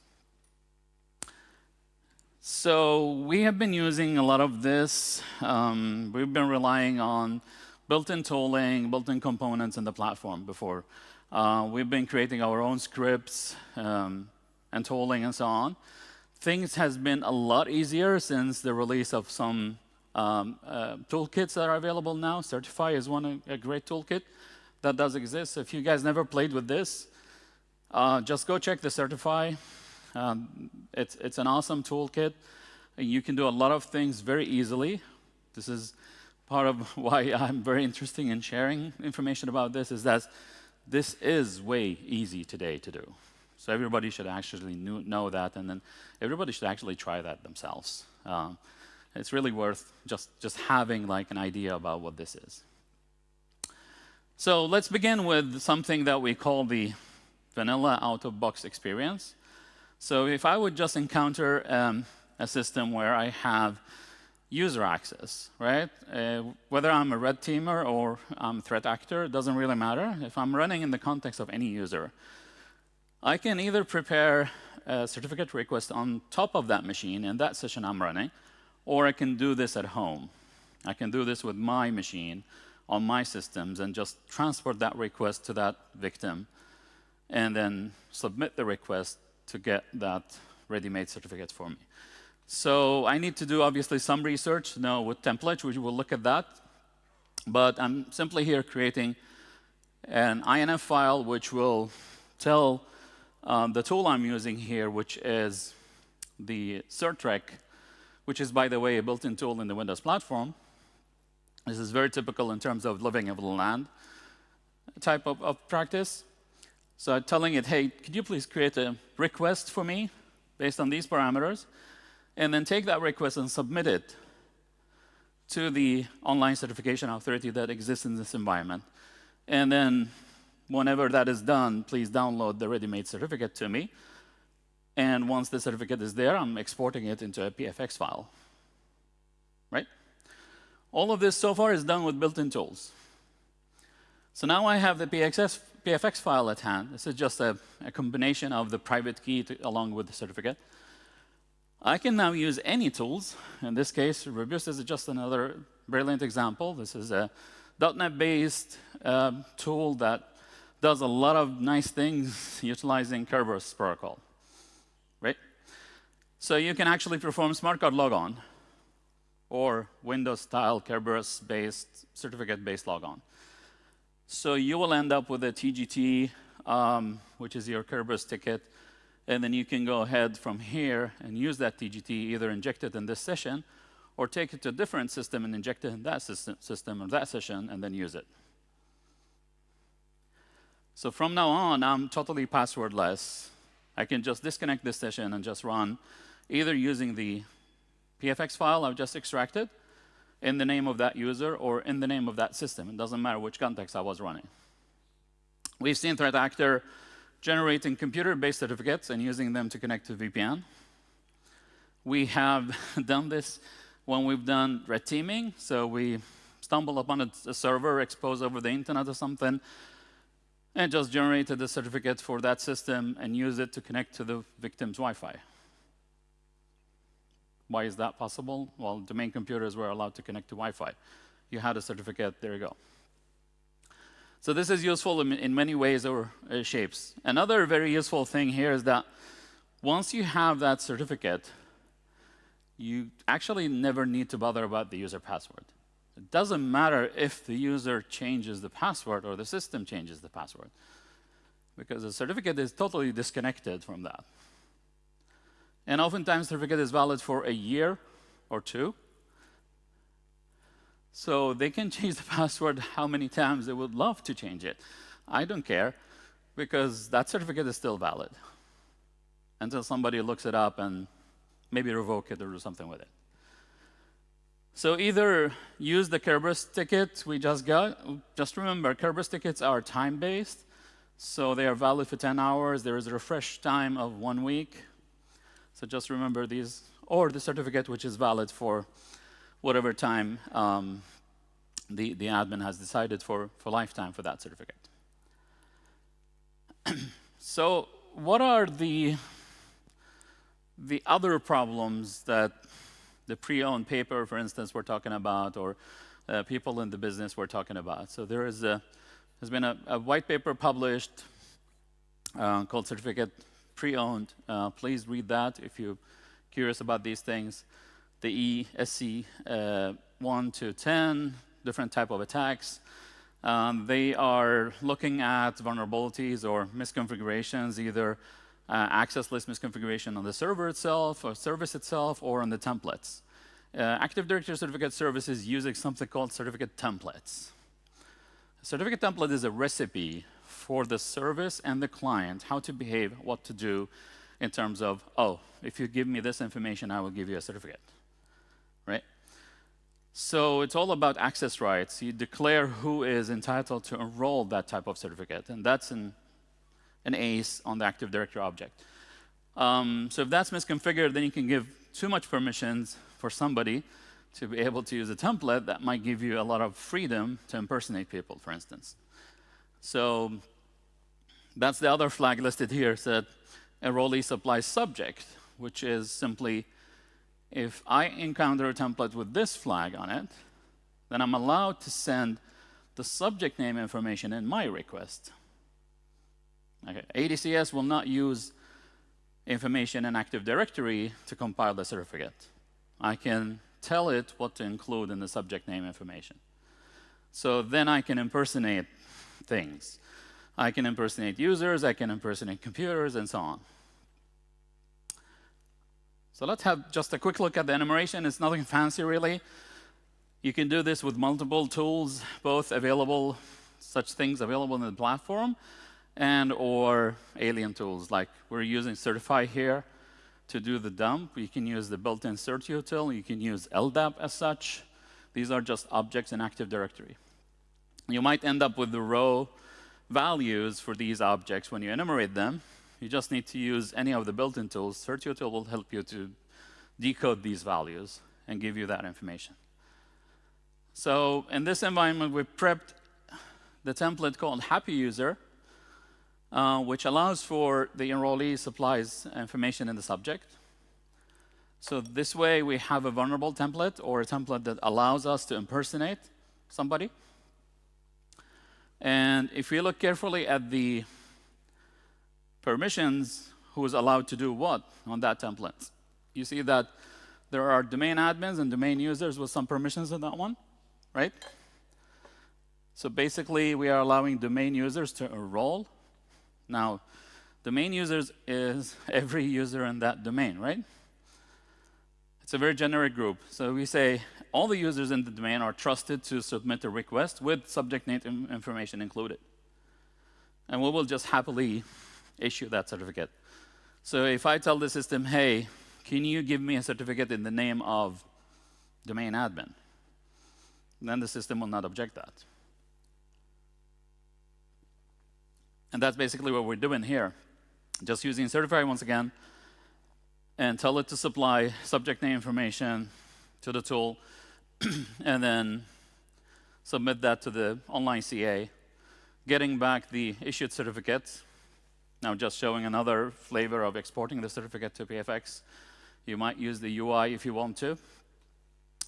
When doing offensive work or threat actors are working in an environment, a lot of people would love to avoid detection. And best way to do that is to use the built-in tools. So this is what the regular admin will do. They will just use the UI or use PowerShell or use certutil to do these things. Once you ended up with that file, then it's up to you what to do with it. Once again, I have a certificate. I can inject this into a smart card. I can use it right away to sign in. I can use Rubius or take it to a third-party system and use it remotely or connect to a VPN or something like that. So it's the same story repeated again. All right, ended up with a Kerberos ticket, and I'm effectively now impersonating that user. I was allowed to push the subject name information for in the request. When this level of variance was published, Microsoft started acting on this. So May 2022, we received a couple of updates to the Windows platform. And what they basically did, they introduced something called certificate or strong mapping for certificate authentication. So what is strong mapping? It's simply another extension that is added to the issued certificate that we're not anymore just relying on the user common name and the user principal name, which we previously used. Active Directory uses the common name and the principal name to do the automatic matching. So whatever appears in the certificate in terms of the alternate name, if that includes the user principal name, Hasain @truesec.se, for instance, then it will be matched automatically towards an Active Directory account. And if there is a match there, I will be signed in as that user. Okay. So if I'm allowed to supply that information in the subject name, as we saw in the previous example, then I'm effectively signing in with that user. So what this does, oh, you are submitting this as user 1, and you want to impersonate user 2. So then we add the SID value, the subject identifier, or the security identifier for user 1 in the issued certificates. And that way is what the domain controller look at this, it says, well, this certificate was issued for user 1, but subject name says user 2, and that's not a perfect match. So that will render it to be a weak mapping, and then hopefully the certificate authentication will not be allowed. So far, everything is good, right? Good idea, include another parameter. The security identifier should be unique. There should not be any collisions between this and that. So what happens then? How is this going to be enforced? What was the Microsoft idea? Well, when they released the patch, we had a year of implementation time ahead of us. So they said, yes, you got the patch now, but you have to choose between which mode you're running. And automatically, all the systems entered something called compatibility mode, which allowed both strongly mapped certificates and weakly mapped certificates. Okay, people need to fix their systems. And everybody was advised, you need to flip to enforcement mode as soon as possible to get rid of the problem. So this was May 2022. The deadline was May 2023. We are now May 2023. Believe it or not, Microsoft extended this to November 2023. So the deadline has been stretched now. And why is that? Probably there are a couple of few big accounts in the world called Microsoft says this is no-go, we need more time. So this is one thing. Which one are we running? As a matter of fact, disable mode is not available anymore because that expired February this year. So everybody is running compatibility mode. And those who are brave enough to switch on enforcement mode, they're good. We also need to think about another layer where certificate-based authentication is possible. So not only the Kerberos protocol does that, we do have other things that also uses certificate-based authentication. The TLS channel handling, certificate-based auth in TLS. That's also affected by the certificate mapping that was introduced. I need also to act on that one. Okay, so let's have a look. We continue our example. We have that certificate we just got in the previous session, and then we have now flipped the requirement to be a strong mapping. So if we try to use that, we will end up with an error. So once you flip it, the SID doesn't match the subject name, then you will end up with a weak mapping, or if the SID is not existing, then we will have an issue with that authentication. So what everybody should remember, now the second command line I'm running there, I actually ran another certify request where I supplied the subject name for the impersonated user. But wait a minute, you just said that Active Directory will take the SID for the user who submitted the request and add in the certificate, right?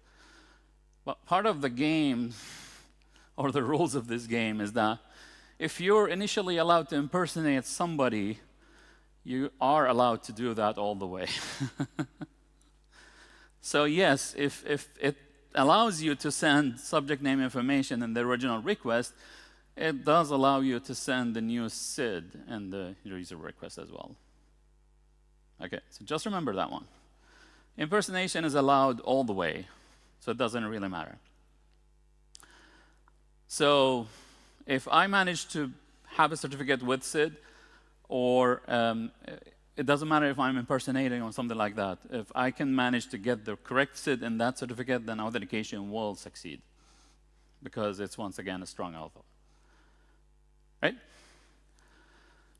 So just remember that corner case. If you're allowed to impersonate, you're also allowed to fix the SID extension. You just need to send it in that request. So we have another corner case here. It says, well, I do have some specific types of certificates where I don't want to deal with that SID extension Microsoft added, because that's going to ruin things for me. Imagine you would like to have a certificate for your web services, your API. Clients authenticating over TLS, API to API, backend to backend talk, etc. It is then possible to flag that particular template not to include any SID at all when generating the cert. Okay? Just another option to add on top of the other ones. So now we have, OK, you're allowed to impersonate. You're allowed to send the specific SID value when you do impersonations. Everything is perfect for the impersonator. But then I need to have a template that doesn't bother about SIDs, because they shouldn't be there. So then that's possible by flagging the template not to include the SID. And then the CA service will obey that and just skip including the SID. Simply as that. Just a flag on the template, and then everything would be fine. So if we just do that and disable, let me see here. Disable that flag on the template and just go ahead and request that certificate, we should get a certificate that doesn't include that SID extension. And when trying to authenticate with that certificate, authentication will obviously fail. Just a regular repeat, send the request, export the certificate, use it to authenticate.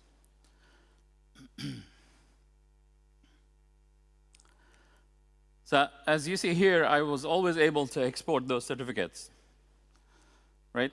Just a side note here. Many of you working in the Windows environments, you say, well, you can flag a template not to allow export of private keys. And that's correct. That's very correct. The problem with that, though, it's just a flag.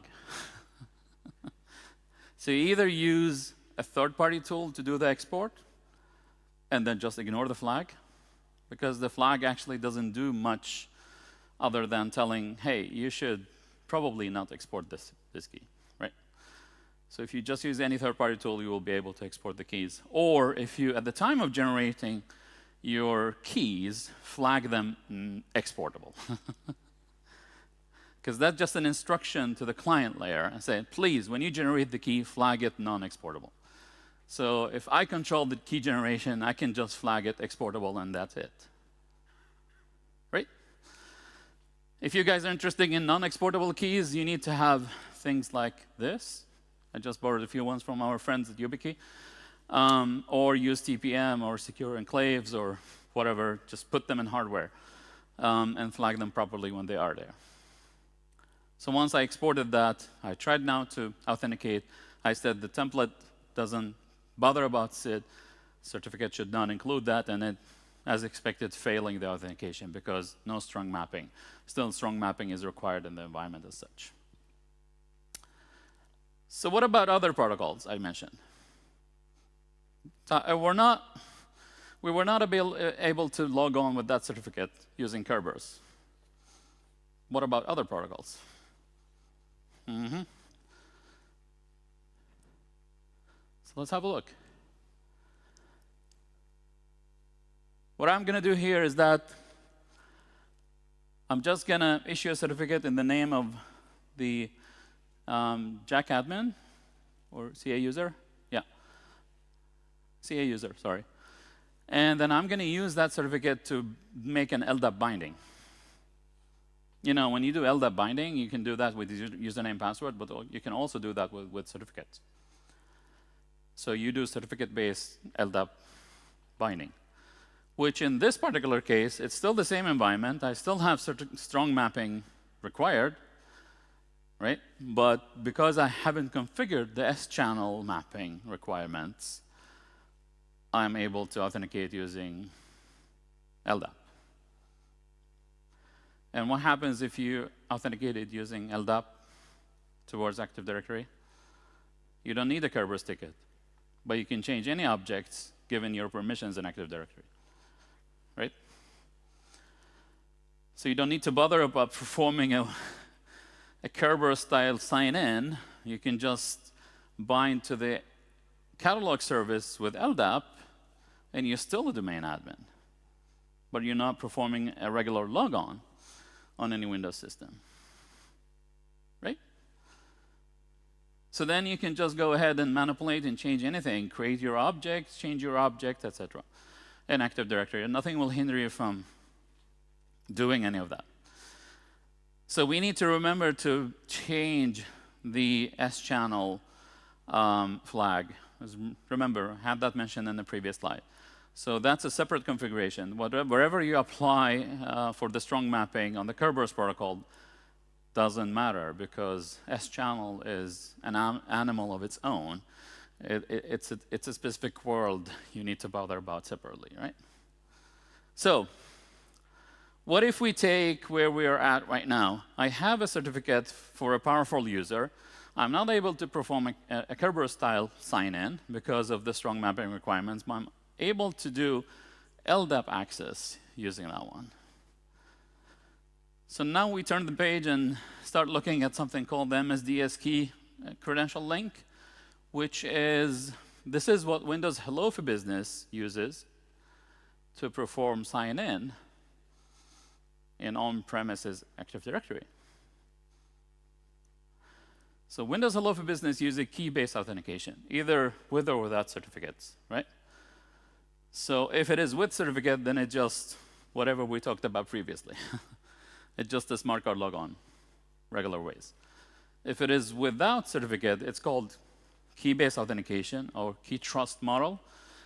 If we're using Windows Hello for Business with the key trust model, then we're using certificate-less keys to authenticate. It's actually the same Kerberos PK init protocol in the background. It just behaves a little bit differently. So those keys, everybody in using Linux, Unix world, you know, I upload my public key to my profile, right? That's how the binding is created between my private and public key. That's how I can sign in with my keys and SSH and so on. And that particular attribute on my user object, that holds my public key information. So if I can upload public key info to that attribute, I can then just sign in with the private key. So if I do have enough access to Active Directory and can change that thing for any given user, then I'm in, right? So just a matter of permissions. So just to demo that, I'm using another toolkit to do something. The fancy name is Shadow Credentials, but it's actually just Windows Hello for Business style authentication. Nothing really strange about that. And I'm currently attached to LDAP or have a binding to LDAP with that user. So what I will be doing is to change the Jack admin target user and then basically create a key pair for that user. So you just go ahead, create public key pair, public-private key pair. It's actually going to create a self-signed certificate, a PFX file for you. And then you take the public part of it, which consists of the public key, and then inject it into that user object. So the tool does all of that for us, generate the key pair, print out what we need to inject, and then we just need to do the math, adjust the key length parameter, and then change that, modify that object with a suitable request.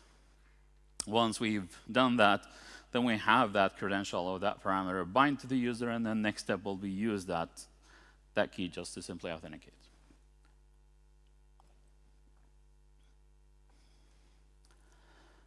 So once again, did the LDAP binding. And our next step would be to just double check the user. We do have the public key now in the user object. So then it's just go ahead and use the key we just created to perform an authentication. And once again, we're using Rubius again. It's a very nice, versatile tool.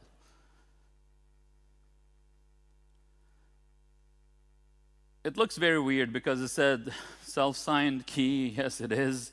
The certificate doesn't matter. We just need the private key. A good container for that information is a PFX file where we have the private key. And then we have just a regular sign in to Active Directory with that key, we got our Kerberos ticket, and we can take it from there.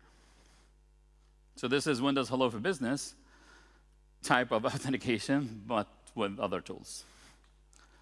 So if I would, let's give you another flavor of this. I know we have another talk that's going to talk about what happens if can you impersonate users based on on-prem information towards Azure AD, right? They're going to talk about ADFS and other interesting things. But imagine once you've done that, if you mastering Azure Active Directory and there is a synchronization ongoing between cloud and on-prem, you can actually change the MS key credential key link on the Azure Active Directory side of the user object. And guess what? It's going to synchronize to on-prem. Because that's actually how it is done when you enroll your Windows Hello for Business. So if you have enough admin privileges on the cloud side of a synchronized Azure AD, Azure Active Directory setup, you can actually impersonate any user on-prem by simply providing that information, wait until it's synchronized, and sign in as the next step.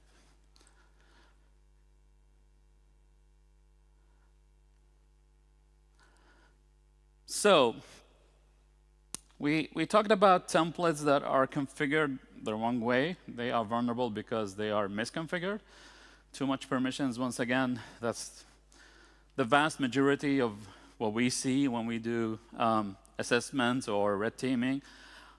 We see a lot of templates that are configured with a lot of weird ways. Let's put it that way.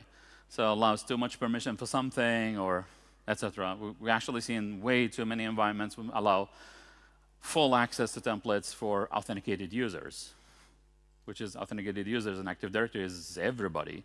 It's not just users. It's computers, users, anybody who can just say, hey, here I am. So that's actually the biggest problem we encounter today. Now, another thing that is very interesting here, if we're going to talk about how to fix this problem or ways of fixing this problem. So enrollment agent is a specific setup you can use to control impersonation in Active Directory certificate services. So you would enroll an enrollment agent certificate to somebody. That somebody is now entitled to impersonate other users. So you cannot just submit a request to impersonate. You need to have this particular agent certificate to be allowed to impersonate. So we're adding another threshold, right? We're adding another requirement. Unless you are an entitled agent, you've got your enrollment agent cert, you will not be allowed to impersonate. Then we configured the template to require co-signing when the user submits the request.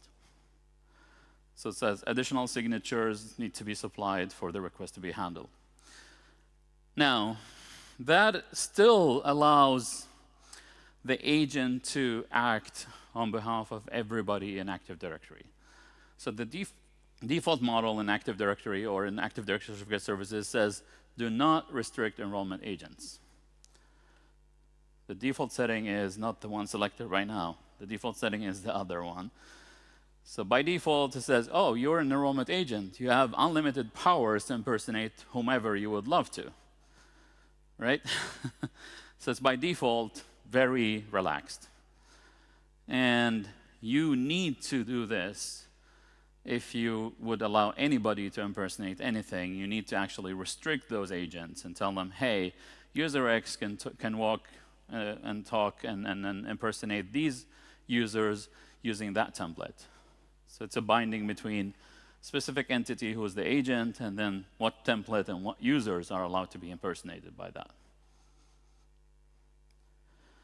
So without doing this, then we actually giving a lot of trust and a lot of permissions to whomever got that enrollment agent certificate. So please, if you're using this or know anybody using this, relying on or need impersonation capability, just use that one. So just to summarize what we have been through this far. So this is applicable for user and computer certificate. This is all about an authenticated entity in an Active Directory. There are templates targeting me as a user or as a computer object. As an attacker or red teamer, I just need to understand what template exists, which ones are allowing me to enroll. Just enumerate them using LDAP or certutil or any tool of your choice. Understand the permission set, and then there you go. As said, flags on the template, non-exportability is not an issue normally. So to fix a lot of that, we need to go back and have a look at the template and the configuration and the permissions. The CA permissions are oftentimes not a problem, because on the CA level, you have one permission that should be avoided, which is managing the CA. If you give somebody the ability to manage Active Directory certificate services, they can actually go there and change the configuration of the service. They still need to access Active Directory and change the templates if they're going to succeed with doing really bad things. But by giving somebody the permission to manage the service, they will be able to stop, do some backups and things like that. So they will end up in exporting the private key of your CA. Right? So it is important to deal with that, but it's a different level, right? So you really need to safeguard your CA. You really need to look at having maybe HSM protected CA private keys, right? So put them in hardware once again. Another thing, now we're talking about this, if I achieve or get domain admin privileges in a domain, now I can save myself all this by simply introducing a new enterprise certification authority in that domain. I can give them a CA service.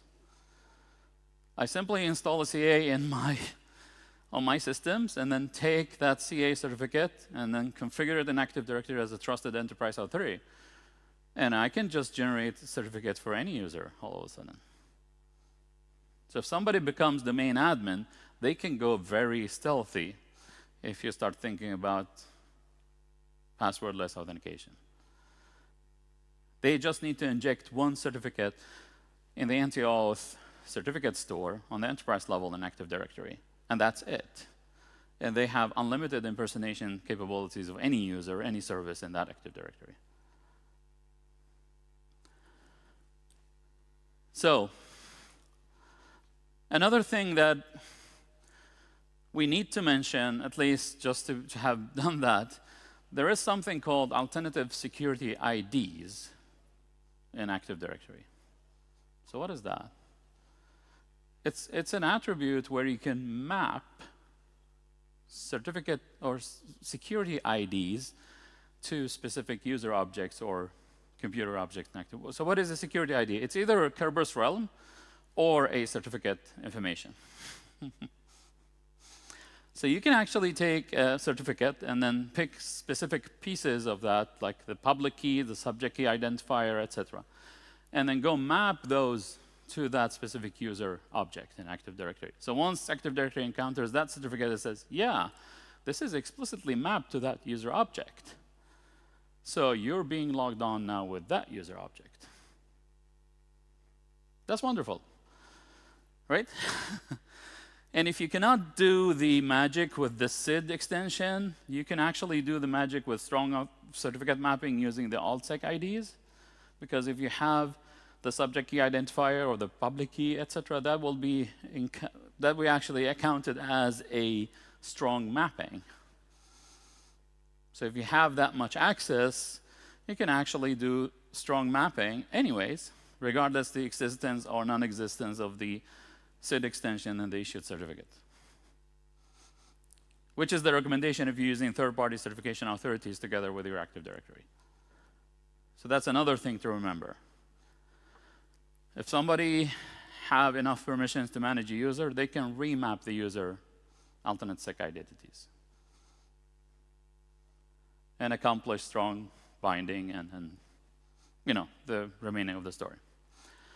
And then just remember the shadow credentials we talked about and the enrollment agent restrictions we also mentioned here. Now,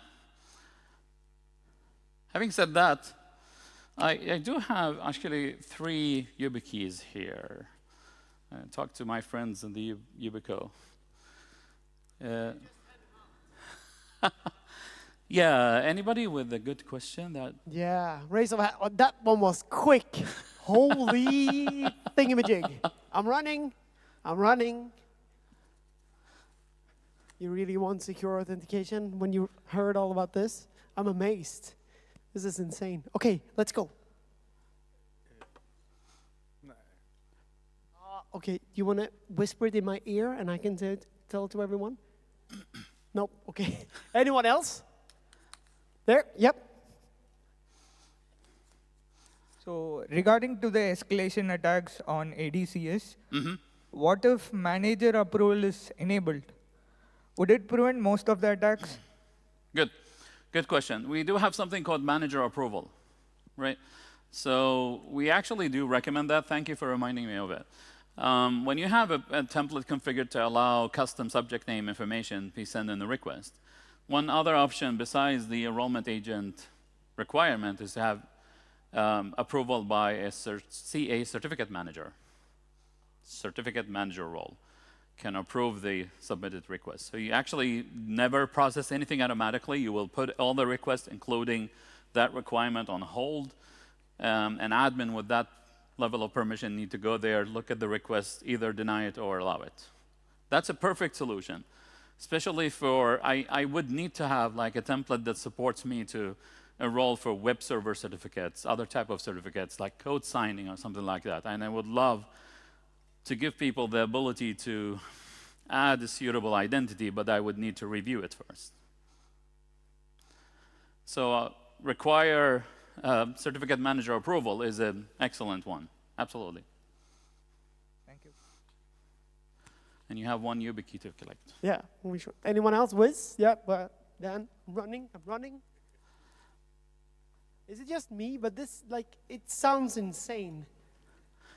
But it's, yeah, maybe it's just. So let's put it this way: we've been abusing this for years. Right? Yeah. Yeah. I've never heard about it, and it's like, why? Yeah, I don't know. Because it does exist. Thanks. So I have an interesting one. So with the proliferation of, wow, I'm gonna get all sorts of. I should move. Yeah, or I just covered it here. So Azure is a target-rich environment.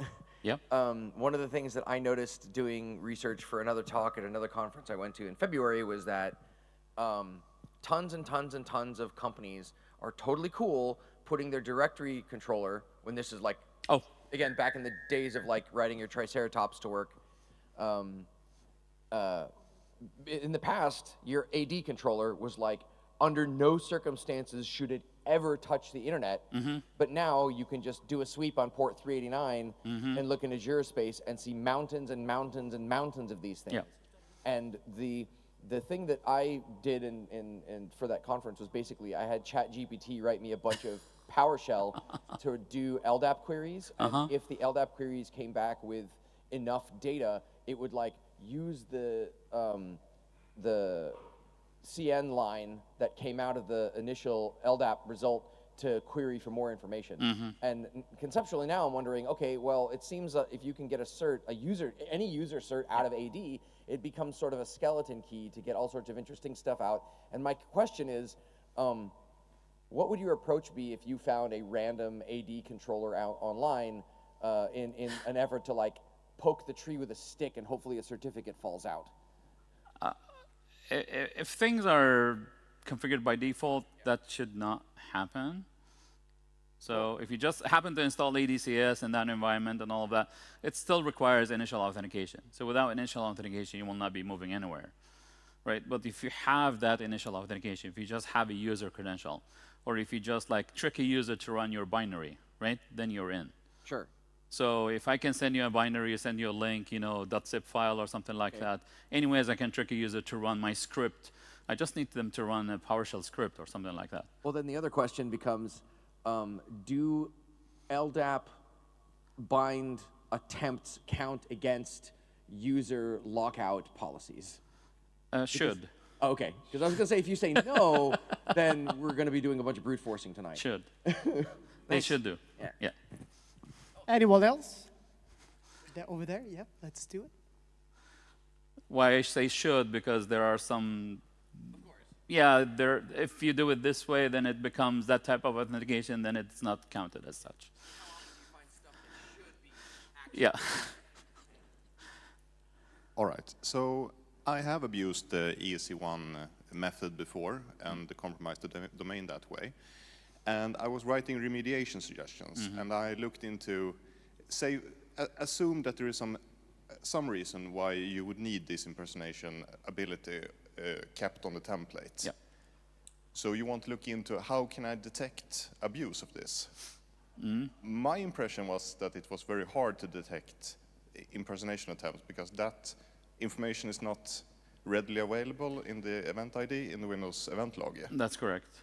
How would you monitor abuse of, not ESC1 in particular, but say that more in general?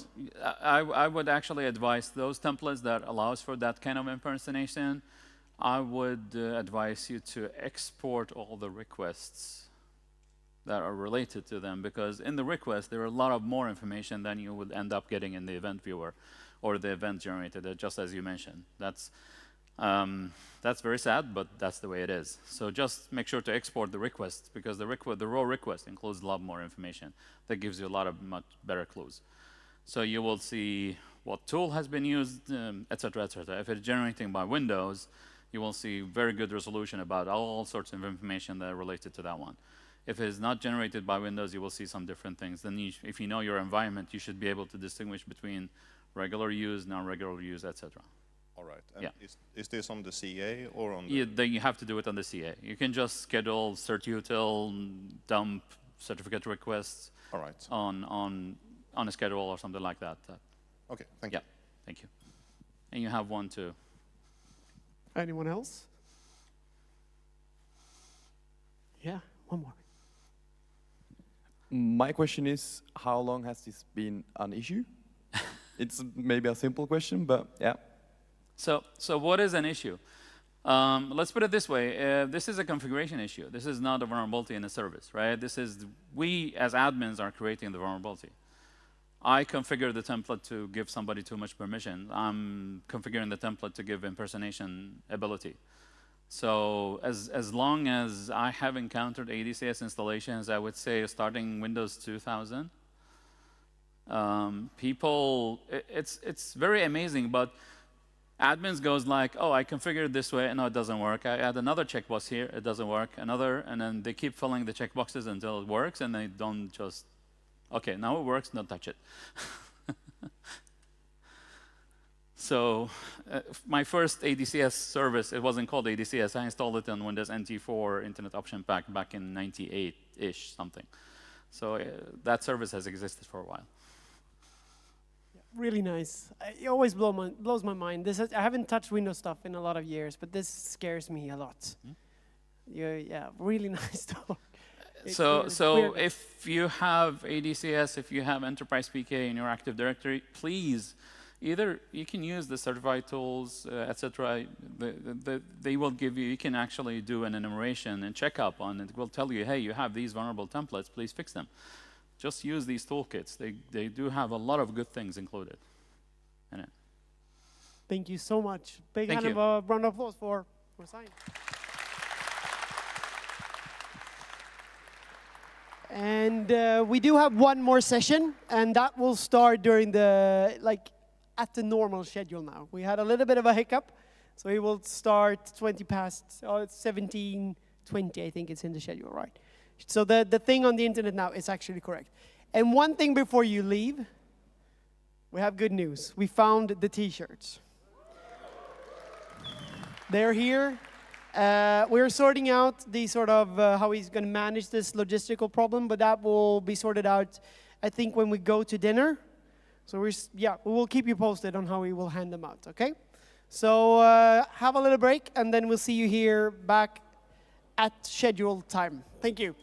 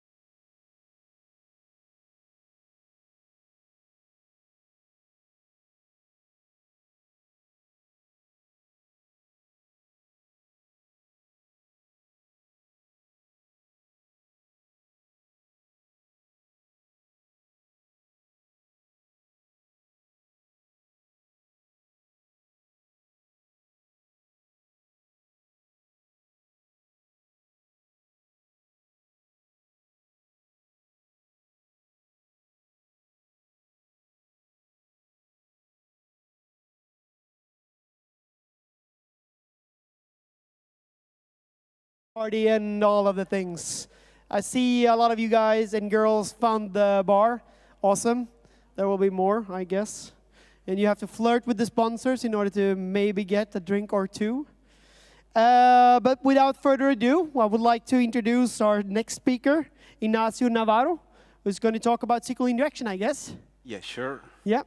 So help me give him a warm applause and welcome him to the stage. Thank you, thank you. Take it away. So, how you doing? I know it's the last talk. I know you want to go to take some beers and that shit, but be patient. I will try to do this one fast. And we have two options. The talk is nice, and you say, wow, nice talk. I want to take a beer. Or the talk went so bad, and you say, man, that was a piece of shit. I need a beer now. The most stuff about that, two options end with beer, so that's fine. So, I'm Ignacio Navarro. I'm from Córdoba, Argentina. It's kind of far from here.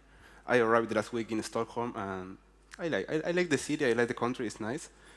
That was my first time here. I work like as DevSecOps ethical hacker. And as a fun fact, who no one's care, I love sneakers. So, what will we see today? First of all, a kind of introduction, how I found this web server and that stuff. How was the bypass about the login, and what we can do inside the application. A little bit about LFI and remote command execution, and how using that we can get a remote shell, a reverse shell, and escalation of privilege. And I will show you a little bit how was configured the network, and for then a little conclusion. The disclaimer part. So maybe this talk has some techniques and procedures could be illegal. So I recommend don't do this one at your home, because the purpose of the talk is kind of educational and get new ideas or ways to hack some stuff and also improve our security. So don't be an asshole, please. Don't do this at your home. And if you do that, please report everything what you found to the conference, to the company, or wherever. So now we can start. What is Shoodan? Shoodan is kind of search engine used for device connected to the internet. You can filter that like for IP, for a sub-address, for a port, for company, for whatever you want. They have a lot of filters. That's nice. And also they have an API if you are a developer and you want to improve some script or something. And sometimes when I get bored on the weekend, I open Shoodan and I start to find some IPs close to my country, close to my city, and I try to hack them, but just for reported to the different companies and that. And once I was just chilling, just hanging around, and I found some stuff, some IP close to my city, just when the 80 port opened. And I start to check, okay, this is 80 port, what we can find here is Apache HTTPD. And I found that port was for an ISP company. What is that? It's basically an internet service provider. It's the company who provides internet for different homes or organizations like a hospital and that stuff. And I found the login page, just the normal one with user and password. And yeah, we can try to crack them maybe. So I tried different words with the common user and pass, like you can find them in GitHub, but maybe rogue you and that stuff, and that didn't work. So I say, okay, it's nice, they have some security implemented, but maybe for a reason, SQLi injection is still in the top 10 of SOAP. So I tried the normal injection like or equal, and that work, but that does work because we are in 2023, so this is a whole vulnerability and that stuff. But for example, in this case, the login form sent call to validate function, and they sent two variables, the user and password, and they didn't check anything. You just as they come, they send to another function called a get one. That was one instances from the databases. They didn't use an ORM or something like that. They send the variable 2, and the get one just have the SQLi query and just insert that variables. They didn't check if they are a user, they are another piece of code or something like that. So they inject them, and they send it to the databases. And we get login empty or true is true, and password empty or true is true. So we are logging the application. So what we can do now, for example, we can check the network map. We can check the difference. We can show the difference IP, like a public or private. We can show the different contracts about the different people from that city, for example. In this case, this city have like a 2,000 maybe users, 2,300. And just have the name, the address, and the cell phone. It's not a lot of data, but you have some private data maybe that don't need to be exposed. So, and also you have the public IPs and the network map that give you a kind of idea which cable modes are connected to different tabs or nodes. So that's nice too. But well, also you can do some stuff like the next demo. So here you can show, I will change my plan. I'm connected to my Wi-Fi in my home. I have like 25 megabytes now. So I run a speed test. I have 24 and a half maybe, or something like that. And now we're going to go to the website. I'm going to go to my contract. I will change my plan. Educational only stuff. I'm going to go to downgrade to 6 megabytes plans, saving. That was changed so cool. So the modem is restarting now. The process could take like 6 minutes, 7 minutes maybe. But we are not waiting the same screen for 6 minutes. That's fine. Let's have a speed camera, but wait.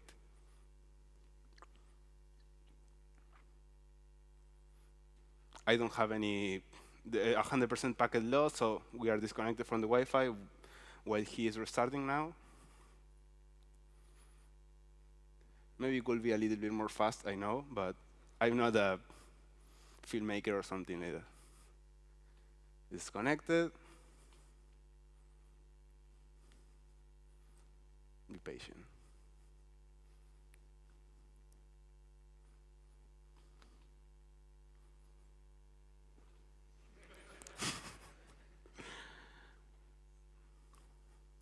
So now we are connected again to the Wi-Fi, the same one. The router already restarted. They changed the different plan and that stuff, but I will show you later. I do another speed test, and I have 6 megabytes. Yeah, 5.5. So the plan was changed correctly. So now we can do that for get a downgrade or an upgrade, whatever we want for us router or for another router, like another person maybe. But that was the idea. And now we have that access, but just that one. We can do another more funny stuff. So what is local file inclusion? As the name says, like allows to attacker to get another file that's supposed to be, we are not access to that one, but we have that. That occurred because the developers or that staff didn't validate the user input. So for example, in this case, we are calling to login.php, but if we move a little bit more folder again, backwards, we can get another file. And remote command execution is kind of similar, but we can execute some commands on the remote machine, and that happened with the same stuff because they didn't validate properly the user input. So in this case, we're going to use this is one example. The Meisterwork.pp have a local file inclusion vulnerability, and we can check the etc user, the etc host. So we can show that file is kind of DNS for the routing and for the booting and that stuff. But also we can show more important files, for example, like a etc password, and we can get different users and that. So that can be so helpful if we want to do some escalation of privilege and that. But doesn't matter. In this case, we're going to use the logs files. We know the server is running in Apache and also with PHP. By default, Apache saves the logs in that files. I tried with the first two ones, and that didn't work. But in the tier one that works, the Apache 2 access.log, and we get the IP, the timestamp, the method, and the path. It's not a lot of information, but that could be work because it's a PHP server. What we can do here. So the application is written in PHP, so everything PHP code that will be executed by the application. In this case, we will use pass-through function. It's kind of similar to exec, but that executes a function from the remote machine. So we create with Netcat a remote connection in the port ID, just a GET request with and the path will be the PHP script with pass-through. It's just that get the value for query params with TMD, and that will work. That responds to us not found page. That's fine because that didn't exist. But that's fine for us because we just need that log. So using that one, we can do, for example, one ls, and we can get the different files in that folder. In this case, the different user in the home folder. But using that one, we can get another more interesting data. For example, if we want to check the config.php, we have in the first line all the different data about the databases. In this case, we have the user, the password, the database names, and that. And also the password is in the plain text. So if we search a little bit, we can find the phpMyAdmin over there. And the user and password, we have that one here. So, and also it's the root user. It's not a normal one or just for the application. We log it in over there, and we have access to every the databases, like for a cacti, and also the database for the web application. We have the users, and also users are in plain text too. A lot of misconfiguration. We can change the password. We can do whatever we want with that one. But yeah, we can do that one with that shit. So we already have access to the system, but we need to relog in again because the session ID expired after a certain time. So also, we didn't have a root access, so you just have the Nginx user, and we didn't have a persistence. So now we can implement like a reversal. I don't want to explain what is reversal, but it's like when the target machine connects to us because we can avoid some firewalls and that stuff. In this case, I use just a normal one, Netcat for listening the port, and Bash console for start the connection. I don't know if here, but in Argentina, we cannot forward OS port to the public IP. You have to pay or do some weird shit. But in this case, I use Ngroot. I saw some speakers use Ngroot too. It's kind of one tool that help to us to export some port to the public web. And this gives to us the new address and the new port. So in this case, I choose TCP and the port 8294. So I replace that values in the bash command. I encode that in base64 in URL encode because just to avoid some issues in the web application. So we execute that one, and we get the shell now. So that's fine. But we still have with the Apache permission, so we cannot modify anything. We just have the permission from the web application. So now it's time to try to some privilege escalation and that. We have a lot of ways to do that.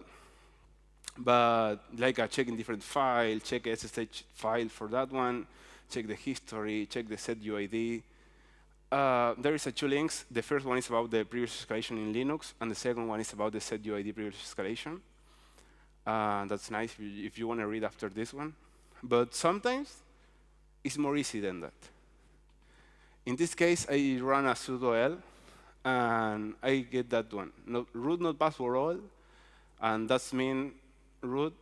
We can run like a root users without authentication, all commands. So what does that mean? If we just run sudo su with access like a root, another misconfiguration. So now we are rooting the system, but we still need some persistence. What is persistence? Is the way for maintaining the access in the target system. And in this case, I use Weebly. It's kind of open source web shell for post-exploitation uses, and that's nice. It's so easy for use too. Just need Weebly generate the password that you want to have the reversal and the name of the file, and then you have to put them in the server. So I put this one in the server, but we need a folder to camouflage them because we cannot put them in the root directory like, yeah, this is our shell.php. So I found this folder called test in the web server. And the test folder have a lot of scripts in PHP, Telnet, for connecting from PHP to Telnet. And we have test2.php, test3.php. And I say, hey, if we create test5.php, maybe doesn't matter, right? So I encode that in base64 just for more easy to transporting this one to the target machine. So I decode that one, and yeah, we have the test5.php, but also the file have the different permission, have different timestamp, have different owner and that. So I run chmod for say the same permissions, like all the files in that directory. I set touch_r for have the same timestamp for all the directory. And also I changed the owner for FTP user, like the same directory. And we move from this one to that one. And I think it's fine. Unless you're searching deep thoroughly in that sheet, I think that's fine. So now we have persistence, we have root access in that one. So which one is the next step? Is try to check what is inside the system. We know it's a PHP server who manages all the different modems and cable modems. We also know they have access to all the different modems, and they have access to the configuration files. So I searched a little bit, and I found all the different binary files about the different plans for the 6 megas, 25 megas, and that megabytes. And also, if you open that binary files, you can find the user and the password for the configuration panel, like for a web or the telnet one.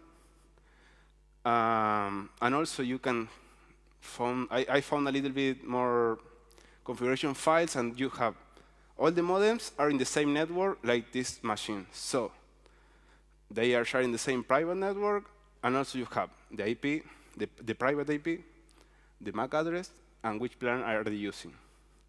And for in the public stuff, I don't know here, but in Argentina, if you want to have some public IP, you have to buy them. It's like a different contract, and they match the private MAC address, the MAC address with the public IP.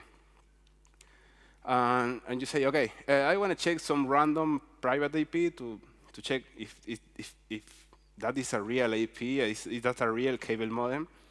I run an nmap over there. I found the port 80 open, and normally you say, yeah, the port 80 maybe could be a cable modem, but you cannot get access like in your web browser because that is in your session. So in this case, I do some port forwarding with SSH. I create another ngroup session, and I forwarded the port from the private LAN, and also the port 80 because that was the port what was working the cable modem. So now, after doing that shit, now in my computer I have access to the web page, and also because we have the binary files, if they didn't change or something like that, we have the access to the management of the entire cable modem. But that's nice. But also I say, okay, that's fine, but I want to search a little bit more. In the configuration PHP file that I found in the first slides, also I found some DHCP commands, and I say, okay, maybe this one could be a good hint for this one. But what is DHCP? Basically, it's the network manager to set the different IP inside the network for the devices, and DHCPD is basically the program who do that shit, help us to do that. And I open the configuration file, and we have different stuff like a TCP server, log server, time server, and DNS. All of that are pointing to the 10.10.05, but that is another deal. What is DNS? It's basically the the staff who turn the domains into IP address. It's kind of databases maybe or something like that to take the different address and turn to different public IP. But all of them are pointing to 10.10.05, but who is 10.10.05? I check my IP, and I am 10.10.05. So what we have here? Basically, we can manage the different modems from the homes, the companies, the different organizations and that. We are also the DHCPD server, and we are also the DNS server. And for example, if you want to do we want to listen to the network a little bit to check what we can find over there. I just run like a TCP dump command with some random IP. And in this case, we can find the guy was watching in Google. He was in Netflix and in librefutboltv.com. In Argentina, some matches of football are not free. You have to pay them. But always there are some helpful people in the internet can give you free. That's kind of illegal too, but that's fine. I start searching a little bit more in the network. We was 10.10.05, and in 10.10.06, I found this computer, this stuff, and had a lot of open ports. But the most interesting one could be the telnet, maybe. So I tried to connect to them, and I found this one. CASA C3200. And I say, OK, that's nice. But what is CASA, that stuff? I search, it's like a DOCSIS 3.0 CMTS. And I say, yeah, that is what I'm looking for. But what is CMTS? I don't have any idea what is CMTS. Because I just do some pen testing in some web application and that's it. No more like a CMTS. I don't know. It's basically the piece of equipment. It's like in the front of the company who distribute the different internet for the different cable modems and that stuff. And we have access to that one because the port is open, but they need a password and user. I was looking in the internet just to check in if they have something, and I found the configuration guide for the CMTS. And that says something like, OK, default user is root, and the password is CASA. But I say, hey, this is a company. Maybe they'll change everything. I was begging you for the people, please change everything. But I tried to CASA, and that's work. But after that, I say, OK, I read a little bit more the next pages. And they say, OK, but if you want to do something interesting, you have to do the privilege mode enabled. But the default password is CASA again. And I say, please. You remember the folder test with a few scripts and that stuff? So I did a little grep over there. There is the enable command could be ANETU. And the part in red is the password. The first one was CASA, but the another one was a new one. And that was nice. But they hard-coded in the different scripts, so now we have access. What we can do inside the CMTS? Well, first of all, we have access to the different private IP. We can change the plan and that. The same stuff like everything, like before. But what if we can do some man-in-the-middle attack or something like that, but over HTTPS? Maybe we can get this message. Like you need a certificate or something like that. But I read a little bit more the manual guide, and I found this one, the possibility who can add new CA certificate to the CMTS, and the user never know what happened over there because it's in the CMTS level, so they never get access to that one. And we can do a man-in-the-middle for all the different devices connected to that one. Obviously, I don't do that because that's kind of dangerous. And also, I'm stupid, but not so much. And I want to come back to home. So I save a life, my own, and I don't want to be in jail now. So what we can do inside that computer. We can change the contract, get a downgrade, upgrade. With a small change, we can perform a man-in-the-middle attack. We can change the DNS, and we can do DNS poisoning because we are the DNS server. We are going to add our own CA certificates for do some attack more interesting shit. And after that, I say, okay, this is fine. It's just in my city. Doesn't matter. But I search a little bit more, and the same system was implemented in 25 different cities in the same state. I'm not so well with maths, but it's kind of 75K modems, like homes, hospital, different organizations, and that. So I think it's kind of a lot of information and data.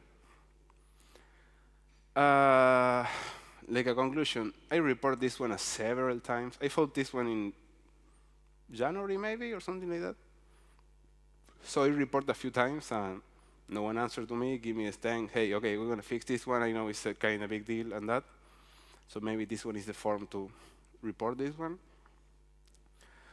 For the new people, I'm new too, but for the new people, you don't need a 0 days for exploit some important system because you just need to follow the code and try to improve on your way.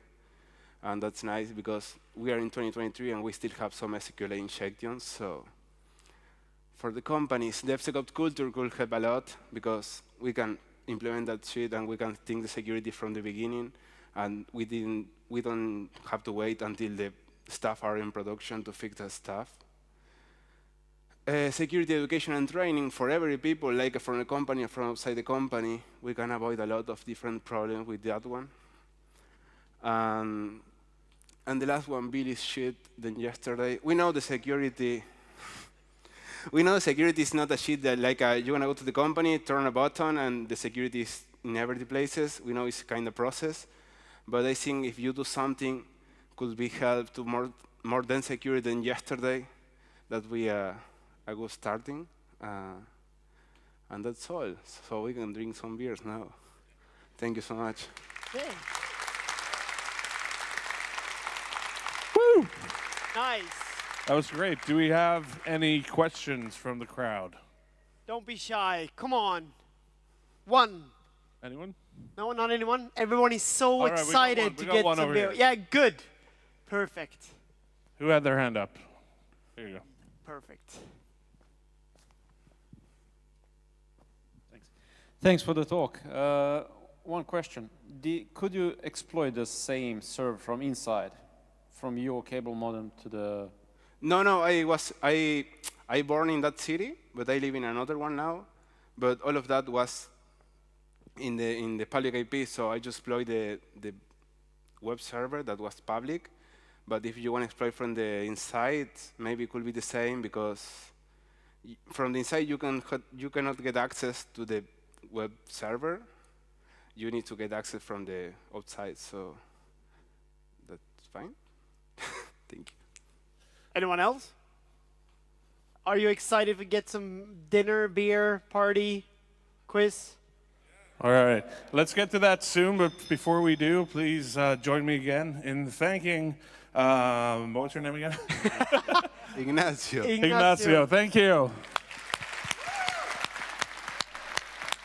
Now the energy is back, good.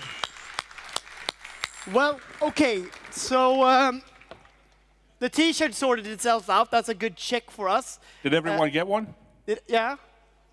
If you didn't get one, There's still some available, I think. Okay, so we're gonna have dinner. It will be a different setup than lunch.